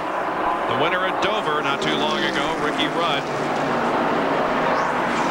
The guy that is 7th in the point standings is off the pace, and the report is he's lost his power steering. Oh, man.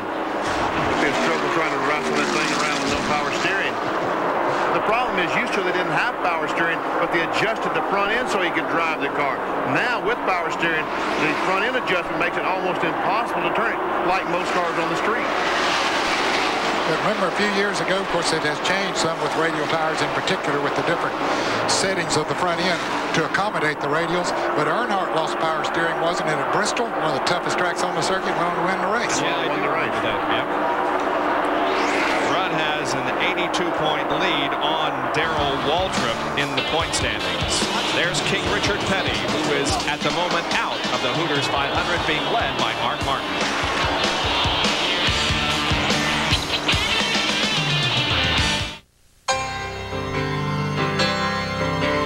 Look for the sign. Professional service. Red, blue, and white. A friendly face. It's a good sign. Your Big A Pro. Keeps your car running right. Nice to know he uses top quality Big A parts. Big sign that keeps your car running right. Someone to depend on when you need to depend on your car.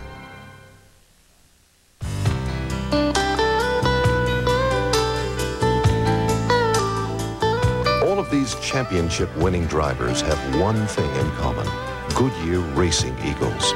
The race-winning technology that's found in the Goodyear Racing Eagles can also be found in the world's best-selling line of high-performance street tires, Goodyear Eagle Street Radials. The champions know, and it's why we say the best tires in the world have Goodyear written all over them. Okay, so these guys may know a little more than we do about Bud. It's the rice. It's the hops. It's the rice. But of course, we know a lot about other things. Hi, can I buy you something to drink? Yeah, like maybe a light beer? Budweiser. Or maybe you'd like a Bud. Someday, boy, you're gonna learn from your mistakes. As a truck company for 90 years, we understand the value of a strong frame. A reassuring strength for towing, whether you're on road or off road.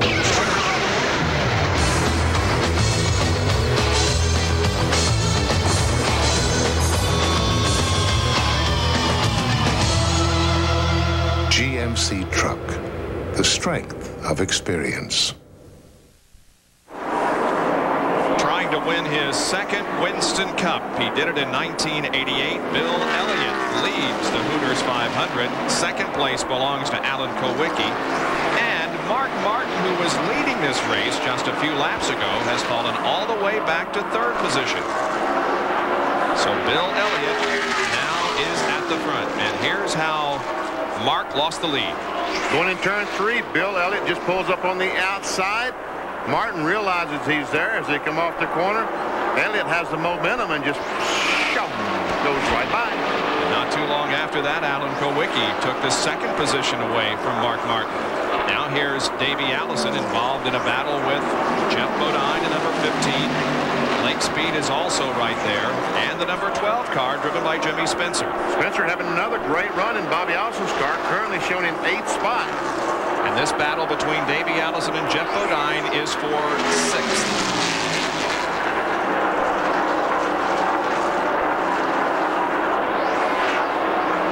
So Bodine could get by, Spencer get by, put him back to 8th. Ooh, that tighten up this point down, wouldn't it? It would appear to me that several of these cars need pit stops. We're going to be expecting that. Won't be long, I tell you. Another 8 or 10 laps. Like Bodine is able to make the pass. He has. Now Davey's back in 7th. Yep. While we watch this, we will tell you that Ricky Rudd has been able to hold on to 5th position despite the loss of the power steering a few laps ago. I think he adjusted to it pretty quickly. It had to be a shock when that thing went out. You know, what in the world has gone wrong here? Yep. Is it going to turn when it gets to the corner? But once he learned what it was, he has adjusted to it and still in 5th position. Little doubt as to who the sentimental favorite is to win this race and the championship today. It is Georgia's Bill Elliott from Dawsonville. Now there's 2nd and 3rd, Kowicki, a Wisconsin driver, and Mark Martin, originally from Indiana. Jerry, what's the problem on that car? Well, Mark Martin has radioed and told his crew the car is getting very, very loose. Steve Mills told me they will plan to bring him in around lap 147. That's about 4 laps, about 3.5 laps away. So we'll watch and see him and bring the Valvoline car in and put some fresh tires on in about 3 laps.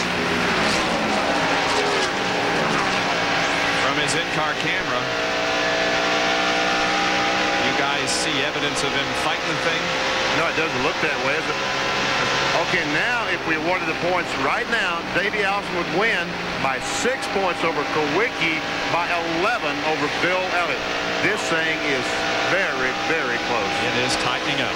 Whoa. 6 points. There's Davey.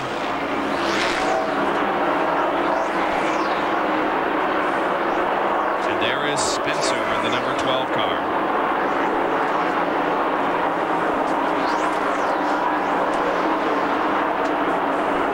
Speed.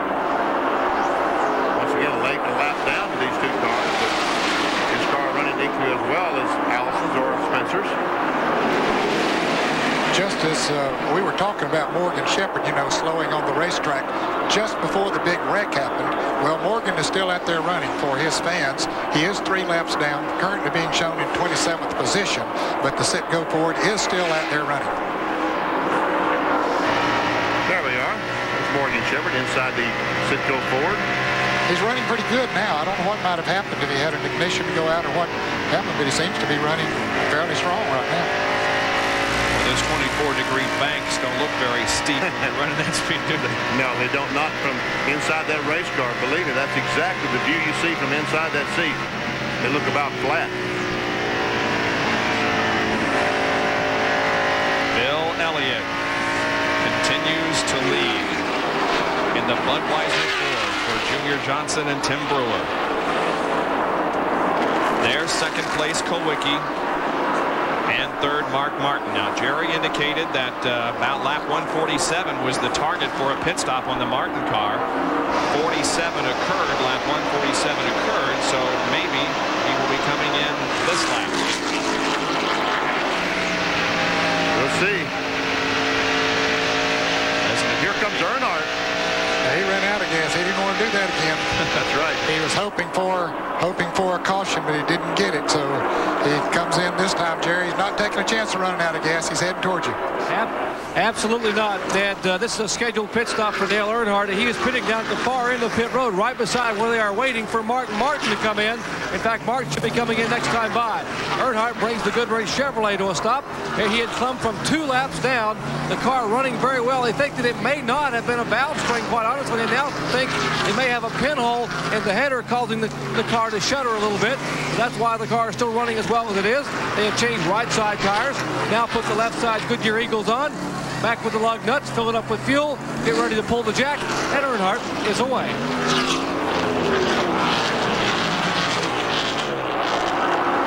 Now he'll find himself until the leader's pit about 2 laps down.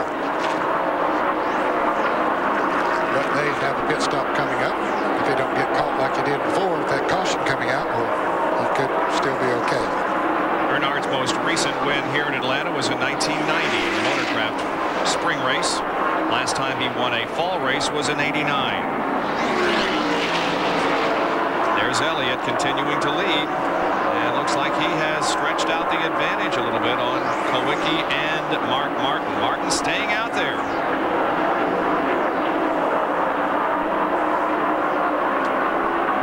Now Martin's car seems to be running. Now he's coming in now. He's coming in the pits this lap.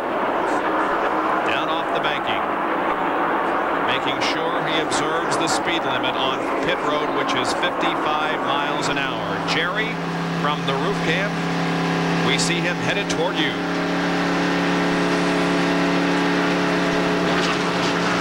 And Mark Martin was trying to make this car last as many laps as he could, realizing the other riders should be in between lap 154 and 157. He made it 3 extra laps, but the car was just going away.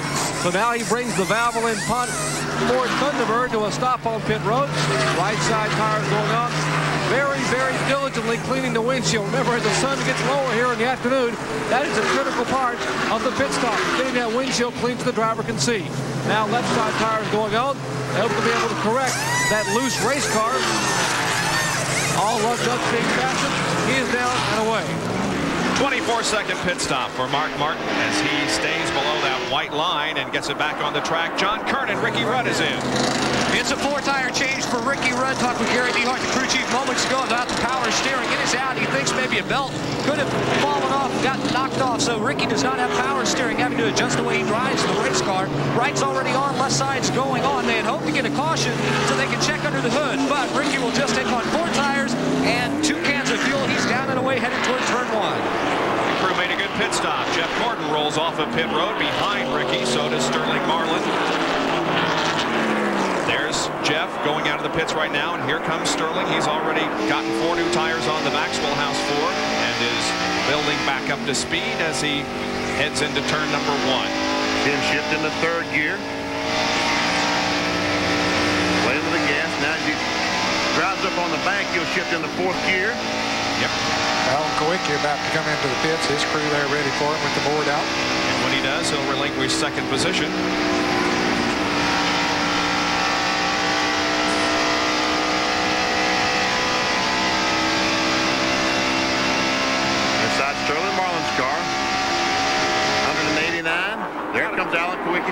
Smiths and Jerry Bunch coming towards you. And remember, Benny Parsons, he does not have first gear.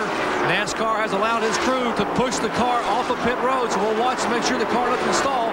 That could cost him some valuable time, maybe even a lap, if the car were to stall. Here's Kowicki bringing the car number 7 in, hoping to pick up a win and a championship. Paul Andrews with the crew now. Danny Glad, go to work. We would expect to see a routine 4-tire change. Right by Kowicki, Davey Allison brings the Haviland Ford Thunderbird. They are pitting nose to tail here on pit road. 7 on the bottom of your screen, 28 on the top. They have already put the left side tires down on Kowicki's car. He pushes into the stiff. The car does fire and pulls away. They are still now working on the Davey Allison Haviland Ford Thunderbird, our point leader, getting left side tire. Crew very, very deliberate to make sure every lug nut is fastened. Davey puts it back in gear, spins the tires, and he's away. Allison moving back out. Others are making stops now. Terry Labonte brings his car into pit road. There is Terry in the Sunoco car. John Kernan right there. This will be another 4-tire change, making sure that they get the windshield clean. Paul Beckett, the PR man out there, actually doing windshield service today. Right side's already on, left's going on. Jimmy Spencer, guys, is a car to watch. He just came in and only changed right side tires 1 lap ago. Terry Labonte is now finished with pit work, and he is headed down pit road. Well, Terry Labonte started this race from 6th position, and here comes Bill Elliott. The leader is on pit road. Again, slowing to make sure he observes the speed limit. Jerry. And a 4-time winner in Atlanta Motor Speedway and the favorite son of many of the Georgia faithful in this capacity crowd today. Watch and wait as the Budweiser Ford Thunderbird comes to a halt.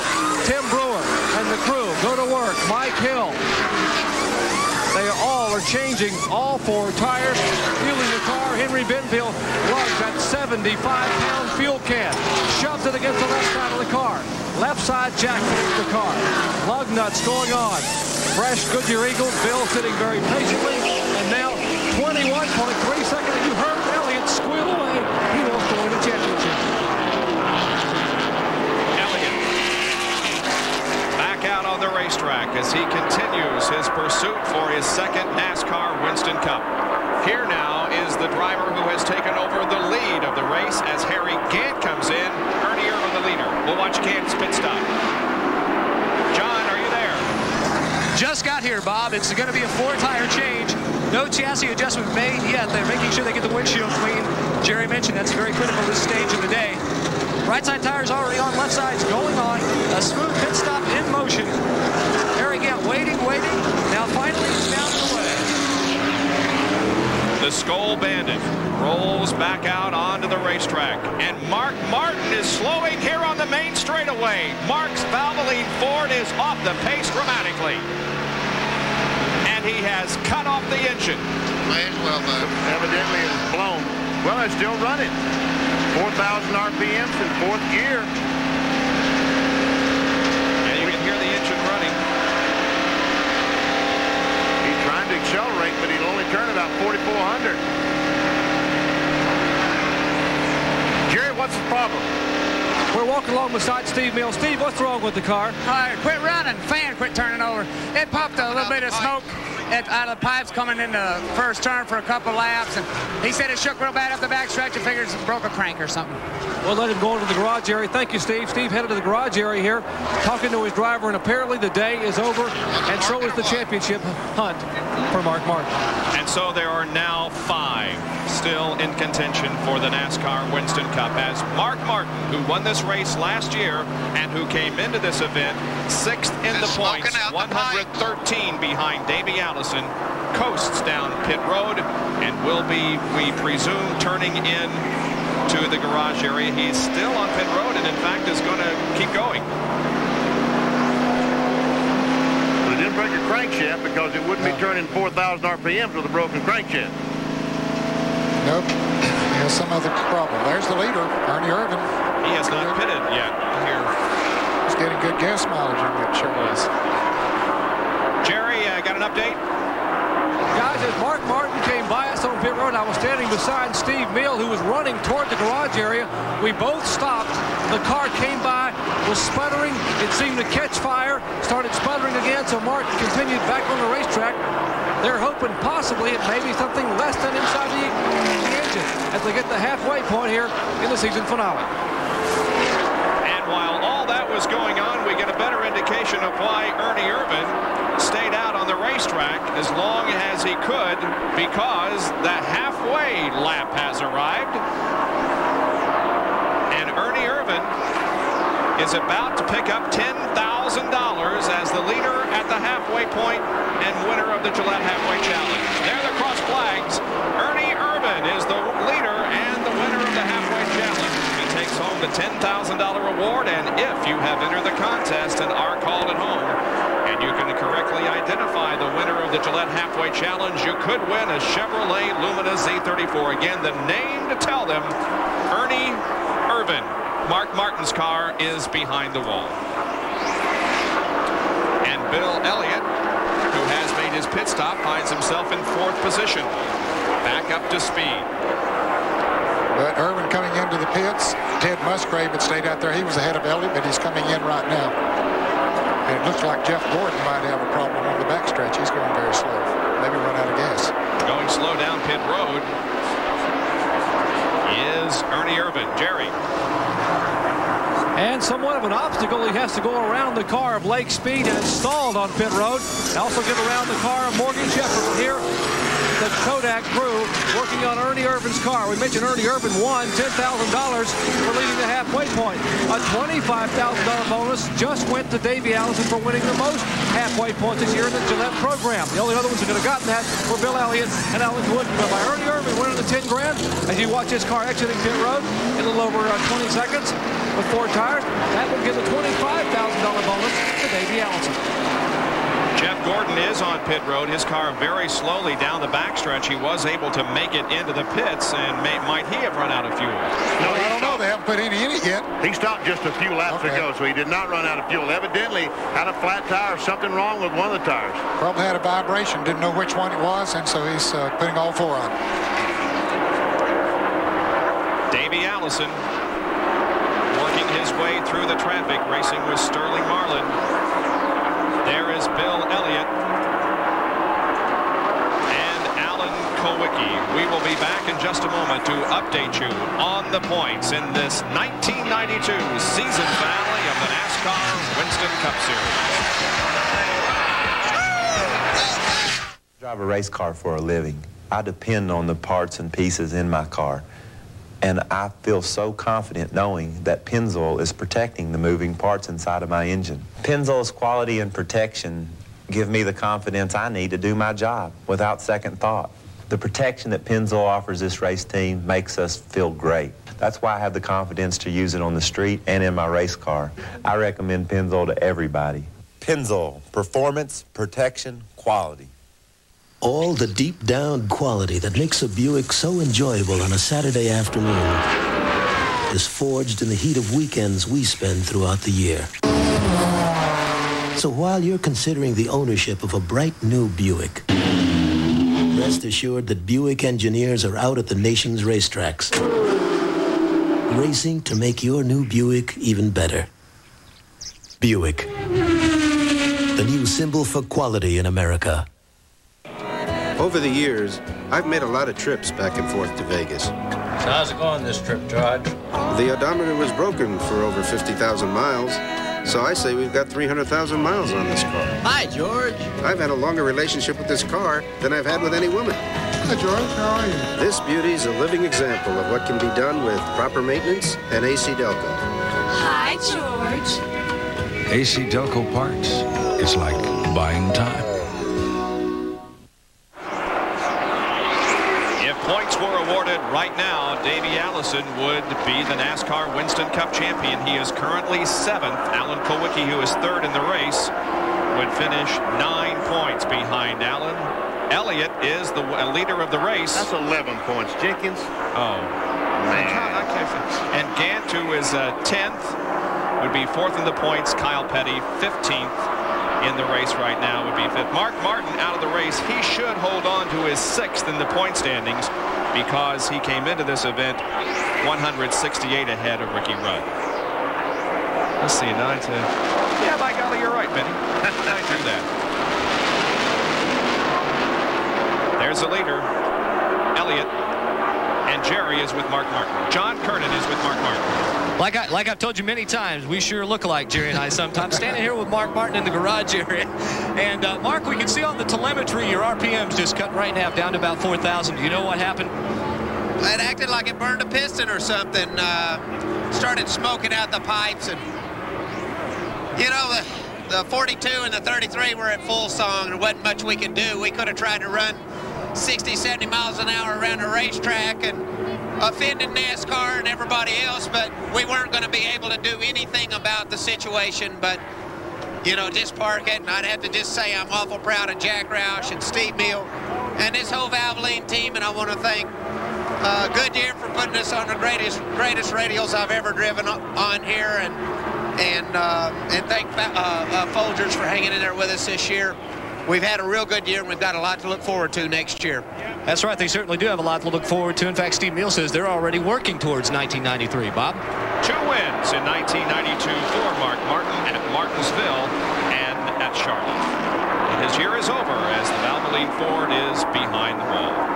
Well, things have kind of settled down here as we have completed 174 laps on this event. Bill Elliott is leading over Alan Kowicki. We'll be back in just a moment. It was 8 o'clock in there, right? Yeah. My truck wouldn't start. And the lights worked, but the engine wouldn't turn over. So I figured it must be the starter, right? Well, I went to AutoZone.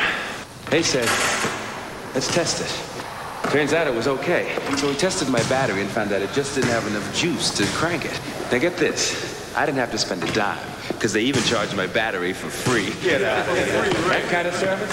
Hey, you just can't beat it. Racing. I can't explain it. You're kind of in a limbo zone. Time's different. Speed's different. Everything works different. It sounds totally cosmic. It's out there somewhere. Kyle Petty and Mellow Yellow. There's nothing mellow about him. Richard Petty, the only driver ever to win 200 Winston Cup races, all on champion spark plugs. Jerry, your help out here really does make a difference in the way I run. Well, Richard, this is our testing ground. It makes a difference in the way we build our spark plugs, too. They work for me in both my cars. Whether I'm racing or going home, I depend on Champion spark plugs. Champion, no matter what you drive. The Texaco Haviland crew of Davey Allison watches their driver very closely. They have been told that there may be a problem with the car. Now there is Rusty Wallace on the racetrack trying to pass him. Davey hasn't seemed to have slowed up very much, but we'll watch that situation very carefully. Jerry, can you update us? While we were in commercial, Bob, Davey just yelled to the crew, I think I've run over something on the track and cut a left front tire. They all scampered up to the pit wall with tires. Davey said, wait a minute. He said, it may not be cut. It may just be a vibrating exhaust pipe. So he ran another lap. He backed off the throttle for about half a lap. And he came back to full throttle. I think it's okay, guys. I believe we're going to be all right. So everyone's heart skipped a beat down here in the Haviland pit. But he has dropped from 6th to 9th position,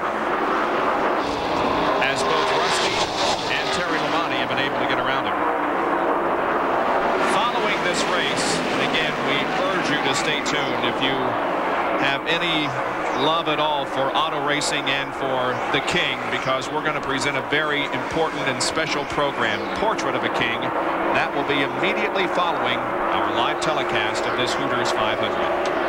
Dave Despain will be hosting that program, and it is a dandy. Elliott, the Georgia native, in front of his hometown fans, leads the Hooters 500. Alan Kowicki not too far behind in second place. He's only about 15 car lengths behind Bill. He's steadily, inch by inch, gaining on the Budweiser Ford. And when I mean inch by inch, that's basically what it is, just inches. Not too far in front. You saw him there. Harry Gant is about to go a lap down. Dale Earnhardt just went around Harry Gant, so he has made up a lap on him. Really, Earnhardt's still running out in front of Elliott, and so now Gant has dropped to 12th. Earnhardt is 11th, but not too far from going a lap down. Gant's car is definitely off the pace a little bit now from what it was earlier. There's Dale Earnhardt, who led earlier in this event, then lost a lap and gained it back. Lost 2 laps, really. He was down 2 laps at one time, but has got both of them back. He still needs a caution. And there is Harry Gant, who is 12th, and the last car on the lead lap as Bill Elliott tries now to lap him, making it just 11 cars on the lead lap. Well, he closed right up on the back of Harry Gant, and here he goes on the outside of Harry, puts him a lap down. Dave Marcus, now he'll try to pass him. Dave is running in 19th position. By the way, if you're just joining us, it's 3 o'clock Eastern Time, and if you are just joining us, the situation is that King Richard Petty went out in a blaze of glory, but not the blaze that he wanted to. The car caught fire after he was involved in an accident here on the main straightaway. Richard is okay. However, the car is out of the race. Bill Elliott leads this event. Alan Kulwicki is in 2nd position. Davey Allison is in 8th. So it's still very much a heated points battle. Now our Western Auto race recap.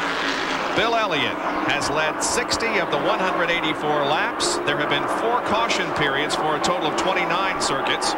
There are 12 cars, make that 11 now on the lead lap, as Harry Gant has gone a lap down.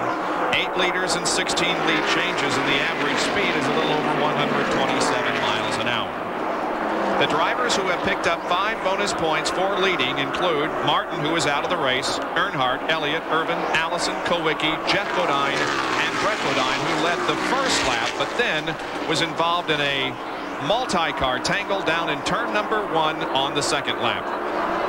Out of the race, Strickland and Brett Bodine were both taken to a local hospital to be checked up. They were not seriously injured. Stanley Smith, Dick Trickle, Ken Schrader, Bob Shack, Richard Petty, Wally Dallenbach, Rich Bickle, and Jeff Gordon have all gone to the garage area. Jeff Gordon, the most recent. Tony Glover leads the Mechanic of the Year standings from Western Auto, as we see Harry Gant in the pits in the upper left of your screen. Steve Meal is 2nd in the Mechanic of the Year standings, followed by Donnie Richardson, Danny Glad, and Tim Brewer. Unscheduled pit stop for Harry Gant in the Skoal-Landed Oldsmobile. He had slowed on the racetrack, not dramatically, but he was definitely off the pace a little bit. Apparently had a vibration or something, and could be a bad shock, but he thought maybe it could be tires, so they've changed all 4 tires now. We'll see. Keeping you updated on the point situation all race long. If they were awarded right now, Allison would have a 2-point victory. And Elliott and Kulwicki would be tied for 2 second. points behind. Wow, you can't get much closer than this. Here's Jerry Punch. Guys, you think we're watching it upstairs? I'm in the Davey Allison pit. Now, this statistical sheet you're looking at right here was developed by Bob Lafford, who actually helped develop the current point system way back in 1975. We have Davey Allison in this column, Alan Kulwicki, and Bill Elliott. Davey Allison currently, what, an 8th spot? That's how many points he would have. And if you turn and look at Alan Kulwicki in 2nd or an Elliott in 1st, that's what he would have. So they are watching very closely a statistical chart here to see every single spot counts, and every single heart is beating rather quickly here in the Allison pit, guys. And thank goodness for people like Nelson Crozier, who was holding that sheet. Nelson's one of those behind-the-scenes guys that play a very valuable role in presenting these NASCAR Winston Cup telecasts to you throughout the season. Bill Elliott of the Budweiser Ford leads the Hooters 500 as Jeff Gordon has dropped out of his first NASCAR Winston Cup race. S&B Manufacturers Warehouse now open to the public. Buy direct. $99 all-wool men's suits. That's right, $99. Comparative values to $350. Entire inventory, 9,000 suits, $99 to $119, none higher. S&B Manufacturers Warehouse is now open to the public. 3 days a week only, Friday, Saturday, and Sunday. Buy direct. Call 1-800-834-MENS. Off Route 110, 1 block south of Adventureland. Remember, for information, call 1-800-834-MENS for our all-wool $99 suits. Attention motorists. If your engine sounds like this, don't trade your car, trade your engine. Your car can feel like new with a precision remanufactured engine from Motorworks of Westbury and Valley Stream. Our expert technicians will replace your worn-out engine with a factory-tested remanufactured engine guaranteed for 12,000 miles. We're the nation's largest chain of engine installation centers. That's all we do. So whether you own a passenger car, van, truck, or commercial vehicle, call for a free price quote to change this into this. Motorworks of Westbury and Valley Stream. ESPN Sunday Night NFL. It's football that's in your face. When the moon comes out, ESPN is in your face. ESPN Sunday Night NFL.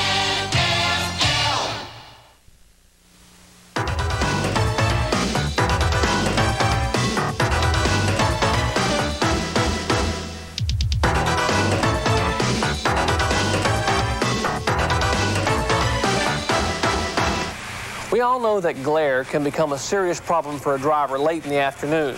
Well, in your past, the solution was quite simple. You merely tint a major portion of the right side of your windshield, thereby minimizing the glare from the setting sun across the turn. See, NASCAR thought this may be a safety hazard because a driver following behind Richard Petty in his STP Pontiac might not be able to see through this heavily tinted area to a car spinning or maybe a blown engine up front. So in 1992, they said no more tint across the bulk of the windshield. You basically have been limited to a factory tinting job. The upper 5 inches here is all you can tint. This increases visibility for cars and drivers following Richard Petty. They can see through the front of his windshield to a possible problem up front, but also they can see inside the cockpit now, as Richard may decide to use a hand signal to wave and say, hey, I've got a problem or I'm slowing down. Both cars in front and behind can see that. So a new 1992 NASCAR rule to improve safety on the racetrack. And that's a very important piece of information because of the sun that becomes a major problem here in the late afternoon, and we are just about to that point. It's no problem now. We're going down to turn 1. But watch this. If we can stay with him until he gets to the back straightaway, you're going to see just what a problem it can be. We're only about halfway of the race, just a little over halfway. It's going to get worse every minute until the end of the race. Now it goes into turn 3. We can see as he drives into the sun, and as I said, it gets worse every lap.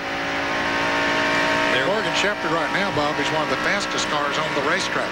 The Citgo Ford is really running fast, but he's 3 laps down, unfortunately. But whatever the problem was, they got it fixed. Yeah, he is in 22nd position, but back up to speed. Here's an Autolite field summary for you. Watch for your favorite driver.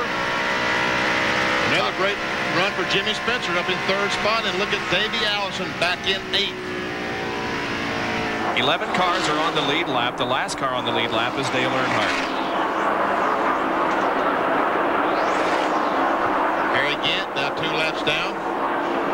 Bobby Hillin in the 90 car, sponsored today by Wrangler. Remember Wrangler jeans that was Earnhardt's sponsor for so long?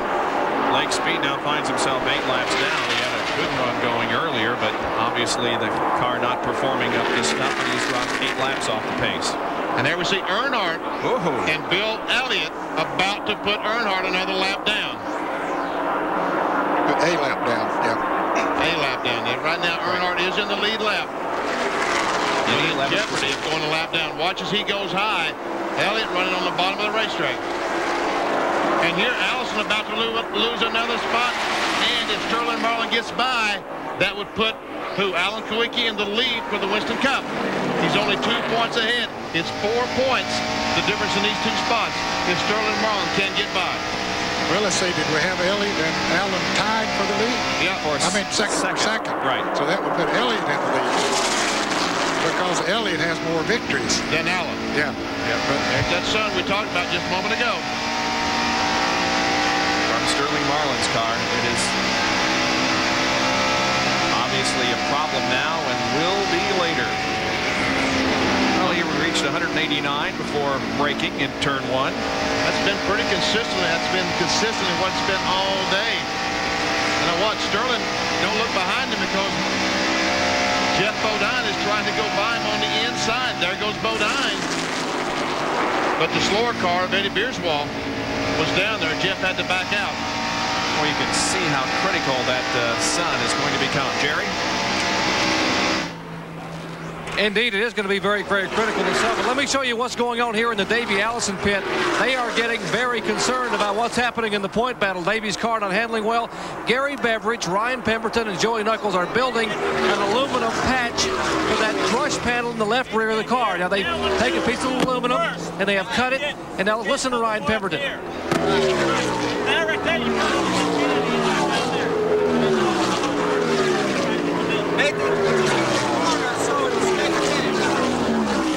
They're saying the car catches wind going in the corner and pitches to one side, causing Davey to lose a lot of time. And they're going to try to come in on the next scheduled stop, pull the left rear fender away, put this aluminum patch in, and hope that it works. Well, you pull out all stops in the final race. It's an aluminum bracket for the brake.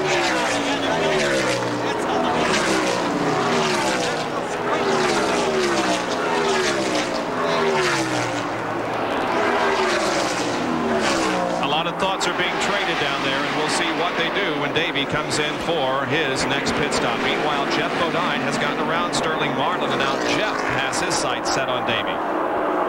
And he is much faster than Davey Allison right now. Race for 8th spot. Oh, and a car to the wall. It's Dale Earnhardt in turn 2. And this is the caution that Davey needed to come in and get that work done if they're going to do it. Boy, oh boy. Davey, you're living right today. Gets a caution flag at the right time. Bill Elliott had just put a lap on Dale Earnhardt. Earnhardt's car is moving at the bottom of the racetrack down the backstretch, but he made contact with the wall in turn 2. Looks like you got the left side pretty flat. Looks like the left side has been flattened out on that race car. Yep. It's our 5th caution of the day, and it comes on lap 203. As we're 125 laps away from the conclusion of this race. Joey Knuckles wearing the crew cam, waiting on Davey to come in. We see Larry McReynolds. That's Larry, the crew chief, talking to Davey, telling Davey what they're planning on doing when he comes in the pits. Still talking to Davey. Now the pace car has picked up the field, so the next time they'll be coming in the pits. The pits will be open. There's the pace car with the field in tow, coming through corner number 3 now, as Davey Allison catches up to the rear of the field. You think you've seen confusion before? Just wait till he gets in the pits and they start trying to drill holes and pop rivet and tape and man, oh man. I wish I was there just to watch it. We see it's got some damage on the left front of that car. Something's hit the left front. Well, Elliott, Kowicki, Spencer, Irvin, Rudd, Rusty Wallace, Terry Labonte, Allison, Jeff Bodine, and Sterling Marlin all are on pit road. Jerry, Davey is coming to you. And pit road is extremely busy right now. Here is Davey Allison in the pits, and the crew now going to work on the left front air dam. We're on the crew cam. Now you watch Joey Knuckles rip off that right front tire. Put the right front tire back in place. Meanwhile, the crew now hustling around, trying to pull some of the air dam out of the front of the car. And now they're 11 and 7 out both. And Elliott and Kowicki have exited pit road. Still working here on the Davey Allison car. They have pulled some of the sheet metal away. They're beating the air dam out in front of the car. Have replaced all 4 tires. Now using a major sledgehammer on the left rear. On the crew cam, they are fixing the front of the car. You're watching Joey Knuckles as he is trying to bend some of that front air dam away. Ryan Pemberton now and Knuckles working in unison, putting some tape on the car. Let's listen in.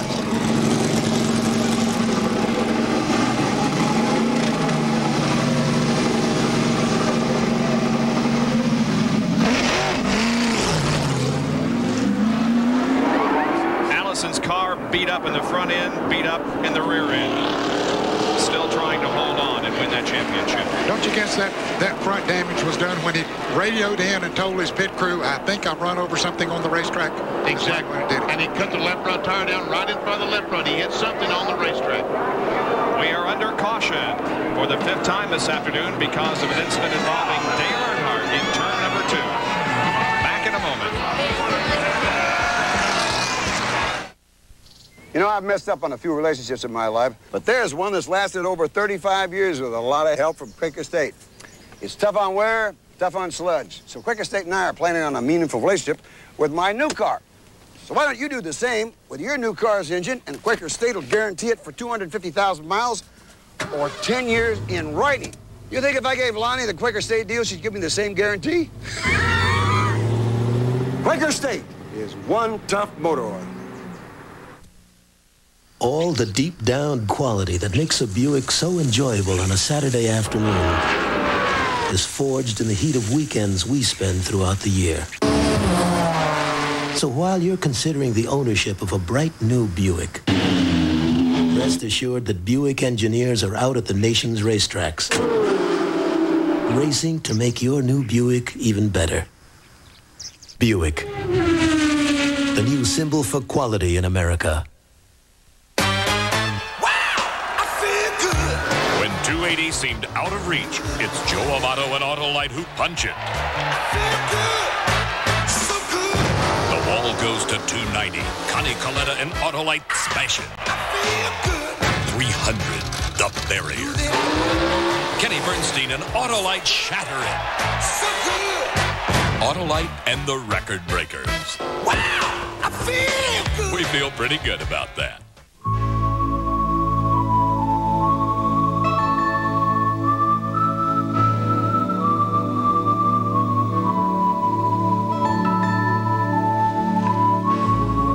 I was sure this year's father-son picnic was on Saturday, but they said no, it was definitely on Sunday. And you know, they never listen to me. Here's to wise men, wiser women, and comfortable blue jeans. Wrangler. Davey Allison pulls off pit road after his second visit there in this caution period. They have already signaled the field that they'll get the green flag next time around. So Davey will now start from the rear of the field, and if points were awarded right now, Bill Elliott and Alan Kulwicki would tie in points for the NASCAR Winston Cup Championship, but Elliott would get the crown because he's won more races. Allison, who is currently 10th in the standings, would finish in 3rd. 206 laps completed. Bill Elliott leading the race, Alan Kulwicki running second. We're seeing a race for $1 million. If that 7 can pass the 11, it's worth about $1.4 million. Whoa! That's pretty good sum of money. Pretty strong, isn't it? Just about to go green in the Hooters 500. The green will come out on lap 208. Poor Kulwicki knows that. He'd have a heart attack if he does, so don't tell him, whatever.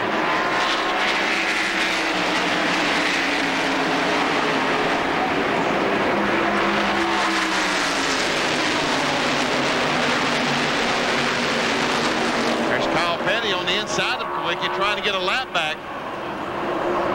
And we can see how these two cars running side by side.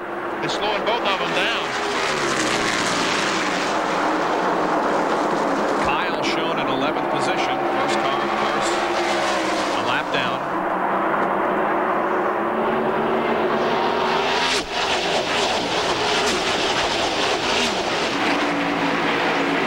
Jimmy Spencer and Ernie Irvin are battling for position.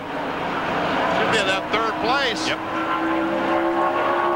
Dale Jarrett in car number 18 being shown 14th. Maybe a little contact there in the backstretch. It was close. Spencer goes by.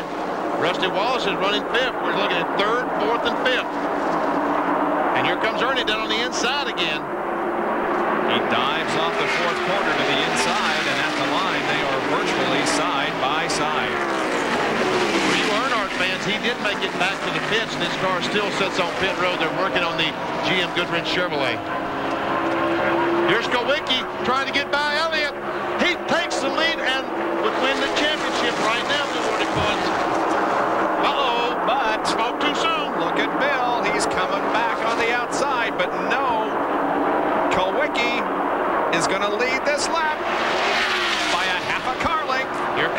back. Takes the lead back. That's the way to race for a championship. That's the way to go for a championship. And the fans at home, I hope, are loving it, because we are. And Ernie Irvin, watching all this, he's getting closer and closer. He sure is. Watch, he's right on the back bumper of both these cars now. Yeah, he wants to get up there and spoil that party. Kowicki holding the inside line and Elliott holding the high line. He just can't get up there. We can go up the racetrack and take the lead from Elliott.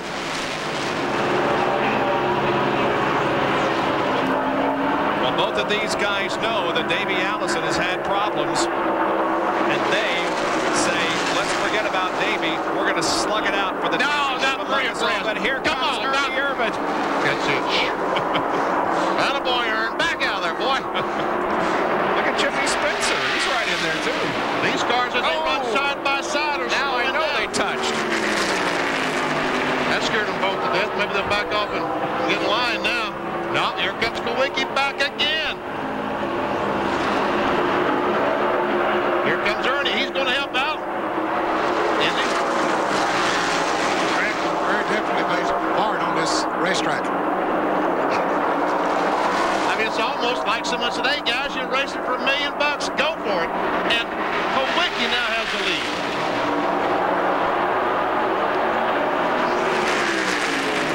Irvin to challenge Bill Elliott for second. And Ernie Irvin does pick up second position. I don't know, here comes Bill back. They're side by side, going in 3.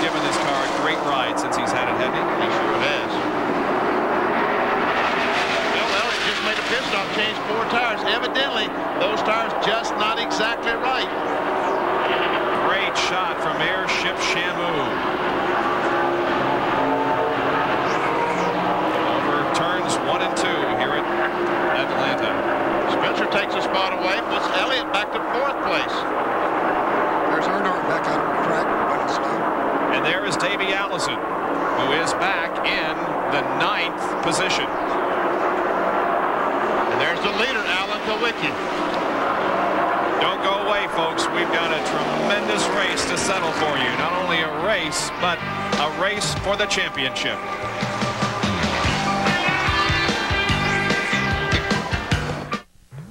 Oil. It's the lifeblood of your engine. That makes your oil filter your engine's most vital organ. That's why Fram keeps going the extra mile to make the best protection even better. The Fram Extra Guard oil filter. Unique glass fiber paper stops more dirt than any other filter for the best protection ever. Fram Extra Guard. American or import, it's an extra lease on life. Hi. You know why Quaker State asked me to be their spokesman? Because I'm tough. And Quaker State is tough, too. Tough on wear, tough on sludge. And if you use Quaker State in your new car's engine, they'll guarantee it for 250,000 miles or 10 years. In writing, Quaker State is one tough motor oil. So naturally they asked me, because I'm tough. I am tough, aren't I?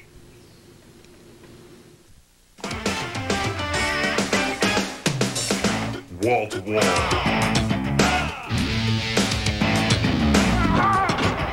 NCAA basketball action begins with tournament excitement on ESPN, the NIT.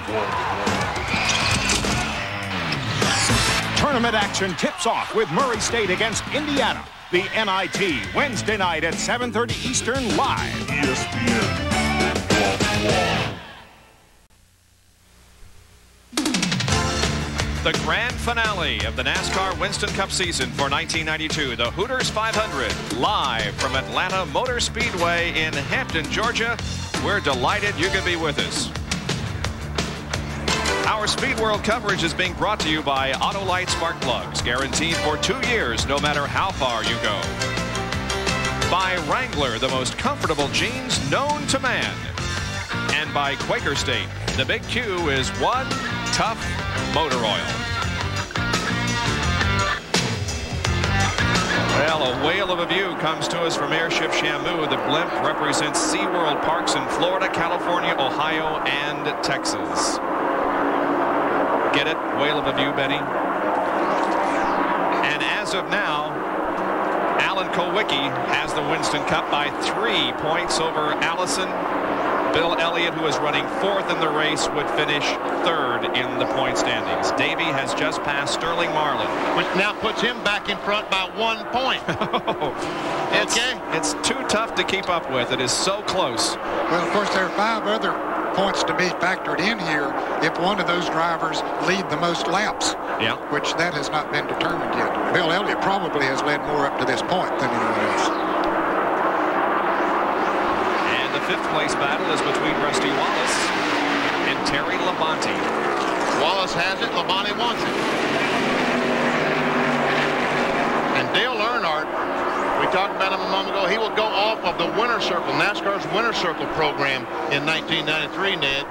Well, that's the first time probably in 10 years. In 10 years that car has been off the Winner Circle program. Only 9 cars are eligible, and there's been 9 cars this year that has won twice. Earnhardt only won once. You were talking about the driver who could pick up 5 bonus points for leading the most laps. At this point, Bill Elliott has led the most, 85. But we're not finished yet. In fact, we've got 105 laps to go. Speaking of Elliott, here he comes back. Jimmy Spencer passed him just a couple of laps ago. Now Elliott trying to get back by Spencer. Since Jimmy Spencer and Bobby Allison teamed up in this car at Charlotte, they have had a 4th, an 11th, a 5th, and currently Jimmy Spencer is running in 3rd position.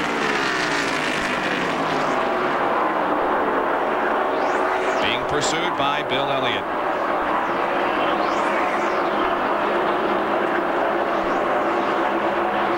If you tuned in the Busch Grand National race from Hickory last week and you saw Jimmy Spencer bump Joe Nemechek, everyone thought it was deliberate. I talked to Spencer about that, not on tape, but I talked to him about it. He said, I would never be that stupid. I like the boy. He said there was a car coming down pit road. Honest to God, I thought the guy was coming on the racetrack, so I went up in the middle of the racetrack. Here's a field snapshot as you watch for your favorite driver and use the clock to tell how far behind the leader he is running on the racetrack. We started the clock when the leader, Alan Kulwicki, tripped the line.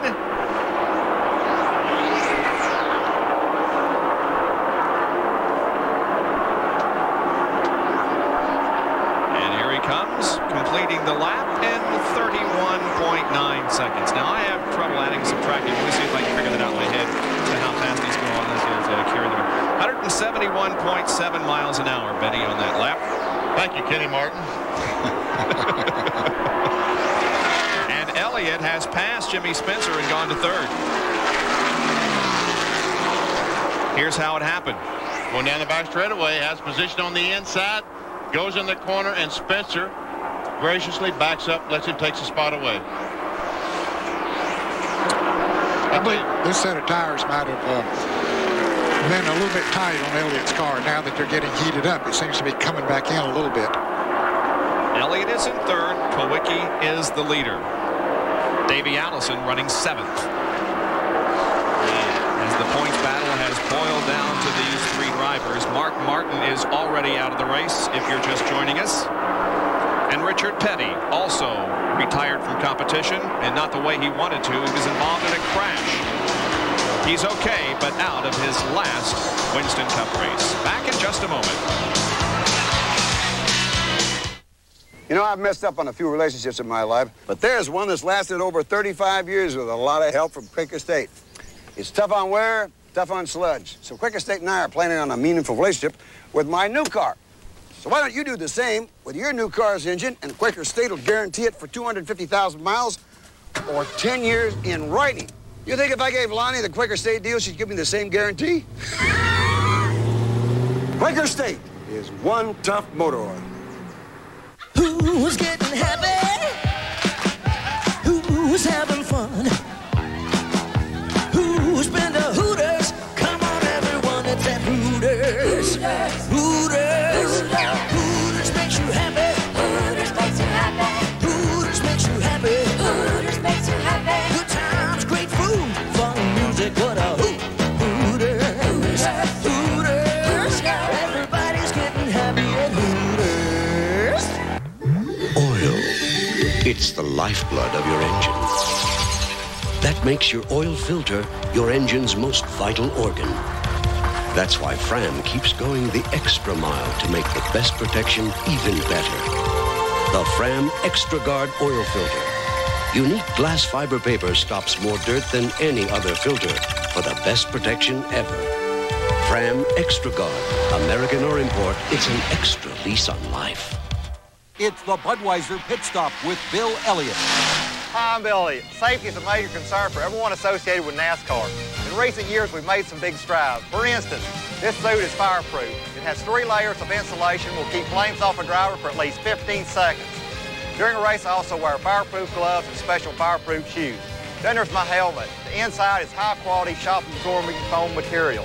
Drivers wear a lot of protective clothing during the race. Like they say, it's better to be safe than sorry. Welcome back to Atlanta Motor Speedway, where Alan Kulwicki in the Hooters Ford leads the Hooters 500. And the average speed of the race at this point is a little over 131 miles an hour. Bill Elliott is on the move. He has taken over second place from Ernie Irvan. Had 2 from the front-running cars and made pit stops. Jimmy Spencer just came in. Looked like they just topped the gas tank off. That doesn't make sense. What was that all about? I don't know. And Sterling Marlin was just in. They changed tires on his car. All kinds of interesting things going on here, and it has been an interesting race to this point. It got off on a very bad note because as they completed lap number 1, we had the first crash of the race. It involved Brett Bodine in number 26 and the pole sitter Rick Mast. Bodine with hard contact on the outside wall. Hut Strickland came along and hit Brett very, very hard. Both of those 2 drivers have been sent to a local hospital. During the fracas, it was Hut Strickland who hit the left rear of Davey Allison's car, upsetting the car somewhat. However, Davey has not let it bother him too much. Then later in the race, another multi-car tangle as Dick Trickle and Ken Schrader came down. Also involved Darrell Waltrip, Wally Dallenbach Jr., and King Richard Petty. You can see flames from a car in the middle of the straightaway. He took the car down to the inside of the racetrack and in fact parked it near a fire truck. But Richard Petty ended the final race of his 35-year career in that way. Richard was not injured, but it was a spectacular way to end a long and illustrious career. And this is how it looked from Richard Petty's perspective. He hit Rich Bickle in the back end, also made contact with another car, and then the flames became evident from the left front of the race car.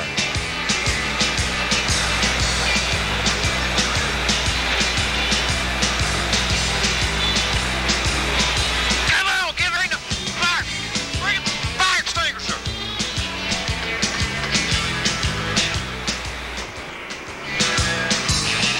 Richard Petty directing the fire extinguishers. And now we move to more recent activity as Alan Kulwicki was able to pass Bill Elliott just a few laps ago and take the lead of the Hooters 500. And that's the situation as we speak. Alan Kulwicki is in front. Bill Elliott is running second. And Ernie Irvan is running in third position. And there's a live shot of Alan Kulwicki down in turns 1 and 2, extra in turn 2.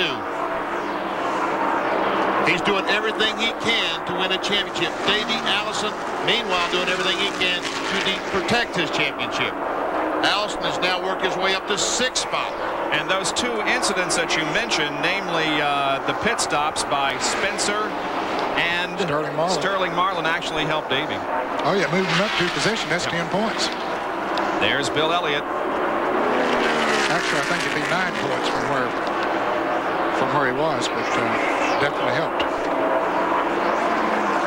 There's Elliott trying his best to do all he can do. He has led the most laps of anyone. Looking for the 28 car. There he is. Just ahead of Ricky Rudd. He has passed Rudd. And Rudd did fix his power steering problem the last time. Yeah, they had the hood up on the Tide Chevrolet, and they did make some repairs. Let's find out why Jimmy Spencer came in for some gas, John. Complicated than that, Bob. He came down on pit road because there was a big piece of paper stuck to the grill, and the engine was overheating. He may have stayed out a little bit too long because the crew just told me that they think the motor's about to blow. And also, Sterling Marlin changed 4 tires. He apparently felt like he had one going down. That's the update on the 12 car. Sterling Marlin, as mentioned, also came in for an unscheduled pit stops, and both of those came just 30 laps after their regularly scheduled pit stops.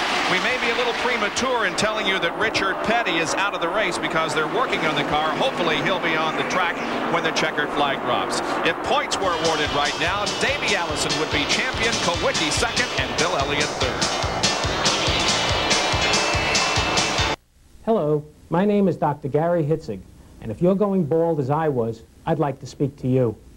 Now with the latest advances in hair transplants as developed by LI Medical Associates, such as blend grafting, which gives you a natural hairline using single or micro hair grafts, and baldness reduction, which immediately reduces the size of the balding area, we can give most everyone back their own living growing hair. These procedures are performed in the comfort of our office by our trained cosmetic surgeons. When first losing my hair, I investigated weaves, bonding, and systems. They were just wigs. I wanted my own growing hair, so I went to LI Medical Associates and got a hair transplant. I feel confident knowing that I'll never be bald again. And so will you. Our free informative brochure and consultation explains our techniques in detail. Just call 1-800-US-FOR-HAIR and join the thousands of people, including myself, who can honestly say, we will never go bald again.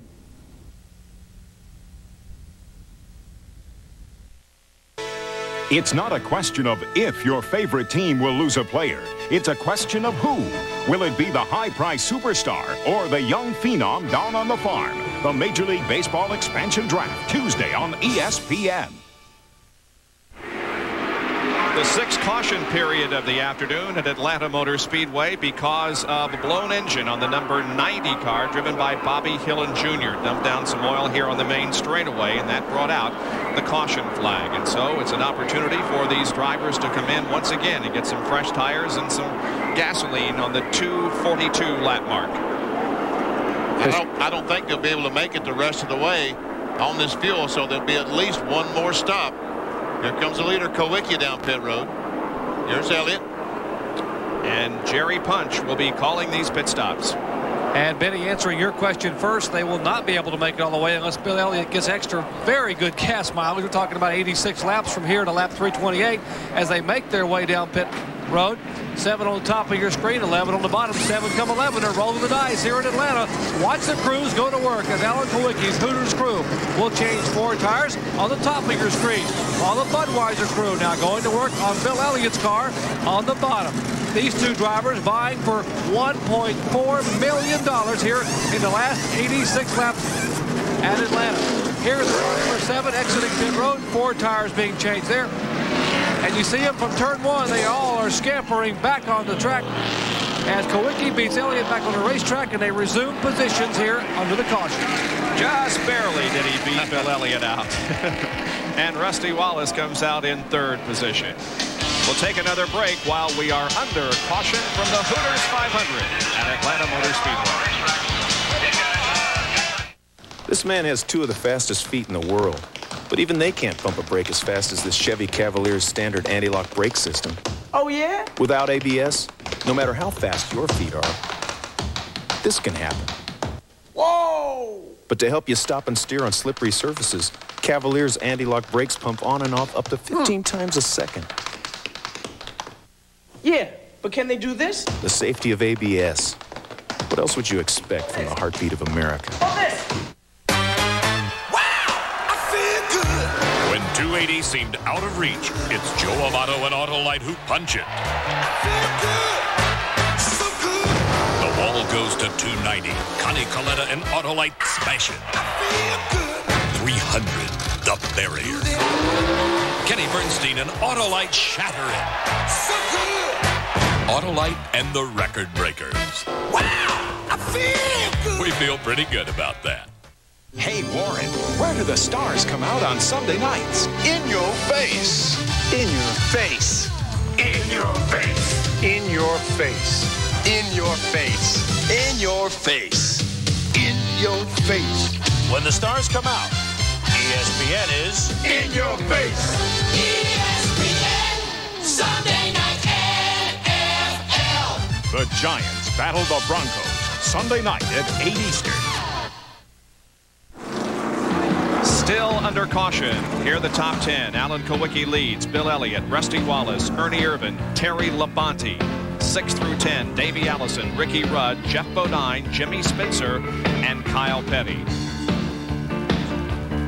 Beautiful overhead view of Atlanta Motor Speedway as a record crowd has gathered to watch this event. If points were awarded right now, Davey Allison would win the Winston Cup. Kowicki would finish second, then Elliott, Kyle Petty, Harry Gant, and Mark Martin. Davey Allison 6th, Kowicki is the leader, and Elliott is second at this point. Now tonight on ESPN at 8 o'clock Eastern Time, 5 o'clock Pacific, it's the New York Giants against the Denver Broncos. Don't miss it.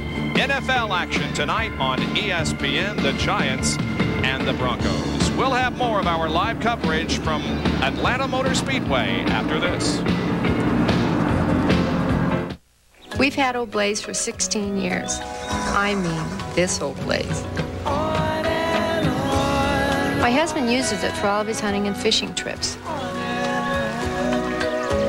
He and the dog absolutely love that car. Someday, when even AC Delco Parts can't keep it going, we'll just park it out back so he and the dog can sit in it and reminisce. AC Delco Parts. It's like buying time. With each new day, you find a way to be your best. Gillette Sensor for the closest, safest shave ever. You know you gotta be a little better than the rest. Only Gillette Sensor has spring-mounted twin blades that sense and adjust to every detail of every face. Gillette Sensor, when you're the best, there's no feeling like it. Gillette, the best a man can get. As a truck company for 90 years, we understand the value of a strong frame. A reassuring strength for towing, whether you're on-road or off-road.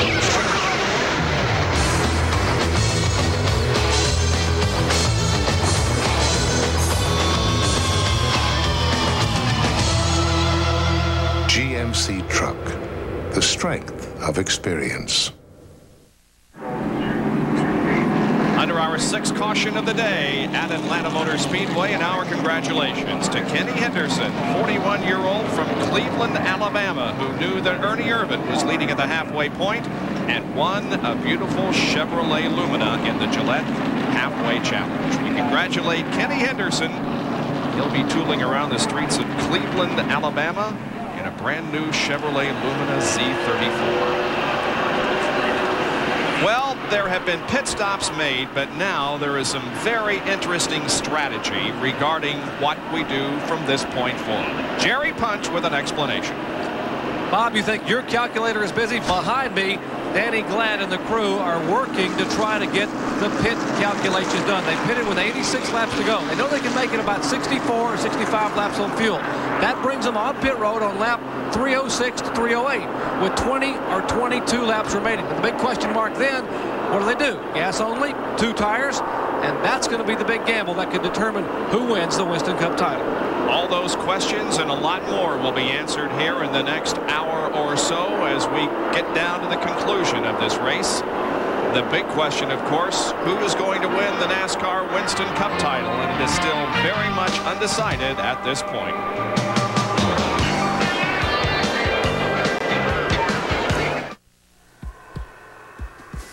This season, Bill Elliott's doing something he's never done before.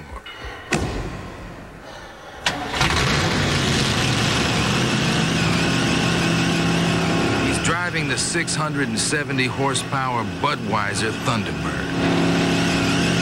But only after Junior says it's okay.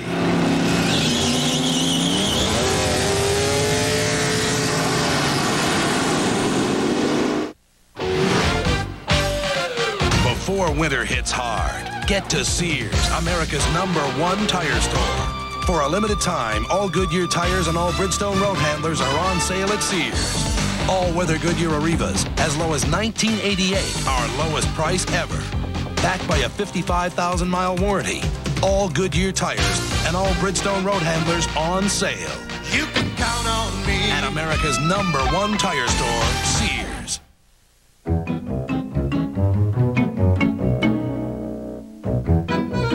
This is right. This looks familiar.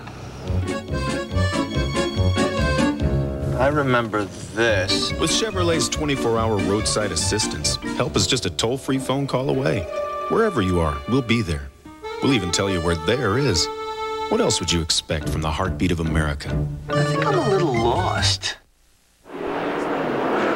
They've been told that they'll get the green flag next time around and will resume the Hooters 500, being led at the moment by Alan Kulwicki. Now, as of a couple of laps ago, and Kulwicki has led both of those, Elliott had led 85 laps, Martin 47, Earnhardt 44, and now Kulwicki has led 41.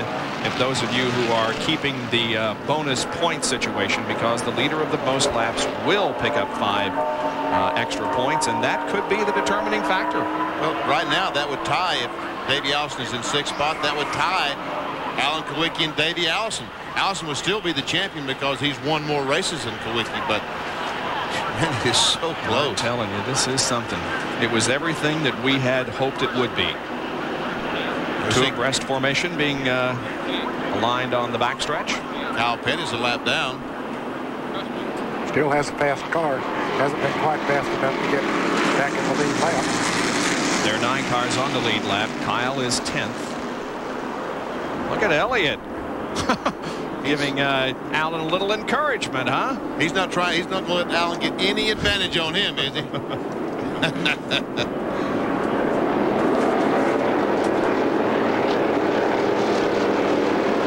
saw Davey Allison.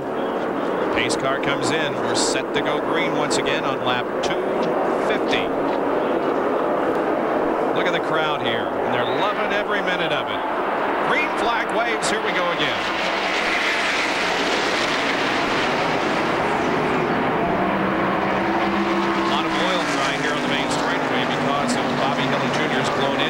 Don't let that concern you. They'll kick up some dust, but it is all for the better. Kyle fails to get his lap back as Alan takes off, leaves Elliott in his dust.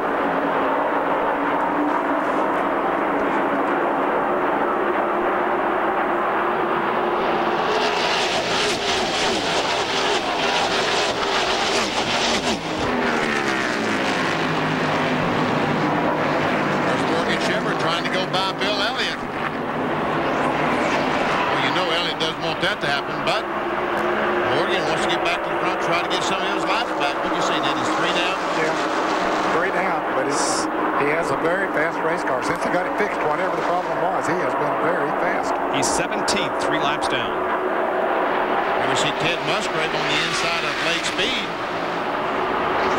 Meanwhile, Ernie Irvin back there has got by Rusty Wallace. He's currently running 3rd. Leading and Petty trying to get that lap back, and Allen has never had a top 5 finish in Atlanta in 14 previous events. This by far his best outing at Atlanta Motor Speedway, and he is using the best time to do it. But for the last 3 years here, he has earned more points. Oh, look out! Davey Allison is in the crash, Bob. Ernie Irvin, and it's all over for Davey Allison. No, it's not over yet. I don't think he hit him that hard, maybe. Well, he hit pretty well, I think. He's got a lot of damage to the right side of the car. Ernie Irvin spinning coming off of corner number 4. Davey has got his car moving. Yeah, he's trying to pull away. But he can't steer it. But it won't turn. It won't turn. The right front will not work. Oh, no, the right front won't work. He's broken the tie rod end off the car, so when he turns the steering wheel, the right front tire won't turn. And there he's a lap down. Kyle Petty got his lap back. He beat Alan Kowicki back to the start-finish line. Davey desperately trying to get the car to turn, but it won't happen.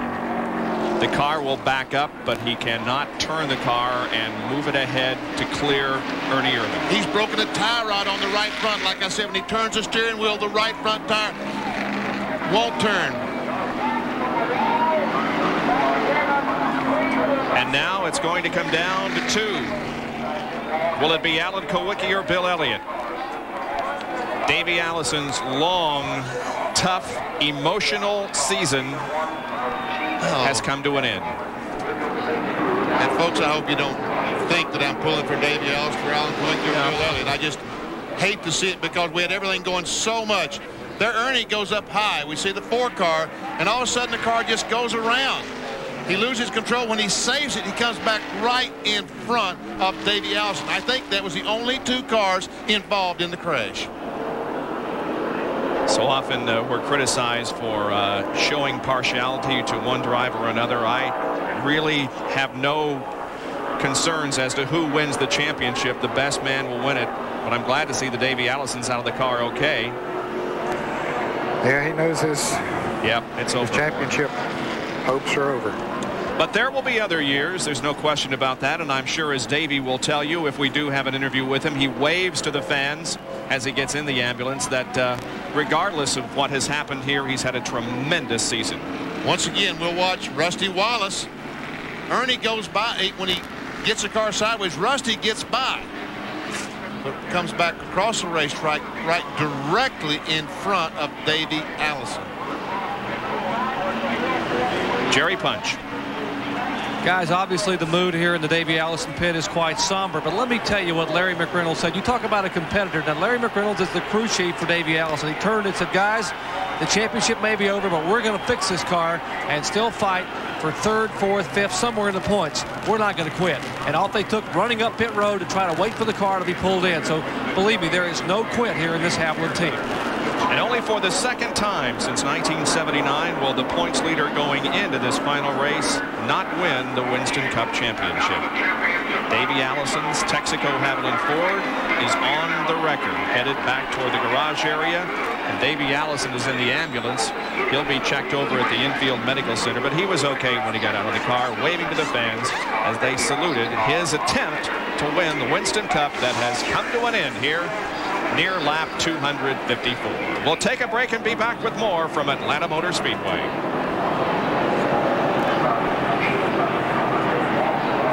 The same music system installed in this Lamborghini can be installed in your car at American Soundcraft. At American Soundcraft, we design a custom installation around your needs, the unit, and the aesthetic quality of your car. Our reputation is built on technical perfection and authorized dealer service. Everything we sell, we guarantee the service. Whether it's a stereo, security system, or car phone, we stand behind it.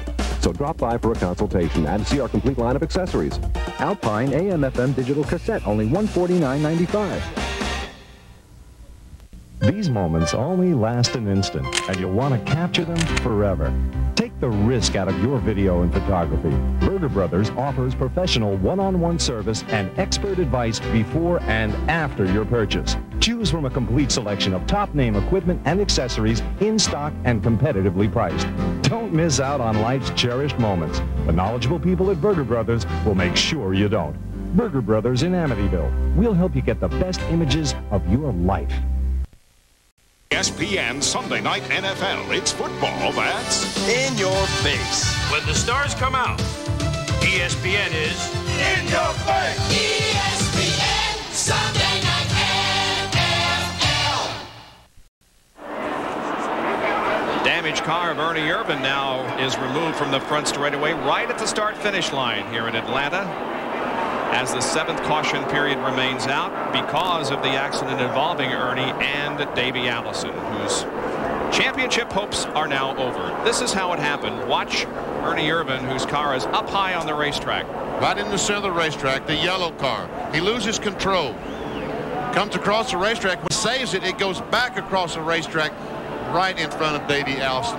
And again, that was the only 2 cars involved.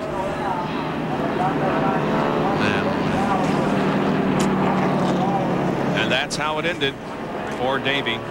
There's Liz, Davey's wife. Brian Vandercook there, who does public relations for Haviland, Texaco. You can see that Liz obviously is very disappointed.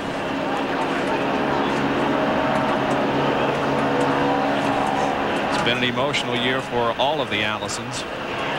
What did they say at the top of the show? Whoever has the least amount of bad luck. That is right. That's the way it's been the last few races. Not somebody winning the championship, but somebody losing it. And the car goes back into the garage. Ryan Pemberton right there closest to us. Norman Koshimishu with the jack stands. They'll take a look. If they can get the car repaired, they'll put it back out there, and maybe Davey can complete a few more laps and maintain a good finish in the point standings.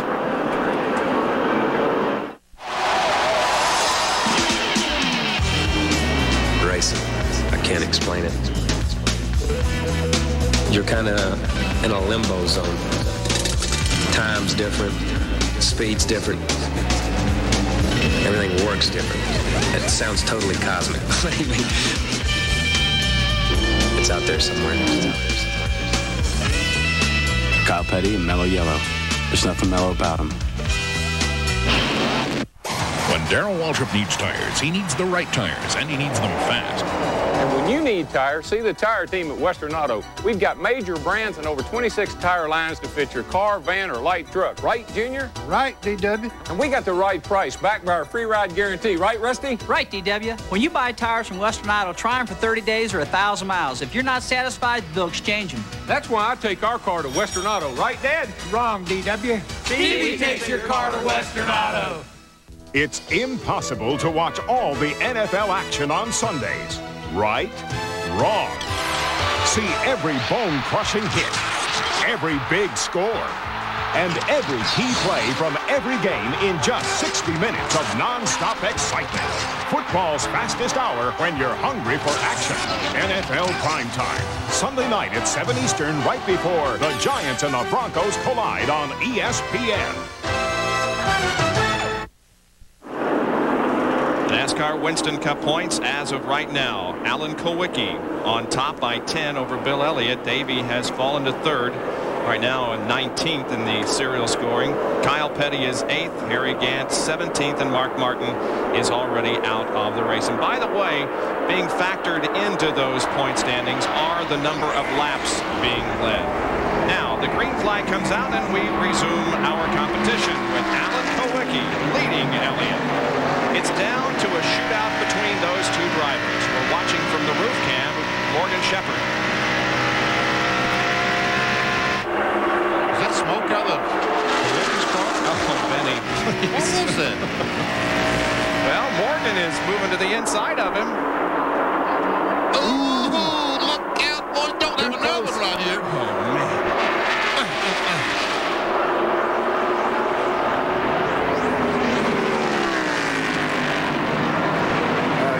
Done so, Allen's crew needs, spotter says, hey, he's 3 laps down. Let him go. Yeah, but here comes Elliott. Now, he's closing up right on the back bumper, but that's because these cars are running side by side and slowing both of them down. And Elliott is going to try. Is he going on the outside? No, he won't do that. He's too smart. Sterling Marlin also is right in the hunt there, but he's a lap down. Trying to get a lap back. He made an unscheduled green flag pit stop. Got him a lap down. Alan Kulwicki was wooed by Junior Johnson to join his team, but Alan decided to go independently, and Alan is showing right now that that was the way to go. Look at that sun, the glare that these guys are going into. Right now, Kulwicki looks like he's able to get ahead of Morgan Shepherd. He has. And he gets a tough break. Bill Elliott doesn't have to race with Morgan. He gets right by. Well, I said he wasn't going to race with him. Here comes Morgan back. Battling back to the inside, and yeah. pulling at least a half car length ahead of Bill in the middle of the backstretch. But now Elliott pulls away in the corners.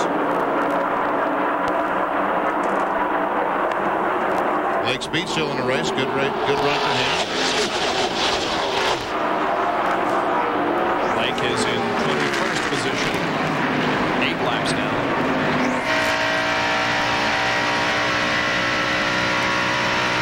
What a strange twist turn of events we've had today. It has been an interesting season. It has been an even more interesting race. And here comes Bill Elliott.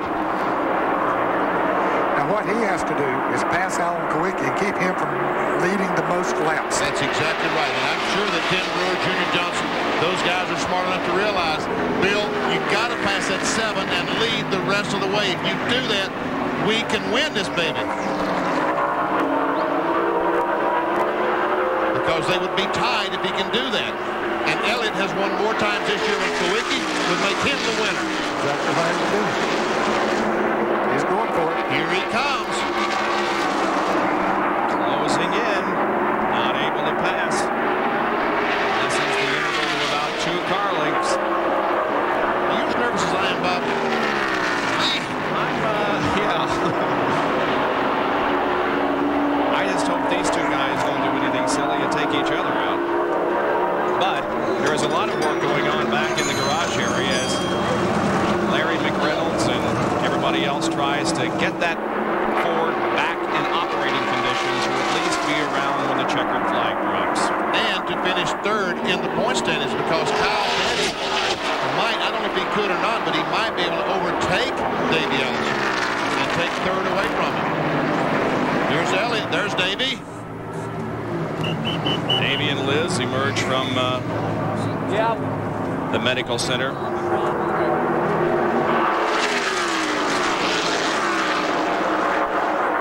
Imagine he wants to get over to the car as quickly as possible. Here's John. John Kernan is right there. Go ahead, John. Well, Davey, you're okay. But, man, I'll tell you, what a way to end the championship hunt. Well, John, you know, that's just the way it goes sometimes. We had some troubles, and we're trying to work our way back up there, just trying to run a smart race. And ran over something in turn 3 earlier in the race, and we had to come in and repair the car from that. We caught a lucky caution flag, and I thought, all right, we're going to be okay now. And then I saw Ernie get loose over there in 4, and, you know, we just ran out of room. You know, I hate it for all of them guys in the garage area. Everybody at Robert Yates Racing deserves a lot better than this. And, you know, they deserve to win that championship this year, and we didn't get it, so we'll just go back and we'll get ready for next year, and we'll come out and try again. It just wasn't meant to be.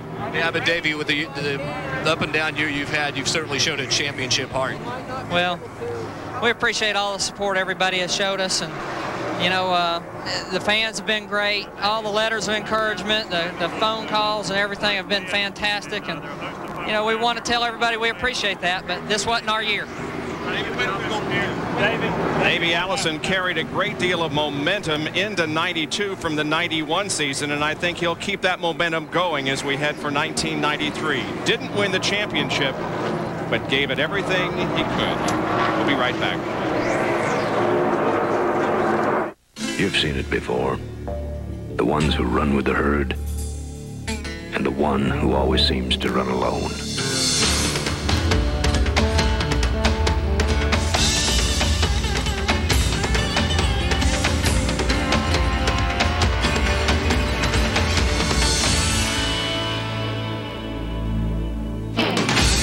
Don't see him often enough, though.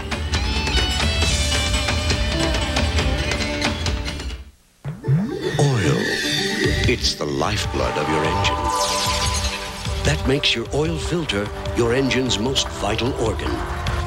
That's why Fram keeps going the extra mile to make the best protection even better. The Fram Extra Guard oil filter.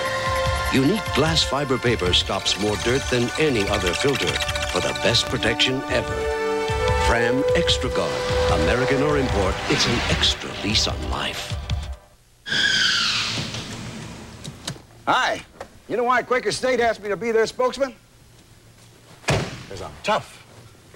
And Quaker State is tough, too.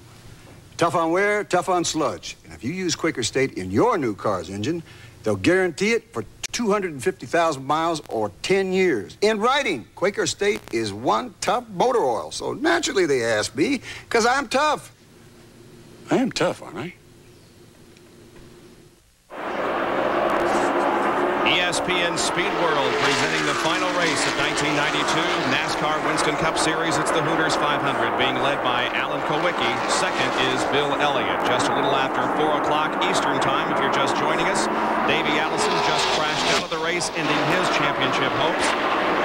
Richard Petty crashed earlier in the event. He isn't injured, and word from the garage area is that they may be ready, about ready, to bring the STP Pontiac back onto the racetrack so that it will be around when the checkered flag drops.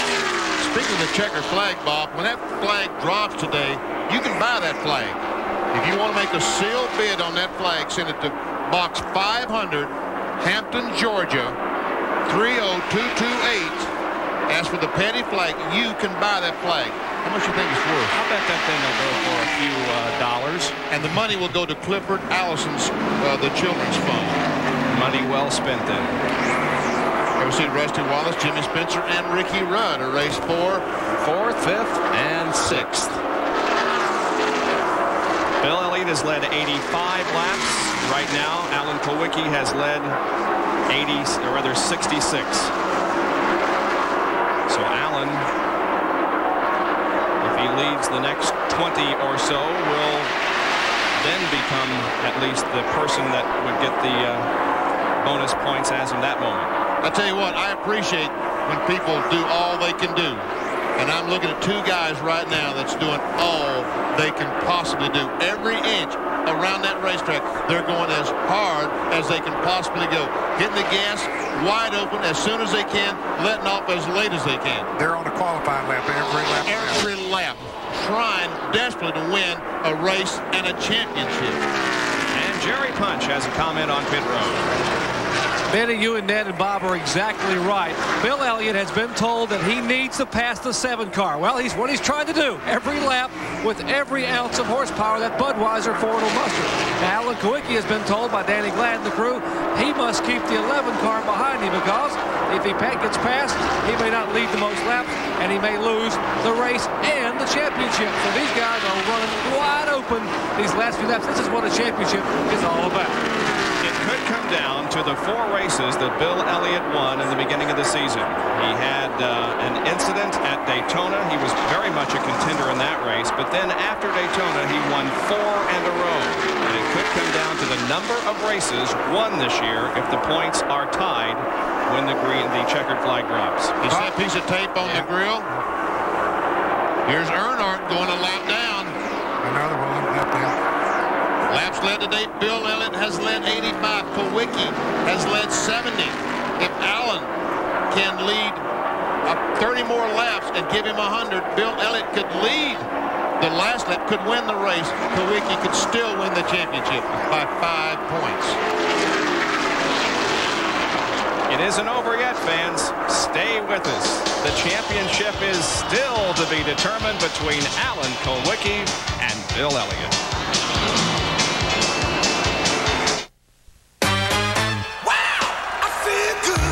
When 280 seemed out of reach, it's Joe Amato and Autolite who punch it.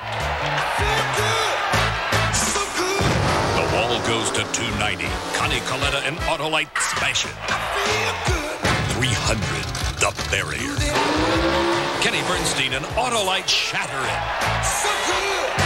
Autolite and the record breakers. Wow, I feel good. We feel pretty good about that. In my career, I've had a lot of good things happen to me. Of course, there were a few headaches, but that's when I'd reach for a Goody's headache powder, and I'm not alone. In a recent survey, doctors preferred the Goody's formula too, by more than 3 to 1 over BC's. And only Goody's beats a headache the way I prefer, in record-breaking time. All right, makes you feel so good again. A Big Mac and a Diet Coke, please. Get the extra value meal. It's only $2.99, plus you get fries. We'll just have some of yours. No, I order fries because I want fries. They're mine, not yours. If you want fries with dinner, get your own. McDonald's Big Mac Extra Value Meal for just $2.99. That's right, $2.99 for a delicious Big Mac, medium Coke Classic, and, of course, a large order of our world-famous fries. Mom, could I have some of my fries? Thanks, honey. But I'll just have some of your father's. McDonald's tonight. Welcome back to Atlanta Motor Speedway in Hampton, Georgia, about 20 miles south of Atlanta, where the NASCAR Winston Cup Hooters 500 is 281 laps old. It has come down to a battle between Alan Kulwicki and Bill Elliott for not only the championship, but for the lead of this race. They are first and second. Let me throw another thing in the mix. Kulwicki doesn't have first gear. Now, if they make a pit stop, he has to take off in second gear. That's going to hurt him a little bit, give Bill Elliott an advantage on the pit stop. That's why Kulwicki is so important that he leads all these laps up until that last pit stop. And Jerry Punch has a comment on pit road. And, Benny, when you think about what might happen right now, it seems that both the teams might consider just doing a gas and go around lap 306 or 307. And if that were to happen, obviously that would be a big advantage for Bill Elliott with first gear. So, I'm telling you, this thing is not over by any stretch of the imagination. But once again, if Kulwicki can lead about 30, 40 more laps, he could still win the championship. Here's a good battle for Spencer in the 12 car, Ricky Rudd, and Kyle Petty. Fifth, sixth, and seventh. The number 2 car of Rusty Wallace leads the parade down the backstretch, and he is fourth. So it's 4th, 5th, 6th, and 7th. Now Jeff Bodine is running third. He's pretty far out front of this group. Ricky Rudd looks to the inside. We talked about Rudd getting a relief driver earlier on, but once they fixed the power steering, he said, yeah, I think I can drive this thing. Mark Martin went by. He had stood by in case Rudd needed some help. NASCAR would let Jeff Gordon, Rudd's teammate, get in the car because he's a rookie. And rookies can't relief drive. Jeff Gordon dropped out of the race a few laps ago, but they would not let him be a relief driver because of his rookie status. There you can see 8 cars on the lead lap in our Fram Field summary.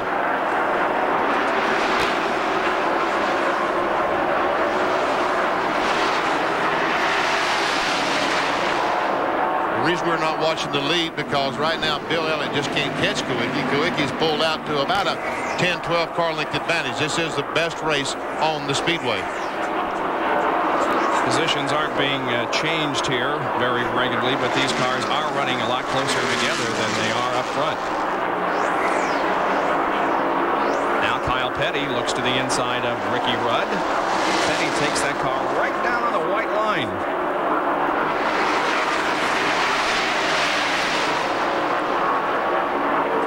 You know, it's strange that Kyle Petty would run his car so low on the racetrack as he does at most racetracks. At Rockingham, he runs on that white line all the time, and his father was famous for running so high on the racetrack. Richard always said the higher you ran on the racetrack, the less distance you had to travel to the wall. So his selection of racetrack is not in the genes. It's primarily the way that race car is set up. Mike Wallace moves up right in front of Spencer. The interval now between that group of cars and the leader, Alan Kulwicki. Comes up to lap Dave Marcus once again. Now, Alan Kulwicki is only 5 behind Bill Elliott in number of laps led. And 5 bonus points could very well spell the difference between who wins a championship and who doesn't, because the driver who leads the most laps gets 5. Right now, Alan Kulwicki has about a 10-point lead on Bill Elliott because Elliott has led the most laps. Kulwicki is 1 position in front of him. If Kulwicki moves up in front of Elliott, his laps led, that's another 5 points that he would get. That would put him 20 points in front of Bill Elliott. He was already 10 when the day started. He's 1 position in front of him, and he would get 5 extra for leading the most laps. A total of 20 points in front of Bill Elliott. More smart. Yeah, he is. Add that up in a hurry. I'm impressed. racing for this championship, so he knows. Yeah, Davey Allison asked me this morning, said, you've been there, what do I do? I said, son, don't ask me. It was a long time ago when I tried it. Points as of now. This does not include the 5 bonus points for leading the most laps. Kulwicki on top by 10 over Bill. And no, that does include Elliott leading the most laps. Yes. Okay, right. But it isn't the final. Yeah, right. If Kulwicki goes in front the most times, then that would make it a 10-point swing for the 20 points that I talked about. Yep. Ooh. Eddie Bierswald. Kulwicki came down, got a little bit close to him. We see Junior and Tim Brewer talking about things, trying to figure out, are we going to just gas only, tires, what are we going to do? John, what are they going to do down there? Well, Tim, whenever he went to tell Junior what he wanted to do, he turned away from the camera, put his hand over his mouth, covered it so I couldn't even read his lips. So you know how Tim's such a poker player, but I think it's going to come down to, I think you'll see both of those guys duck on pit road at the same time and follow each other's lead, wouldn't you think? Well, I'm going to predict that Bill, no, he has to make a pit stop, doesn't he? Yeah. So whoever does what first will determine what the other one does, I guess. I was thinking that they came in topped off. They talked about coming in topped off during that last caution, but they didn't, so they do have to make a pit stop. And Bill Elliott, that fuel mileage he gets, you're surprised he did not come in the last time and put some fuel in the car, but he chose not to. Now that both these cars will have to make a pit stop.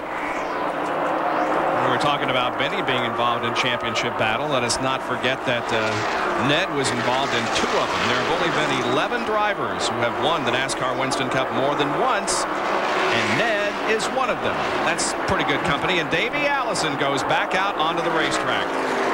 Doesn't look much like a NASCAR stock car. That looks like a modified. But he's back out there trying to maintain a good finish. Jerry Punch is with Paul Andrews.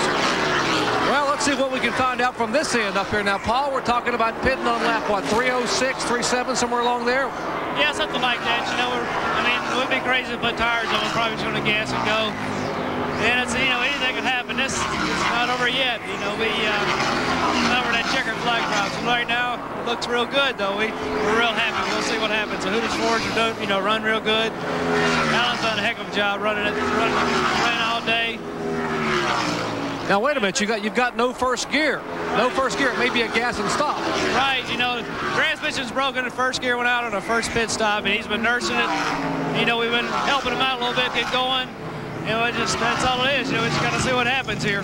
Now Davey's back out, so, you know, if we fall out or something like that, anything can happen. That's Paul Andrews, and he watches Davey Allison's car come back on the pit road. They're holding their breath, guys, only about maybe 8 or 9 laps away from that pit stop. You know, he made a good point there, guys. We've virtually given this thing to either Elliott or Alan Kulwicki. If something should happen to both of them and they drop out, Davey Allison could still win this championship. Still win the championship, that's right. You're right. We were a little premature in saying it's all over for Davey. But certainly his chances are much less at this point. But Davey is back out on the racetrack after being involved in an incident here on the main straightaway with Ernie Ehrman. Back in a moment. Come to PC Richard & Son for the complete ProScan TV line. No glare, dust-free tubes with enhanced picture detail through 700 lines of resolution. VIP functions that swap, move, even zoom into the action. An easy-to-use universal remote control. 0% financing for 120 days with a PC Richard credit card. Apply today. For the complete ProScan TV line, come to PC Richard & Son, the TV video giant. Thanks to our home equity loan from Statewide Capital, we lowered our monthly expenses by consolidating our bills. 1-800-DIAL-CASH. Thanks to our home equity loan from Statewide Capital, we were able to open our own business. 1-800-DIAL-CASH. 1-800-DIAL-CASH. For years, homeowners have been calling us for fast, simple home equity loans. I'm John Green for Statewide Capital. We make borrowing money easy, even if you've been turned down by the bank or have past credit problems. So remember, Statewide Capital lends money fast. Call 1-800-DIAL-CASH. Saturday, teams explode in a rivalry weekend. Penn State tries to tear up Pitt, and USC visits UCLA. College football on ESPN in a class by itself. Alan Kulwicki continues to lead the Hooters 500, and he has now led the most laps today, but has not yet clinched the 5 bonus points. Bill Elliott is running in second position as we are near the 300 lap mark. 299 have been completed. There is Elliott in second position. Running in third spot is Jeff Bodine. Fourth is Rusty Wallace, and fifth is Jimmy Spencer, and the average speed of the race is near 130 miles an hour.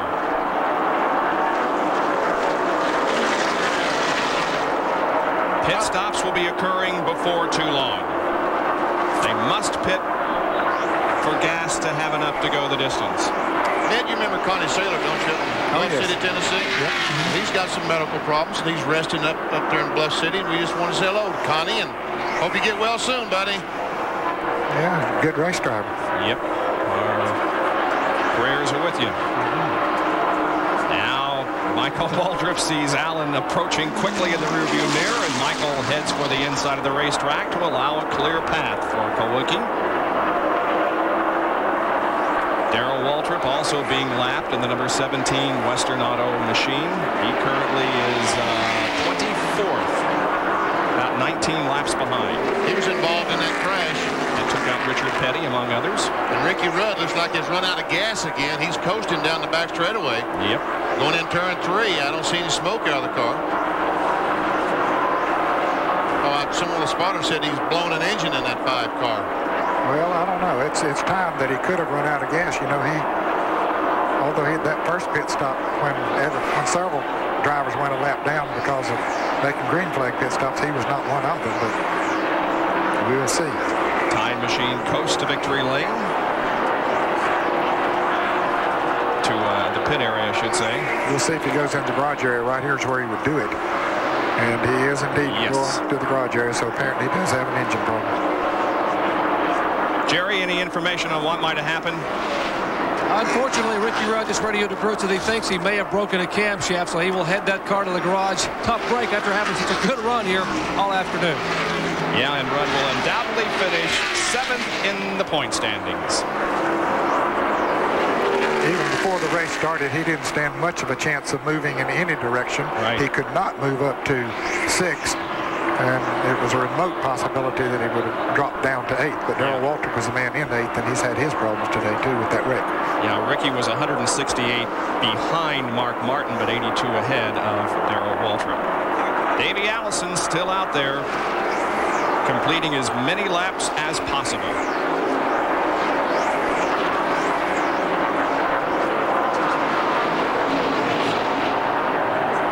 There's Davey Allison. He's got to be awfully frustrated out there on the racetrack. There's Richard Petty getting ready to go back on the track. I knew that the STP Pontiac would be back out on the racetrack if at all possible. And it looks like, although we're only about 24 laps from the end of this event, that Petty, with helmet on, is ready to go back out there and be around at the checkered flag. Changing left sides on the 15 car. I guess they feel like they need enough gas to make it the rest of the way. They can change left sides while they're putting the gas in, so at least they get that many tires on the car. Bodine gives up 5th position to come in for the pit stop. That's pretty good strategy, man. They can change those left side tires in about 10 seconds, and they need to put that much gas in it, so. Yeah, because they don't have to go around the car to change the right sides. That takes 3 or 4 seconds extra. As we near the end of the race, we would like to, as per usual, thank all the NASCAR officials that have been so cooperative and helpful to us in our presentation of their events. Bill Friends, Les Richter, Dick Beatty, who's retiring at the end of this race. We wish him well in his retirement. Chip Williams, all the NASCAR people who are very helpful to us. I would just like to say to Dick Beatty, buddy, you have been one of the best things that ever happened to Winston Cup racing. We all love you dearly. We know that when you made a decision, it was a fair decision. And here's a decision about to go down the... Kulwicki, we understand, is just trying to conserve fuel, maybe. That's why Bill is closing in. Jerry, is that right?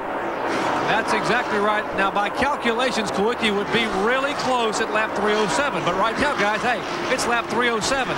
So we are told that possibly Kulwicki will try to make it to 308, 309, maybe even to 310. if he can make it. The car number 12 on pit road, Jimmy Spencer, and we're awaiting the arrival of Alan Kulwicki and Bill Elliott. Jerry, it's hard to understand why they would even gamble. When they got to stop anyway, why would they gamble on going 2 or 3 more laps? I guess they're just terrified that a caution flag might come out and put them a lap down to 4 or 5 good race cars. But if they only take on fuel, they won't lose a lap. Those cars running up front. Well, I don't know. We'll have to see just how long it takes them to go down pit road with the 55-mile-an-hour speed limit. Jimmy Spencer relinquished 4th position, came in, got right side tires and gas, and is back out there. Rusty Wallace now on pit road, giving up 3rd position. Kulwicki once more goes by, does not come in the pits. It'll just be gas for Rusty. Well, Kyle Petty just blew an engine. I believe the car was smoking going into turn 1. He's right by the leaders. And Rusty must have been out of fuel. They finally get the car pushed off, and away he goes. Rusty also, we understand, does not have 1st gear like Allen. Let's see, is Allen going to come in this time? I believe he's going to. Well, I thought so. Elliott is way up on the racetrack. Well, Allen stays out there. Yeah, he does. Man, he can't run out of gas down the front straightaway. He'll lose everything if he runs out now. Yeah, that seems like it's just rolling the dice a little too much. Jerry, what are they thinking now? They told Allen to pit that time by. Their calculations are it may not make it back. They said, you got to come in. As he went very high in turn 4, he must have just heard him, but he was already past pit exit. So now he will come around and come in this lap. And he let Bill go by, and now we'll watch for Alan Kulwicki to make it down pit road, and how long it will take him to get gas only and be able to get back on the racetrack. Drama playing out here in the final laps at Atlanta Motor Speedway. He raised the hand and said, Bill, you go right on. I'm headed for pit road because I need some gas. And here he comes down slowly, 55 miles an hour.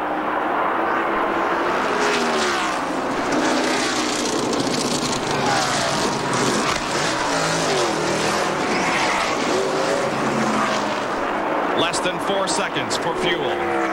Derek Cope was right behind him for a pit stop. Ned, could he have gotten enough fuel in that car in 3.5 seconds? Well, I wonder about that, Jerry. Look at that can. Did he get enough of it in there? I tell you, the can still looks awfully heavy. And you got to wonder, they're going to bring the can over and weigh it. That's how you determine how much fuel they got in that can.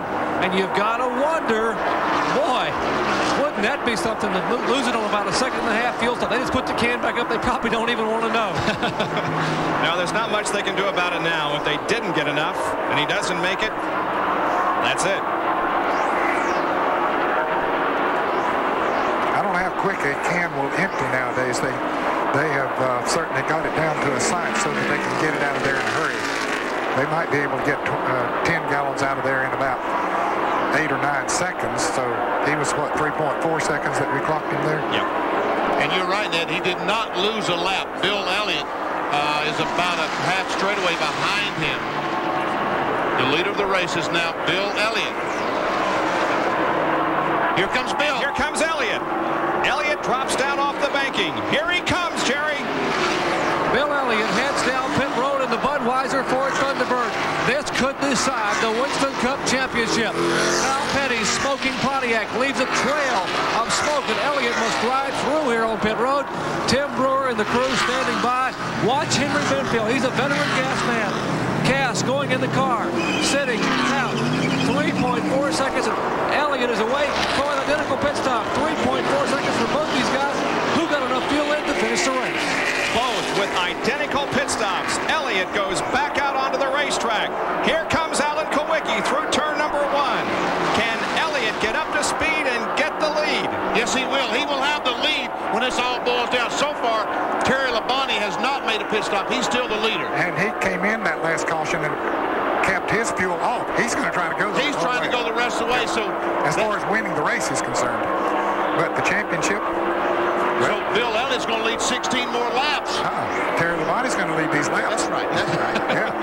So Bill Elliott, if it finishes this way, he can't win the championship. Well, regardless of Labonte leading those laps, Kulwicki has led the most laps. Not officially yet. All right. We'll wait. Boy, this thing is going to go down to the bitter end. It's lap 315, and we still don't know who's going to win the Winston Cup. Stay with us.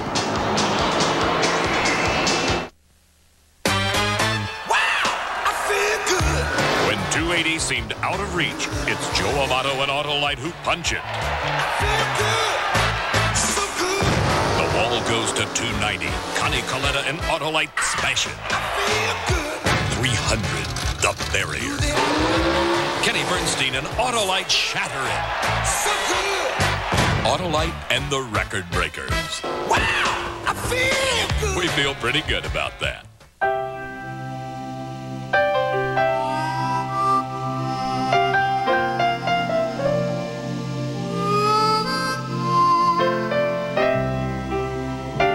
You promised me something really special for my birthday. A whole weekend in the great outdoors. Without me. Here's to the great outdoors, men who understand, and comfortable blue jeans. Wrangler. Wall to wall.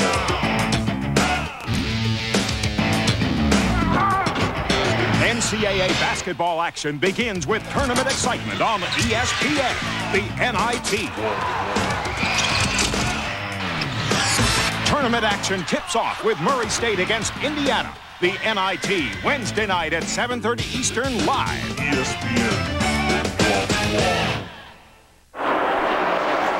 Bill Elliott leads the Hooters 500 with 9 laps to go. Well, that speculation we did on Terry Labonte, he came in while we were away on the break for fuel, so that all went out the window. He was not going the rest of the way, or couldn't. So Bill Elliott is the leader of the race. Alan Kawicki is running second. He's the leader of the Winston Cup right now. Now, if Bill leads the rest of the way, he will have led 103 laps, and Alan would have led 103, and Bill 102. Points are awarded right now. Look at this. Kawicki would be the champion.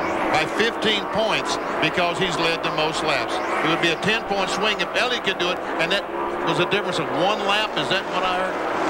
Man, oh man. And now congratulations to Danny Glad, who has been named the Western Auto Mechanic of the race.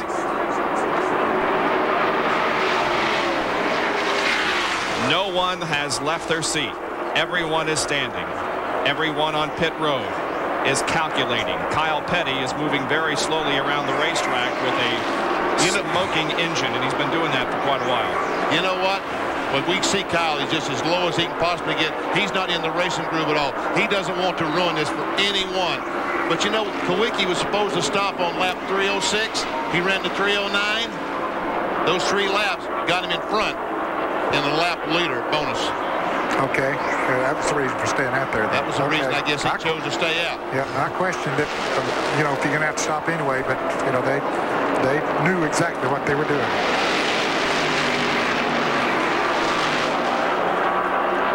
There is Elliott.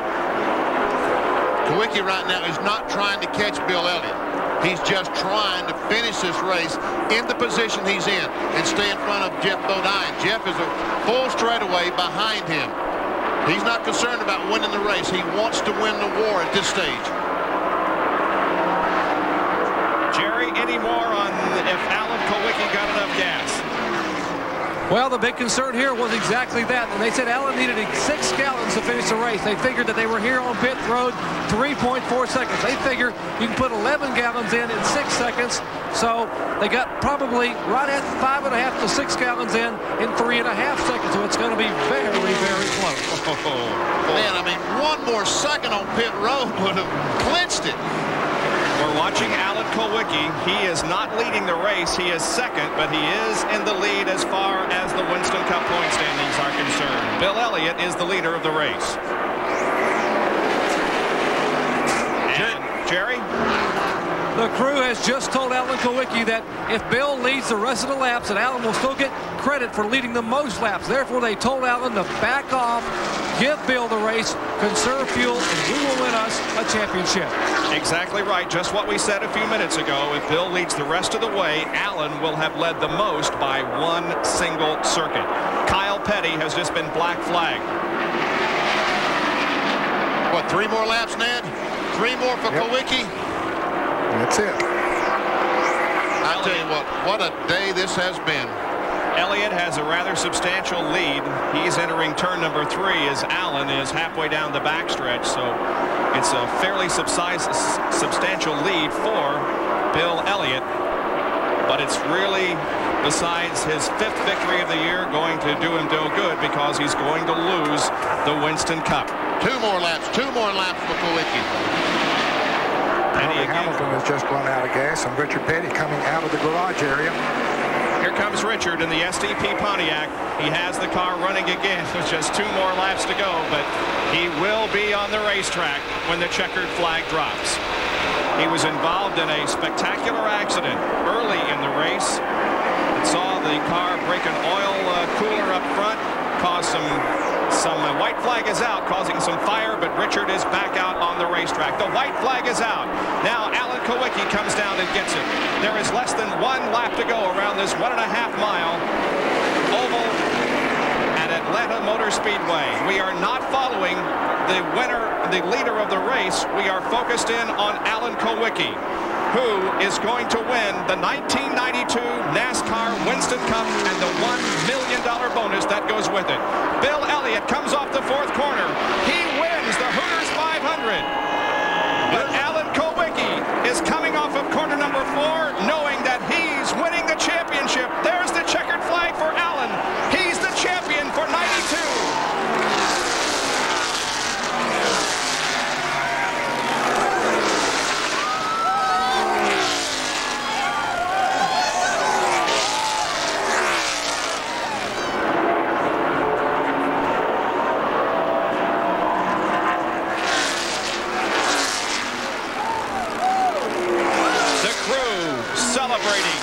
Their Winston Cup victory in 1992.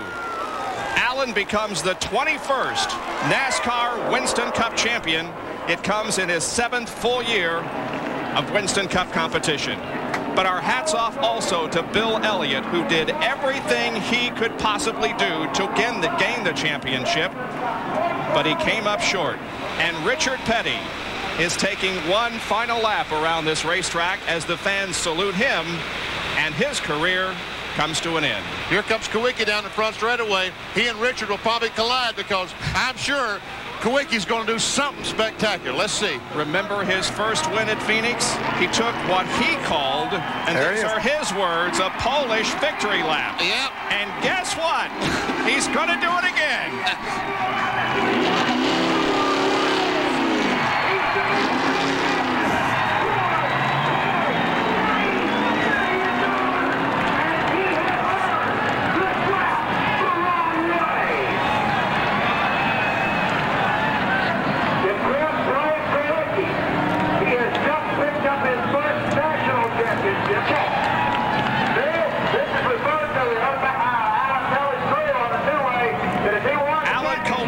Is the Winston Cup champion for 1992 and is again taking a backwards lap around Atlanta Motor Speedway.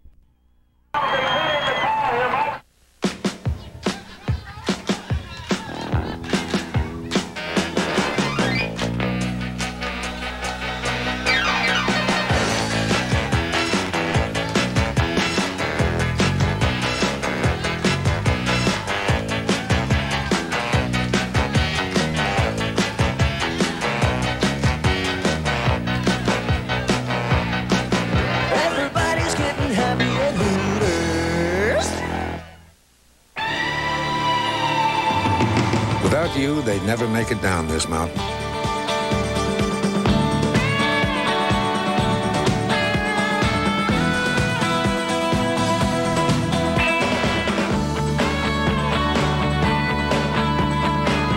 Horses don't show much appreciation, but a job well done still has its rewards.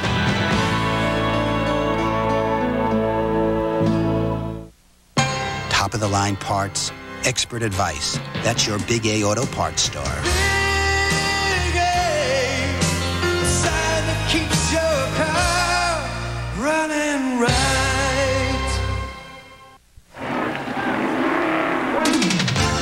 It is all over. Bill Elliott wins the race. Alan Kulwicki finishes second and wins the 1992 NASCAR Winston Cup. in dramatic style. What a race it's been, and we're glad you could have joined us for our Speed World coverage. Brought to you by Hooters Restaurants, always delightfully tacky yet unrefined. By Smooth Bush Beer and easy drinking Bush Light. And by Fram Oil Filters. Fram, you can pay a little now or a lot later. Allen is completing his lap the wrong way around Atlanta Motor Speedway and now comes down to the end of pit road toward turn number 4 and will pull in and come here to the main straightaway on pit road to receive the congratulations of everyone. He has won the Winston Cup. Now, ladies and gentlemen, we'll interrupt that live. But within the fourth here at the top, we need to clear pit road. Let's clear the track and clear pit road, please. Doug, we'll get back to you guys in a few moments. Here in the tower. There's one happy human being right there. Alan Kulwicki has got to be on top of the world right now. Undoubtedly, the most happy moment of his life. He said, did I mess up? Did I do wrong? Making that lap the wrong way? Right now, he's a champ. He can do about anything he wants to, Kenny Bob. Absolutely right. It's been a long, tough season for Alan Kulwicki, but he has done it. Appropriately, he wins the championship in the race sponsored by his race team sponsor, Hooters Restaurants. Yep. Allen now gets the helmet off. They've already got the cap saying Winston Cup champion for 1992 that Allen will proudly put on his head, emerge from the car, and receive the applause from the thousands and thousands of race fans who have gathered here on this Sunday afternoon to see who among 6 drivers would win this championship. He's combing his hair. He's combing his hair. He had a comb down there. I wonder what he was looking for. Come on, Alan. Put on the hat.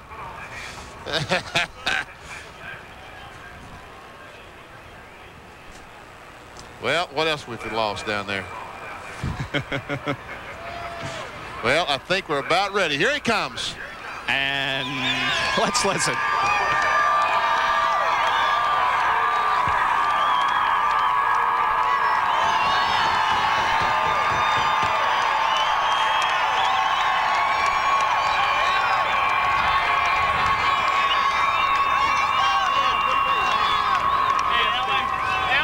Last time an owner driver won the NASCAR Winston Cup Championship was Richard Petty in '79, and how appropriate on the day he retires, Alan Kulwicki becomes the first since then to win the title as driver and owner. Here's Jerry.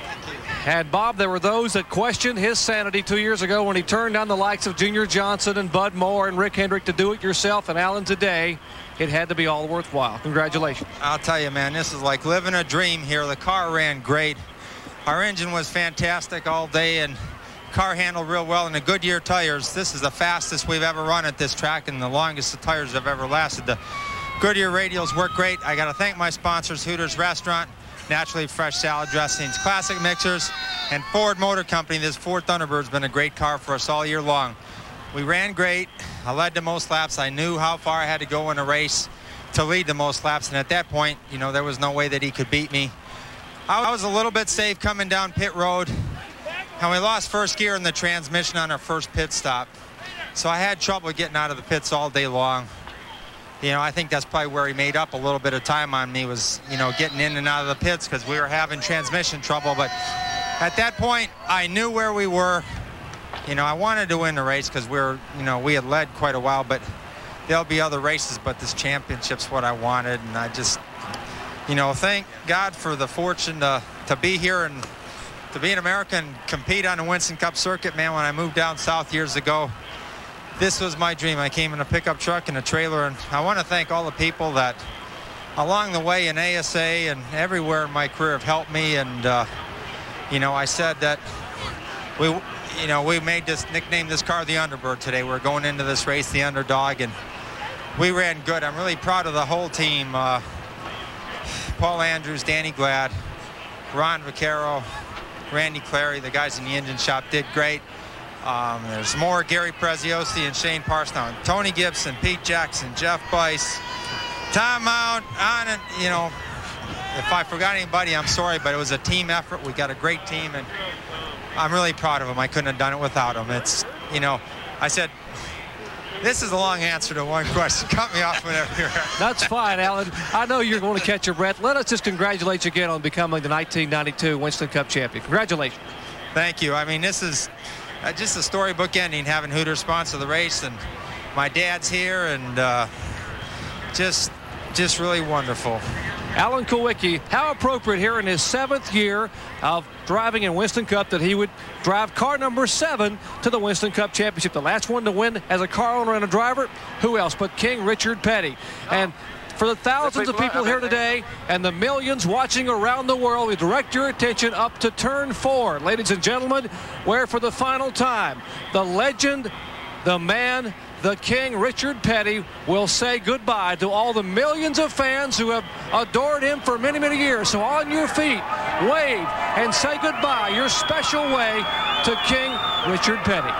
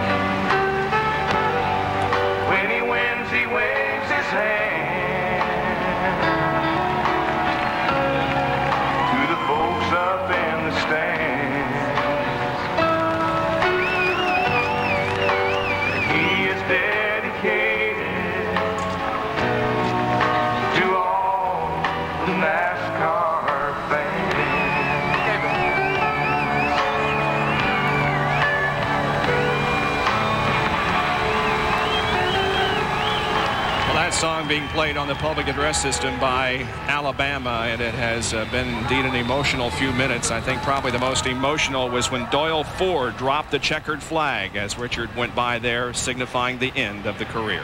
Let's go down to the Richard Petty car.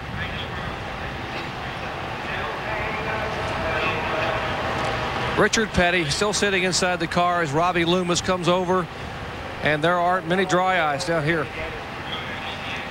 as Richard Petty, for the final time, will climb out of the STP Pontiac. Drivers, crew members from the garage area. Richard, it's been a wonderful 4 decades, and it's over.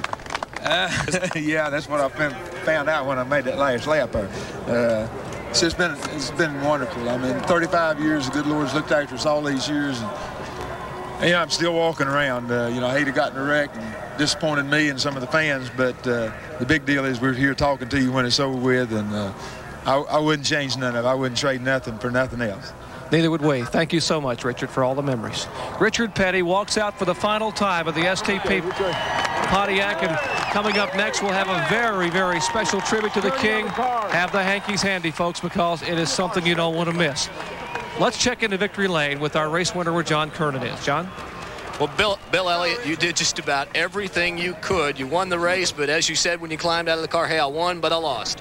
Well, it's been a long year, and, you know, regardless of what happens, it's been one of those type seasons. A lot of things has happened, and I mean, I'm just glad it's over with. This Budweiser Amoco team has done a fantastic job all year long.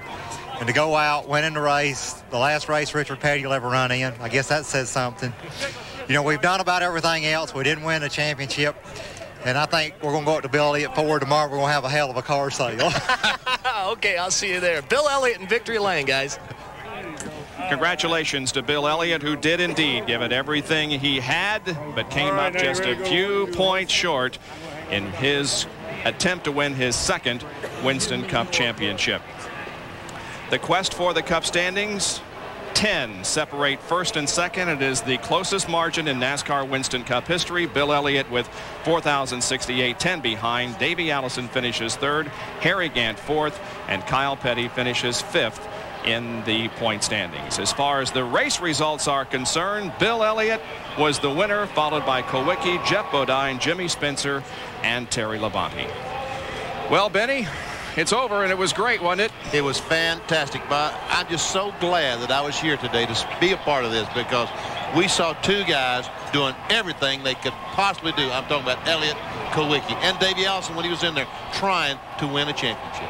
And, of course, we saw the final race from Richard Petty, which in itself was enough to bring all the people here that came here, but we threw the championship in as a bonus. Fantastic. Ernie Irvin, we see way back there. Jeff Gordon, his first race, his first Winston Cup race, he finishes 31st. And Richard Petty will be shown as 35th finisher in his final NASCAR Winston Cup event. Season is over, and it's been a great one. There you can see Alan Kowicki as he is now on the back of a convertible being paraded in front of the race fans who have gathered here. Alan Kowicki, winner of the 1992 NASCAR Winston Cup Championship. And he's not going backwards. He's going around the racetrack the way he's supposed to. But he threatened, and he told everyone if he won the championship, he was going to go make that Polish lap backwards. Well, now thoughts immediately turn to 1993. Each driver will be hoping that 93 will be his year, as 1992 was for Alan Kowicki. There are just 92 days until the Daytona 500, and we can start it all over again. So as NASCAR is crowned a brand new champion here this afternoon in Alan Kowicki, we bid another very special farewell.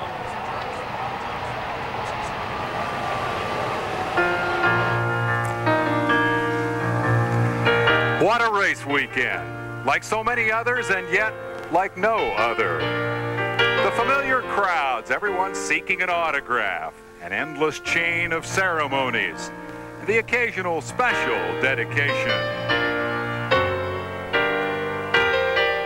And finally, the big race itself, starring the King, Richard Petty. November 15th, 1992, Richard saddled up old number 43 for the 1185th time. But this time, it's different. The career that spanned generations ends here. Imagine the memories this last time in the cockpit that was his sanctuary from the crowds and the cameras. And now memories are all that remain. Spectacular to the end, Richard's exit scene was a fireworks display. But they fixed his car after this big crash, and he took that final checker. The thud in mid-race and the fire that followed were not enough to keep the King from ending his day in style. If indeed life is a canvas we fill with our own brush, then Richard Petty is a Rembrandt among racers. His life story an intricate and colorful masterpiece. Its title, very simple. Portrait of a King is presented by the First Brands Corporation.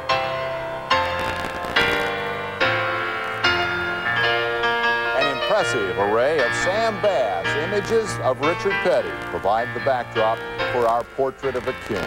Hello, everyone. I'm Dave Despain. We welcome you. It is now official. Richard Petty's career as a driver is over. He is the only man in sport whose retirement could have created all the fuss that we've seen here today and indeed all season long. The phenomenon begs for comparison. I'm reminded of Jabbar's last campaign, all those emotional tributes in arenas that he played for the final time. But there's a big difference. Basketball was there before Kareem hit the boards. Stock car racing is entirely a product of Richard Petty's lifetime.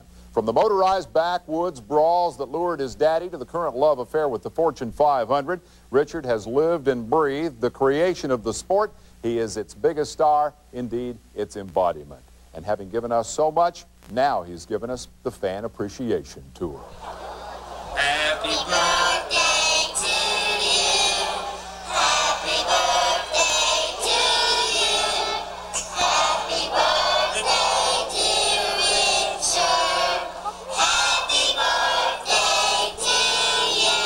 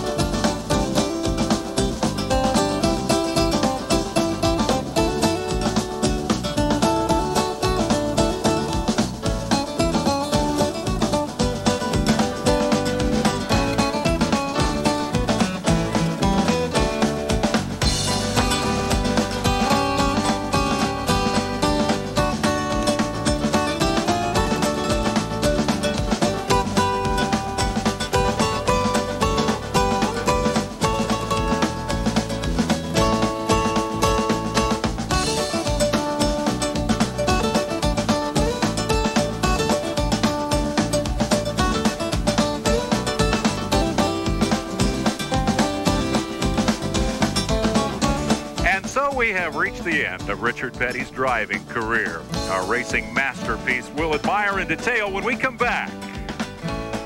Portrait of a King is presented by the First Brands Corporation, the makers of STP gas treatment. He's back. This time we get him. STP gas treatment cleans intake valves and fuel injectors to help engines run better. STP, the edge.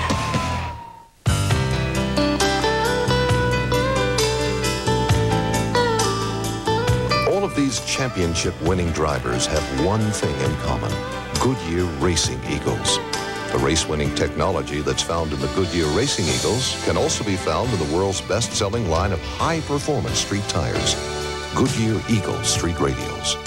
The champions know, and it's why we say the best tires in the world have Goodyear written all over them. Moving me down the highway, rolling me down the highway, moving ahead so life won't pass me by. Today, we thank you the best way we can as we dedicate this portion of US 220 to you and publicly mark your achievements. I never started out to set records, never thought about setting records. I just went out and did what I wanted to do and was real fortunate to be able to do what I did. And in the meantime, the records came along.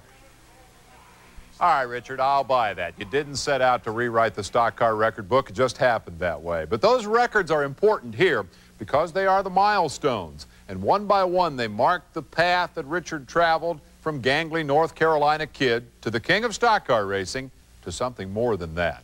Let's go to John Kernan in our nation's capital. Here in Washington, D.C., where this museum, the Smithsonian, houses some of our country's greatest milestones, Richard is also included, along with pieces of Americana that have helped shape our nation's history. As the car that accomplished win number 200 back in 1984 sits quietly in this hall, its presence here truly puts into perspective the enormity of Richard's achievements. Richard recorded his first historic achievement back in May 1967 as he notched career win number 55, bypassing his father's record of 54. Not even a famed Darlington stripe could stop Richard from cashing in the money that day, although his father Lee was there in victory lane to help him pick up the check. But the victory celebration was far from over that season. Teaming with brother Maurice, the Petty boys ran off with an unbelievable 27 wins that year, including 10 in a row. Records that still stand today and likely will never be challenged.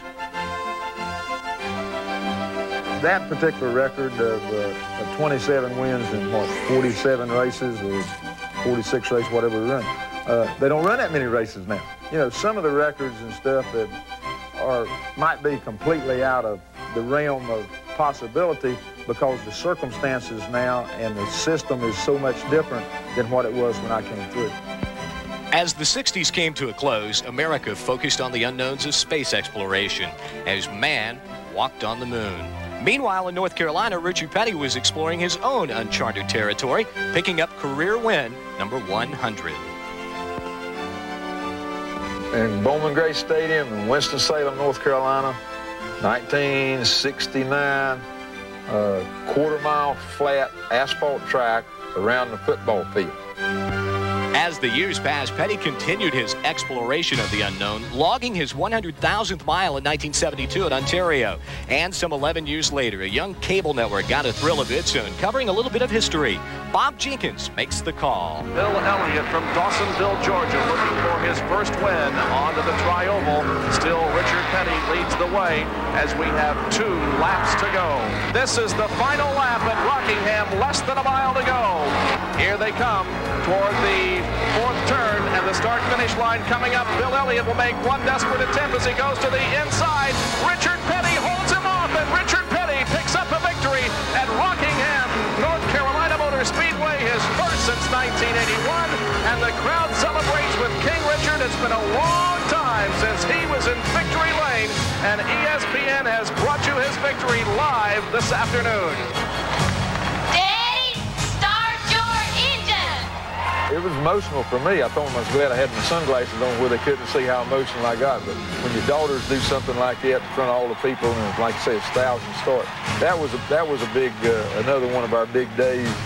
It's Richard Petty. He revs up the STP Pontiac. Yarborough hounding him. It's just nose to tail on the back straightaway. Up ahead, 5 slower cars as they move for turn number 3. Yarborough now dives to the inside. Tries to get inside the STP Pontiac. He's not there. Now he is up beside Richard Petty as they hit turn 3. Yarborough down low. Petty's up the banking. Yarborough pulls up in front of him. Petty right up on his bumper. Points his nose down inside. They race back to the checkers. A lap car ahead. Petty right down to the apron. They're side by side. Richard drafts down to the bottom of the racetrack. They are door to door in the dog leg. They touch coming to the Tri-Oval down to the line. It's Richard Petty by a foot. Petty wins his 200th career NASCAR victory. The only record I ever really wanted was the 200th one, and that when I got it, I couldn't do no more. But that was the only one that I really tried to get. Richard Petty really is one of our country's great pioneers, truly deserving of his place in American history.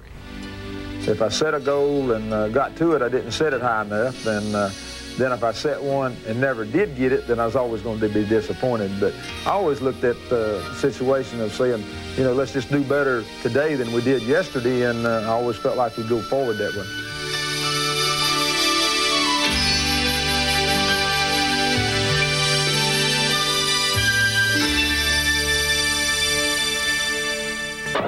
Come to PC Richard & Son for the complete ProScan TV line. No glare, dust-free tubes with enhanced picture detail through 700 lines of resolution. VIP functions that swap, move, even zoom into the action. An easy-to-use universal remote control. 0% financing for 120 days with a PC Richard credit card. Apply today. For the complete ProScan TV line, come to PC Richard & Son, the TV video giant. Thanks to our home equity loan from Statewide Capital, we were able to add a playroom for Susan. 1-800-DIAL-CASH. Thanks to our home equity loan from Statewide Capital, we lowered our monthly expenses by consolidating our bills. 1-800-DIAL-CASH. 1-800-DIAL-CASH. For years, homeowners have been calling us for fast, simple home equity loans. I'm John Green for Statewide Capital. We make borrowing money easy, even if you've been turned down by the bank or have past credit problems. So remember, Statewide Capital lends money fast. Call 1-800-DIAL-CASH. Hey, Warren, where do the stars come out on Sunday nights? In your face. In your face. In your face. In your face. In your face. In your face. In your face. When the stars come out, ESPN is in your face. ESPN Sunday Night NFL. The Giants battle the Broncos Sunday night at 8 Eastern.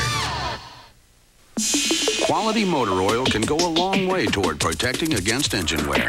But by adding STP oil treatment, it can go even further because STP increases even the best oil's viscosity by up to 50%. It's that simple.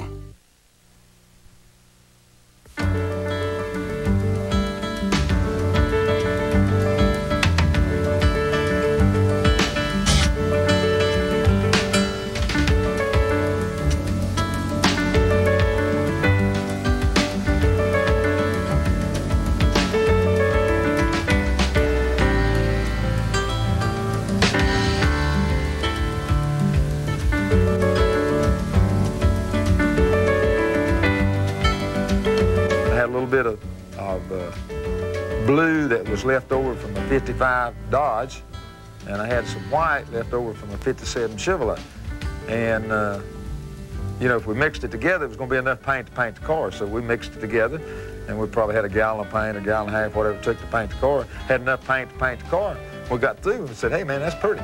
The sunglasses came about when we used to run a lot of dirt tracks and stuff. I wore those bubble goggles, and they kept getting sweaty and to get dust in behind them and stuff. And, you know, again, my eyes were always sensitive to light, so I got to wearing sunglasses. And then I got to wearing them in the race car. And I got this particular kind that was wrapped around that, you know, the wind would go around them and you didn't sweat in them anyway. They'd get dirty, but you wouldn't sweat.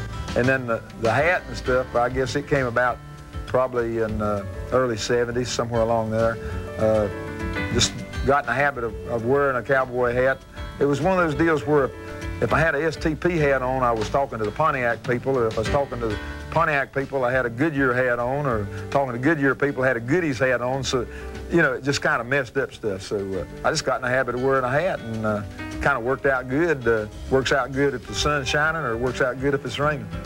We got with STP in 1972, and you know, up until then, I was real fortunate that most of the time we had factory backing, so we'd send a car on to Riverside, and myself and Dale Inman and my brother Maurice went by Chicago to see Andy about a sponsorship. Now this is like 3 days before the race, before the season started. I mean, that's how business oriented we were. You know, everything worked out. An STP paint job, a pair of shades, and a cowboy hat. We could add to that list and find here in Sam Bass's paintings the rag between the teeth, boots in place of fancy driving shoes, and of course that big number 43. Forget the crown and the scepter. The reign of Richard Petty is marked by symbols unique to this particular king. And there's one more stock car icon synonymous with the Petty name. Just as Yankee Stadium became the house that Babe Ruth built, so too did the most famous track in Richard's sport emerge as his personal domain. Let's go there now and hear from Dr. Jerry Punch. In IndyCar racing, it's the Brickyard. In stock car racing, there is no more hallowed ground than Daytona International Speedway. Many drivers will complete their careers without ever once visiting Victory Lane here at the World Center of Racing. One man and one man only has won the Daytona 500 7 times. We're talking about the king, Richard Petty. So who better to name an achievement award for accomplishments here at Daytona than this man? You know, millions of fans have enjoyed his accomplishments week after week, but it takes a fellow competitor to really understand how difficult those achievements actually were. In 1964, I was in my 5th year of stock car racing, and Richard was entering his 7th. And what took me 16 years later to accomplish, Richard Petty did that February. When he won that Daytona 500 in 1964, that's when it, and under very adverse conditions, that's when I thought, hey, this guy's got something. And despite having a lot of tire trouble and having to make an extra pit stop, he kept his cool and won the race. In 1966, Richard won his 2nd Daytona 500 in a rain-shortened race. He would go on to win the Daytona 500 6 times before I'd end up in victory lane. But one of my best early shots A victory came when I was teammates with Richard in 1971. Richard Petty, Randall, North Carolina, has won the Daytona 500 for the third time. Richard Petty wins the Daytona 500, the first man to ever win it 4 times. And the STP cheering section turn 1 goes wild. Richard Petty has just won the Daytona 500 for Andy Granatelli. All right, Petty is coming around to take the checkers in the battle for the second place. We'll go all the way around the speedway one more time. Here come those cars fighting for second across the line. There's the checker round, and the STP Dodge of Richard Petty has won the Daytona 500. They're out of turn 2. They're down the backstretch. Here goes Cale on the inside. Cale makes the move. He's down very close to the grass. Downey tries to shut him off. Cale's in the grass. Cale loses it. He tries to pull it back. Downey side by side. They make contact. Both head toward the wall. They hit the wall. And turn number 3 will have a new leader. Here they come to the stripe. Richard Petty's STP Oldsmobile. Waltrip dives to the inside. Petty almost put him off in the grass. And Richard Petty will win the Daytona 500. 1980 was finally my year at Daytona. But in 1981, the man who challenged Richard was Bobby Allison. In 1978, I won my first Daytona 500. While in 1980, I finished second to Buddy. So in 1981, I was ready for victory number 2 in the 500. But Richard was looking for his 7th. And when it was all over, it came down to pit strategy. The team leaders were telling me, you know, we got to run easy, we got to go easy. And I was saying we need to go ahead and go when we ran out of gas. Richard Petty was sitting there, pitted at the proper time, and coasting around that racetrack out of gas is what cost the race. In this Richard Petty's final year of competition, racetracks all across the country have added thousands of these seats. And even that wasn't enough to accommodate the millions of fans who wanted their chance to say farewell to the King. Ironically, many of those fans weren't even born when Richard Petty won his first of 7 Winston Cup championships. The year was 1964. Lyndon B. Johnson was president, but a youthful Richard Petty was about to establish himself as the king. Over the next 11 years, the victories mounted and the championships followed.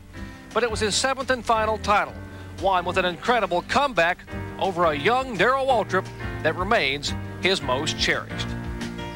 That was a dramatic situation, coming back from not doing good the year before and then coming back all the way that year and then winding up winning the championship. So it was a very gratifying championship. In many sports, stardom is flickering. It goes as quickly as it comes. Arguably, no other sports legend has impacted their sport this century as much as Richard Petty. Throughout his career, which spans some 5 decades, the legend of the King has been witnessed and enjoyed by generation after generation. And although he may no longer drive, in the hearts of millions of fans, long will live the King.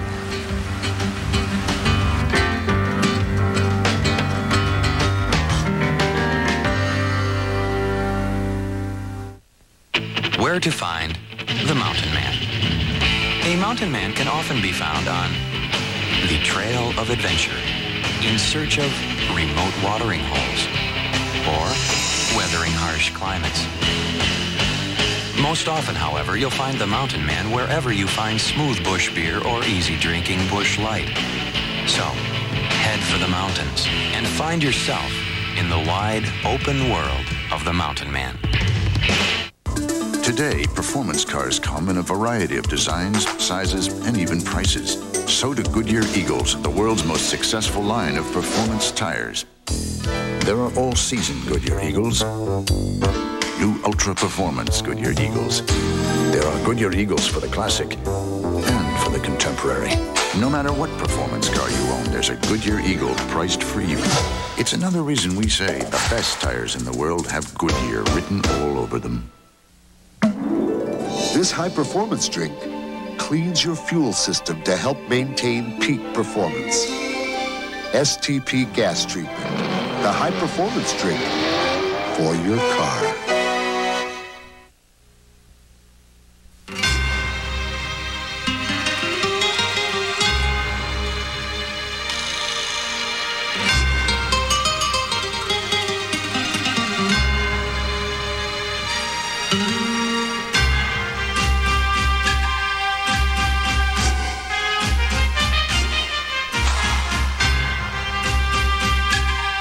farewell season, Richard Petty's career has been recounted, undoubtedly embellished, and his presence has been endlessly hyped. Richard, for one, and I, for two, will be glad to see the end of the hype. Point is, if we judge this career by what's been said in the last 12 months, there wouldn't be a wart in sight. And in fact, what Richard said a long time ago was, it ain't always pretty. Amid all the highlights, there were also controversial run-ins with other drivers, complaints that the Pettys were the privileged haves in a world of have-nots. There was, do I dare say, cheating in the context of the King. Call it creative interpretation of the rules. And worst of all, there were those crashes. Benny Parsons has some thoughts on the bad times. You're right, Dave. Richard Petty has had many bad things happen to him, but a lot of good things as well. Probably none better when they dedicated the statue to the King. But Richard Petty, like most race car drivers, remember the bad things much better than the good. He'll probably never forget Darlington, 1970. That was one of the worst wrecks I had. Broke the steer and the car come down to the inside, turned over 4 or 5 times, and my arm kept coming out the window, and look, it really, really looked bad. When we got to him, the car was upside down, and his arms, you know, he's long and lanky, and his arm was just limp laying in the car, and you know, the first thing I thought that he was dead, you know, and of course I'm in the car with him, and when I unstrapped the belts and we're trying to hold him, you know, a big lanky body like that, he hit pretty hard when he did come down, and he groaned, and so I knew he was alive. The 1976 Daytona 500, a classic Petty-David Pearson battle, results in the ugliest but most memorable finish in history. As they hit the banking, they're 3 abreast with a lap car. Pearson moves in front of the STP Dodge. Petty comes back to the inside. They almost touch as they move down low in the banking. They're going to be side by side as they exit the bank and head for the finish line. Richard Petty goes back in front. They both spin. They're in the wall. Petty is slamming into the wall. He's coming down toward the finish line. Will he make it? He's still moving. The car stops 300, 400 feet shy of the finish line. Pearson is still running. Here's Petty trying to fire to come across the line. David Pearson moving down through as they come to the stripe. The winner is car number 21. At the time, he didn't know it, but he had me beat. If he hadn't come over and you know, and we hit, people want to know if I was mad, and I said no. I remember exactly what I said. I said, no, I'm not mad. But if I hadn't won the race, I believe it would have been, you know. After Pearson, Richard's biggest rivalry came with Bobby Allison. There were times when he wanted to run on the same part of the racetrack that I wanted to run on. Exactly. And somehow I was able to get my car up to a good enough speed that I could be there on that part of the racetrack that he wanted to be on, where a lot of the other guys couldn't keep up. And, you know, that did put us at each other frequently, you know, almost constantly. One of the enjoyments that I've had along the way is being able to be a pain in the neck to Richard Petty. There were younger challengers, including Darrell Waltrip, who learned some hard lessons from the King fast. Well, you can see it happening right before you. They're coming to turn 3. 2 more turns to go. Richard Petty still side by side. Donnie Allison is still hanging in third. Oh! Petty has got to leave it. There comes Waltrip down below him as Petty slid up high. Donnie Allison trying to move past Petty into second place. They're coming to the finish line. It is Darrell Waltrip winning the Rebel 500. Petty is second. I didn't get the full impact of what Richard Petty meant to this sport or who he was until I actually started to compete in it. When I stepped it up a notch and I got to run in that crowd, I was a little bit eager.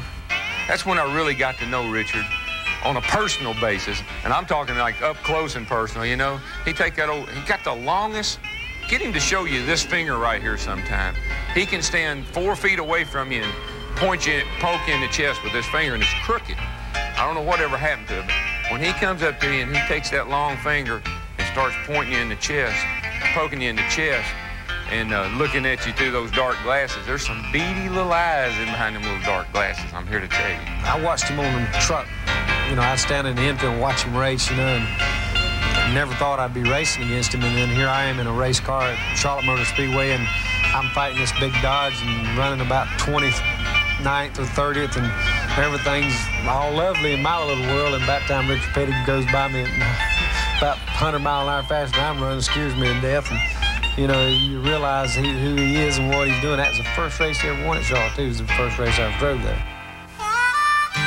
The Petty name managed to escape most controversy until win number 198 at Charlotte. Bill France runs NASCAR, and he comes in and he starts talking. He says, okay, so, you know, they got you on this tire deal, so we're going to have to work out something here, you know, have penalize you and fine you and all that. I said, okay, so they was working on something. And dadgum, if they didn't call up there and say, hey, guys, your motor's a little bit big here. You know, and man, we just both throwed up our hands in. I said, oh, me. I said, we're in deep trouble here. It was a tough call to make, but it had to be made. And we did not put the engine, when I say we, NASCAR, did not put the engine in the car, nor the tires on the car. I really hate it for Richard and Maurice, but somebody in the organization had to make the call, and they got called. Perhaps the King's darkest moment came in 1988 when the hushed Daytona crowd thought they may have seen the last of the King. They were replaying it on a closed circuit TV, and I stopped, and all at once it hit me that this was Richard in this car, and it was just flipping and coming apart, and even when it stopped in the middle of the track, he took a tremendous impact again. And I thought, the first thought in my mind was that they're not being truthful here. You know, I know he must be dead. I walked back to the area where they had brought him in, and there he lay, and he smiled, and there was not a scratch on his body. Gentlemen, start your engines. Then in 1992, the King's final days at the Speedway almost resulted in a pole position, but one driver had other ideas. And look at the King. He has pulled alongside the pace car, carrying the president, and they're saluting each other. President Bush with the thumbs up to King Richard Petty as he slides back now into his starting position outside the front row alongside Sterling Marlin. If we could have got the pole, I'd really love to see him got it. And, you know, our bunch had worked real hard on our Speedway stuff, and I knew it was going to be close the first lap he ran, and I don't know if I beat him or not, and sure enough, when I come back around, the crowd was booing, so I knew I'd beat him. They go 2 by 2 through the banking in turns 3 and 4. Petty to the inside, Sterling Marlin to the outside. Here they come down off the banking to about to complete lap number 1. Who is going to have the lead? They're side by side as they come down. Richard Petty is going to lead it. That's magic, Ned. Yes, sir. That was great.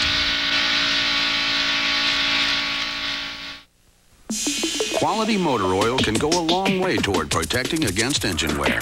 But by adding STP oil treatment, it can go even further because STP increases even the best oil's viscosity by up to 50%. It's that simple. Over the years, I've made a lot of trips back and forth to Vegas. So how's it going this trip, George? The odometer was broken for over 50,000 miles, so I say we've got 300,000 miles on this car. Hi, George. I've had a longer relationship with this car than I've had with any woman. Hi, George. How are you? This beauty's a living example of what can be done with proper maintenance and AC Delco.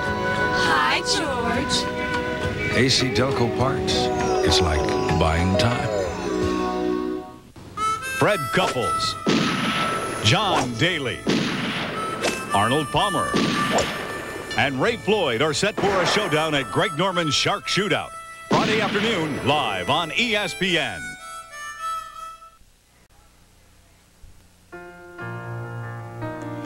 This picture is live from Atlanta Motor Speedway. King Richard's ride had a pretty rough day. This his final day as a race car driver. This ESPN special, Portrait of a King, is being brought to you by the First Brands Corporation.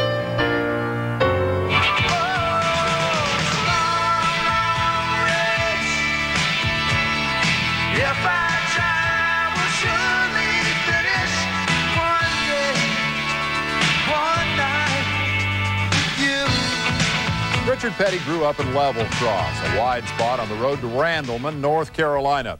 His Carolina small-town heritage shaped every facet of his character and shaped them permanently. His friends then are his friends now. You and I may lift him onto a pedestal, seat him on a throne, but the guy is really the king of the common man. From the family race shop, Richard's boyhood environment, here's ESPN stock car analyst Ned Jarrett. This is where it all began, Petty Enterprises. Today, it's a high-tech racing facility. But some 40 years ago, a lot of blood, sweat, and tears were shed between those walls as men worked 24 hours a day to build race cars for Lee Petty. Then sons Maurice and Richard Petty would carry the torch as they tried to follow their dreams in auto racing. It all began on February 28, 1960, when a man named Dick Petty won his first race. When I first started running, a lot of the press did call me Dick. It's just an automatic nickname for I don't know, they did that for a little while after I started running, and then I think I won a race or two, and it was Dick Petty won the race. And I think Mother found 3 or 4 reporters together one day, and she just went up to them and said, if I want him called Dick, I would have named him Dick. His name is Richard, and I want to see his name put down as Richard. So after that, it's always been Richard. With guidance from his dad, Lee, Richard's career began to evolve. Lee took the first Daytona 500 in 1959. 5 years later, in 1964, Richard won his first Daytona 500. He also went on to take his first Grand National title that year while following in his father's footsteps and bringing the Petty name to a new level in auto racing. As Richard's career evolved, he never lost sight of his roots in Randleman or the people who were always there to support him. A newly dedicated statue watches over the streets of Randleman, North Carolina, as the citizens of that town show their thanks to their favorite son, the former Randleman High athlete who woke up their quiet town. As most people say, Richard has put Randleman on the map. And when you go anywhere, people say, where are you from? And we'll say, we're from Randleman. That's where the town that Richard Petty went to school and grew up, you know, so he's really put Randleman on the map. He's probably the coolest athlete that it's ever been in the history of the world. I mean, he hadn't changed, and he's worked at keeping this level of knowing, you know, where he came from. Not only has he given a lot of money to things in the area, but he's also had events that caused him to be able to raise money for themselves, too. And I think they all probably realize they owe him a big debt of gratitude. Some things never change in Richard's day, like lunch at Frank and Larry's. He doesn't order. When he walks in, we just take 2 hot dogs and a pint of milk to him. That's what he gets every time. He likes everything on it. I'm glad I've had the chance to be around him, talk to him. I've enjoyed it. One of the King's best friends' most prized memories came on the playing fields where they grew up at Randleman High. Richard always knew how to make a sad situation better. Fought this battle with cancer, and they amputated my leg. I go on my crutches to this game, and, you know, everybody is so pitiful, you know, poor Ronnie and all this stuff, and, you know, I couldn't stand that. And anyway, I was sitting up there in the stands, and here comes Richard, comes up. This is the first time he'd seen me since I got out of hospital. He said, well, Ronnie, he says, cut it off kind of short, didn't he? He's done good. You can't tell Richard nothing. He's already figured it out, and he knows how to retire. He knows how to race. He knows how to be a family man. And you can't tell him nothing. I mean, you know, he don't need to be told nothing. I mean, you know, he's Richard.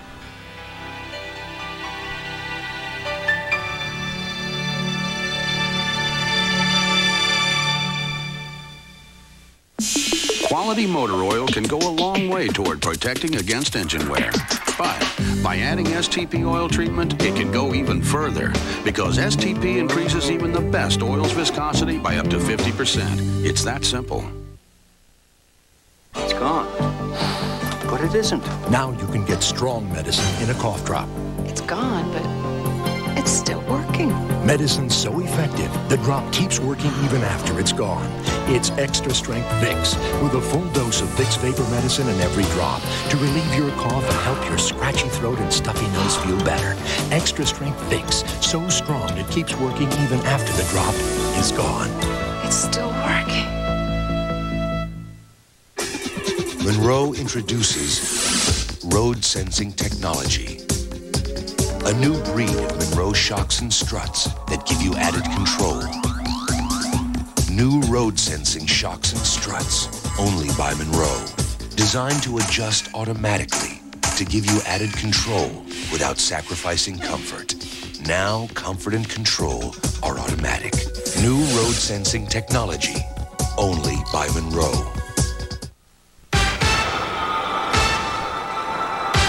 Got stranded once. Never again. Look, there's a reason more people go to Sears for a new battery than anywhere else. Face another winter without a diehard? No way. Only Sears has the diehard. In tests for cold cracking starting power, diehard performed 3 times better than industry standards. Out here, if you don't have a diehard, you don't have a prayer. You can count on me. Sears diehard. More power when you need it most.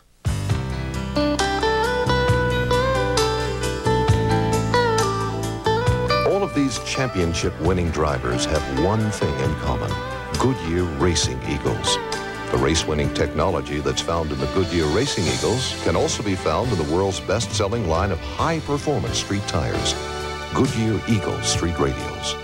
The champions know, and it's why we say the best tires in the world have Goodyear written all over them. A child arrived just the other day. He came to the world in the usual way, but there were planes to catch and bills to pay. He learned to walk while I was away, and he was talking for I knew it, and as he grew, he'd say, I'm gonna be like you, Dad. You know I'm gonna be like you. This is the house my parents lived in when they were first married. I lived there for a little while. When they first got married, they worked really hard to make things better for them, better for us as we grew up. But like I've said before, you know, it was a normal childhood. It was just like anybody else's. Until I was 9 or 10 years old, I thought everybody's parents had a race car.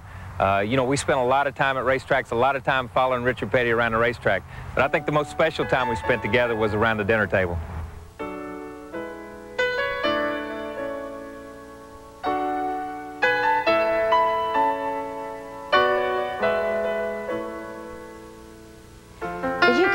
From previous interviews, my kitchen has changed quite a lot. But this kitchen holds a lot of good memories for our family. When we first moved in the home, we had a small table in the corner, and this was where, at our meals, we shared the events of the day. The children were always telling us about their day at school. Richard was telling us about his day in the shop.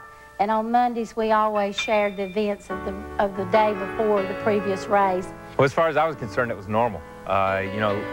You know, we grew up, our father wasn't there a lot of the time. He was always gone to racetracks and stuff like that. But, you know, we had a normal childhood. I've got 3 sisters, 3 younger sisters. We all went to school down here in Randleman. We all did all the things that everybody else did. We would go to the track and we would play around. We knew Daddy was out there racing, but we really didn't pay attention.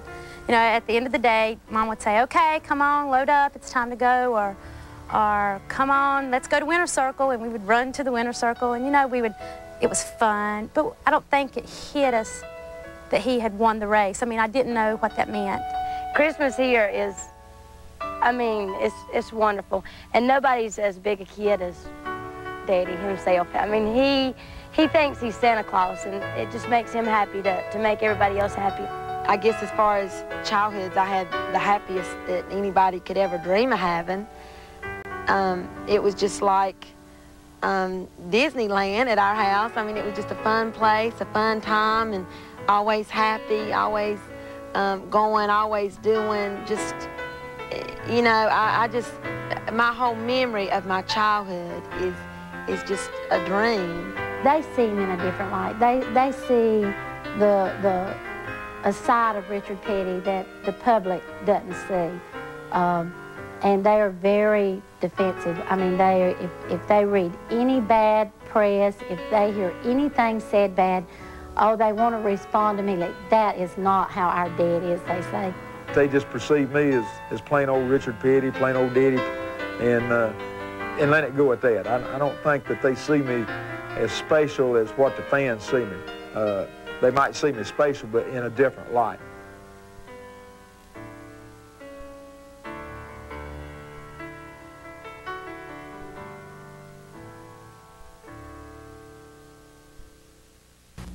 Enter the future of home electronics by Panasonic and Techniques. From new super flat tube televisions, super VHS VCRs, portable audio, camcorders with electronic image stabilization, to powerful Techniques audio components, Panasonic office machines, and cellular phones. For the latest in home electronics, get the PC advantage. At PC Richard & Son, the electronics giant. Quality was popular before great service was expected from a dealership. Hempstead Toyota was setting the standard for sales and service in the auto dealer industry. Yes, since 1966, 3 generations at Hempstead Toyota have been saving Toyota customers thousands of dollars on their fully stocked line of new cars and trucks, or from their large selection of fully warranted, previously owned vehicles. And now's the time to get great leases and financing at Hempstead Toyota, the solution to luxury for today's economy. Let's get ready to rumble with boxing bloopers and KOs and ESPN home video filled with super knockouts, blooper knockouts, and heavyweight standouts. A winner by a knockout. This video is just marvelous. Boxing bloopers and KOs, available wherever videos are sold. Quality motor oil can go a long way toward protecting against engine wear. But by adding STP oil treatment, it can go even further, because STP increases even the best oil's viscosity by up to 50%. It's that simple.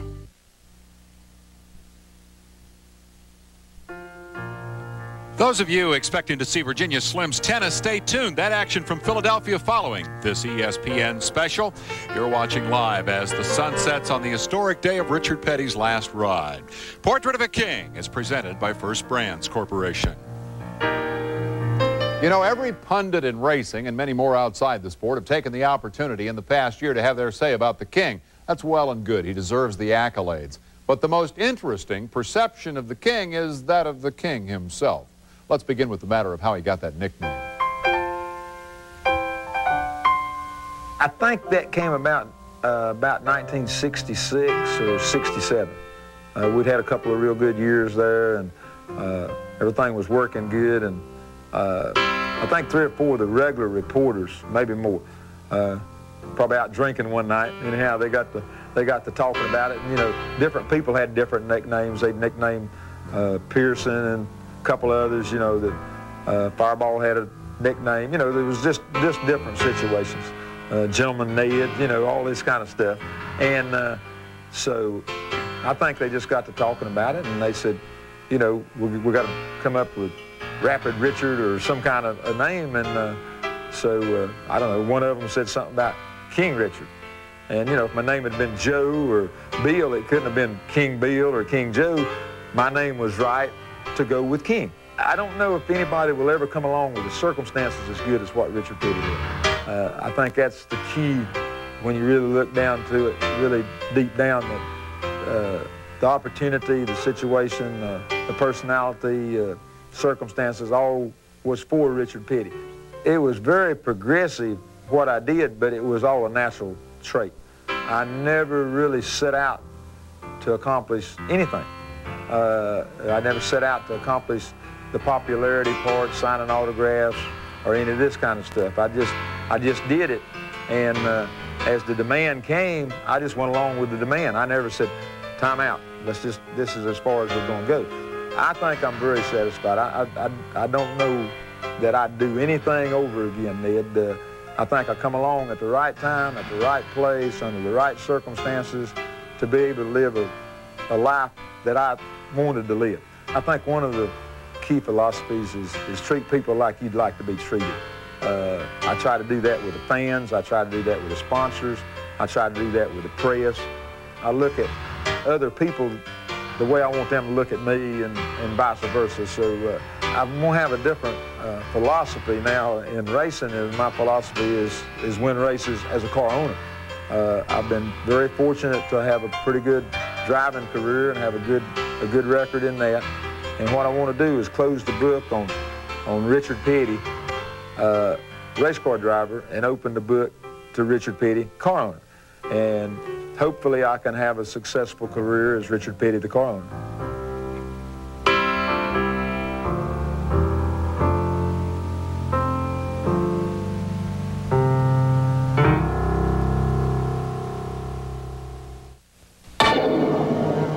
You start it every morning. Start after start after start. When most of your oil is still down in the pad, you start metal-to-metal contact. You start engine wear. Now help stop it with the latest breakthrough from STP. New engine treatment. It bonds right to engine parts. Independent tests proved it. Just add a quart at your next oil change and help stop engine wear before you start with new STP engine treatment. Before winter hits hard, get to Sears, America's #1 tire store. For a limited time, all Goodyear tires and all Bridgestone road handlers are on sale at Sears. All-weather Goodyear Arrivas, as low as $19.88, our lowest price ever. Backed by a 55,000-mile warranty. All Goodyear tires and all Bridgestone road handlers on sale. You can count on me. At America's #1 tire store, Sears. What makes a mountain man a mountain man? Let's find out. Must a mountain man be a big burly guy with an axe? A man of steel? Must a mountain man even be a man? Actually, the only requirement is the right beer. Smooth bush beer or easy drinking bush light. So, head for the mountains and learn what makes the typical mountain man anything but. The shot is live from Atlanta Motor Speedway. You see the jammed infield. The King's minions turned out in record numbers today to see his final ride, and they may be part of the all-time record Georgia traffic jam. Some of them will be here for a long, long time, but what they saw today was certainly well worth it. Portrait of a King is presented by First Brands Corporation, makers of STP gas treatment, and in part by Smooth Bush Beer and easy drinking Bush Light, and by Goodyear, #1 in tires. You know, kings once crowned typically rule for life. Turning over the driving chores doesn't mean Richard is abdicating his throne. But he's reached the final milestone as a driver, and so it's time to think about how we're going to remember this guy. I'll remember him 3 ways. 1, he didn't plan any of this. He just did his best and let the chips fall. 2, he lived the golden rule, and for a race driver, that's not always easy. And 3, he has great taste in hats and glasses. His colleagues, friends, and family will add the final few brush strokes to our portrait of a king. I'm Dave Despain. So long, everyone. In 1964, Richard Petty won the Daytona 500 for the very first time and qualified a stock car Plymouth almost 175 miles per hour. He was the biggest news in stock car racing. In August of 1964, I ran my first Grand National race. I was in awe of everyone there. But one fellow walked up to my car, stuck out his hand, and said, "Hi, I'm Richard Petty." I'll never forget it. You think about the idea, well, maybe he's getting too much credit, or, you know, maybe somebody else didn't get enough or something like that. But you only have to think about it a few minutes and you say, no, he earned it.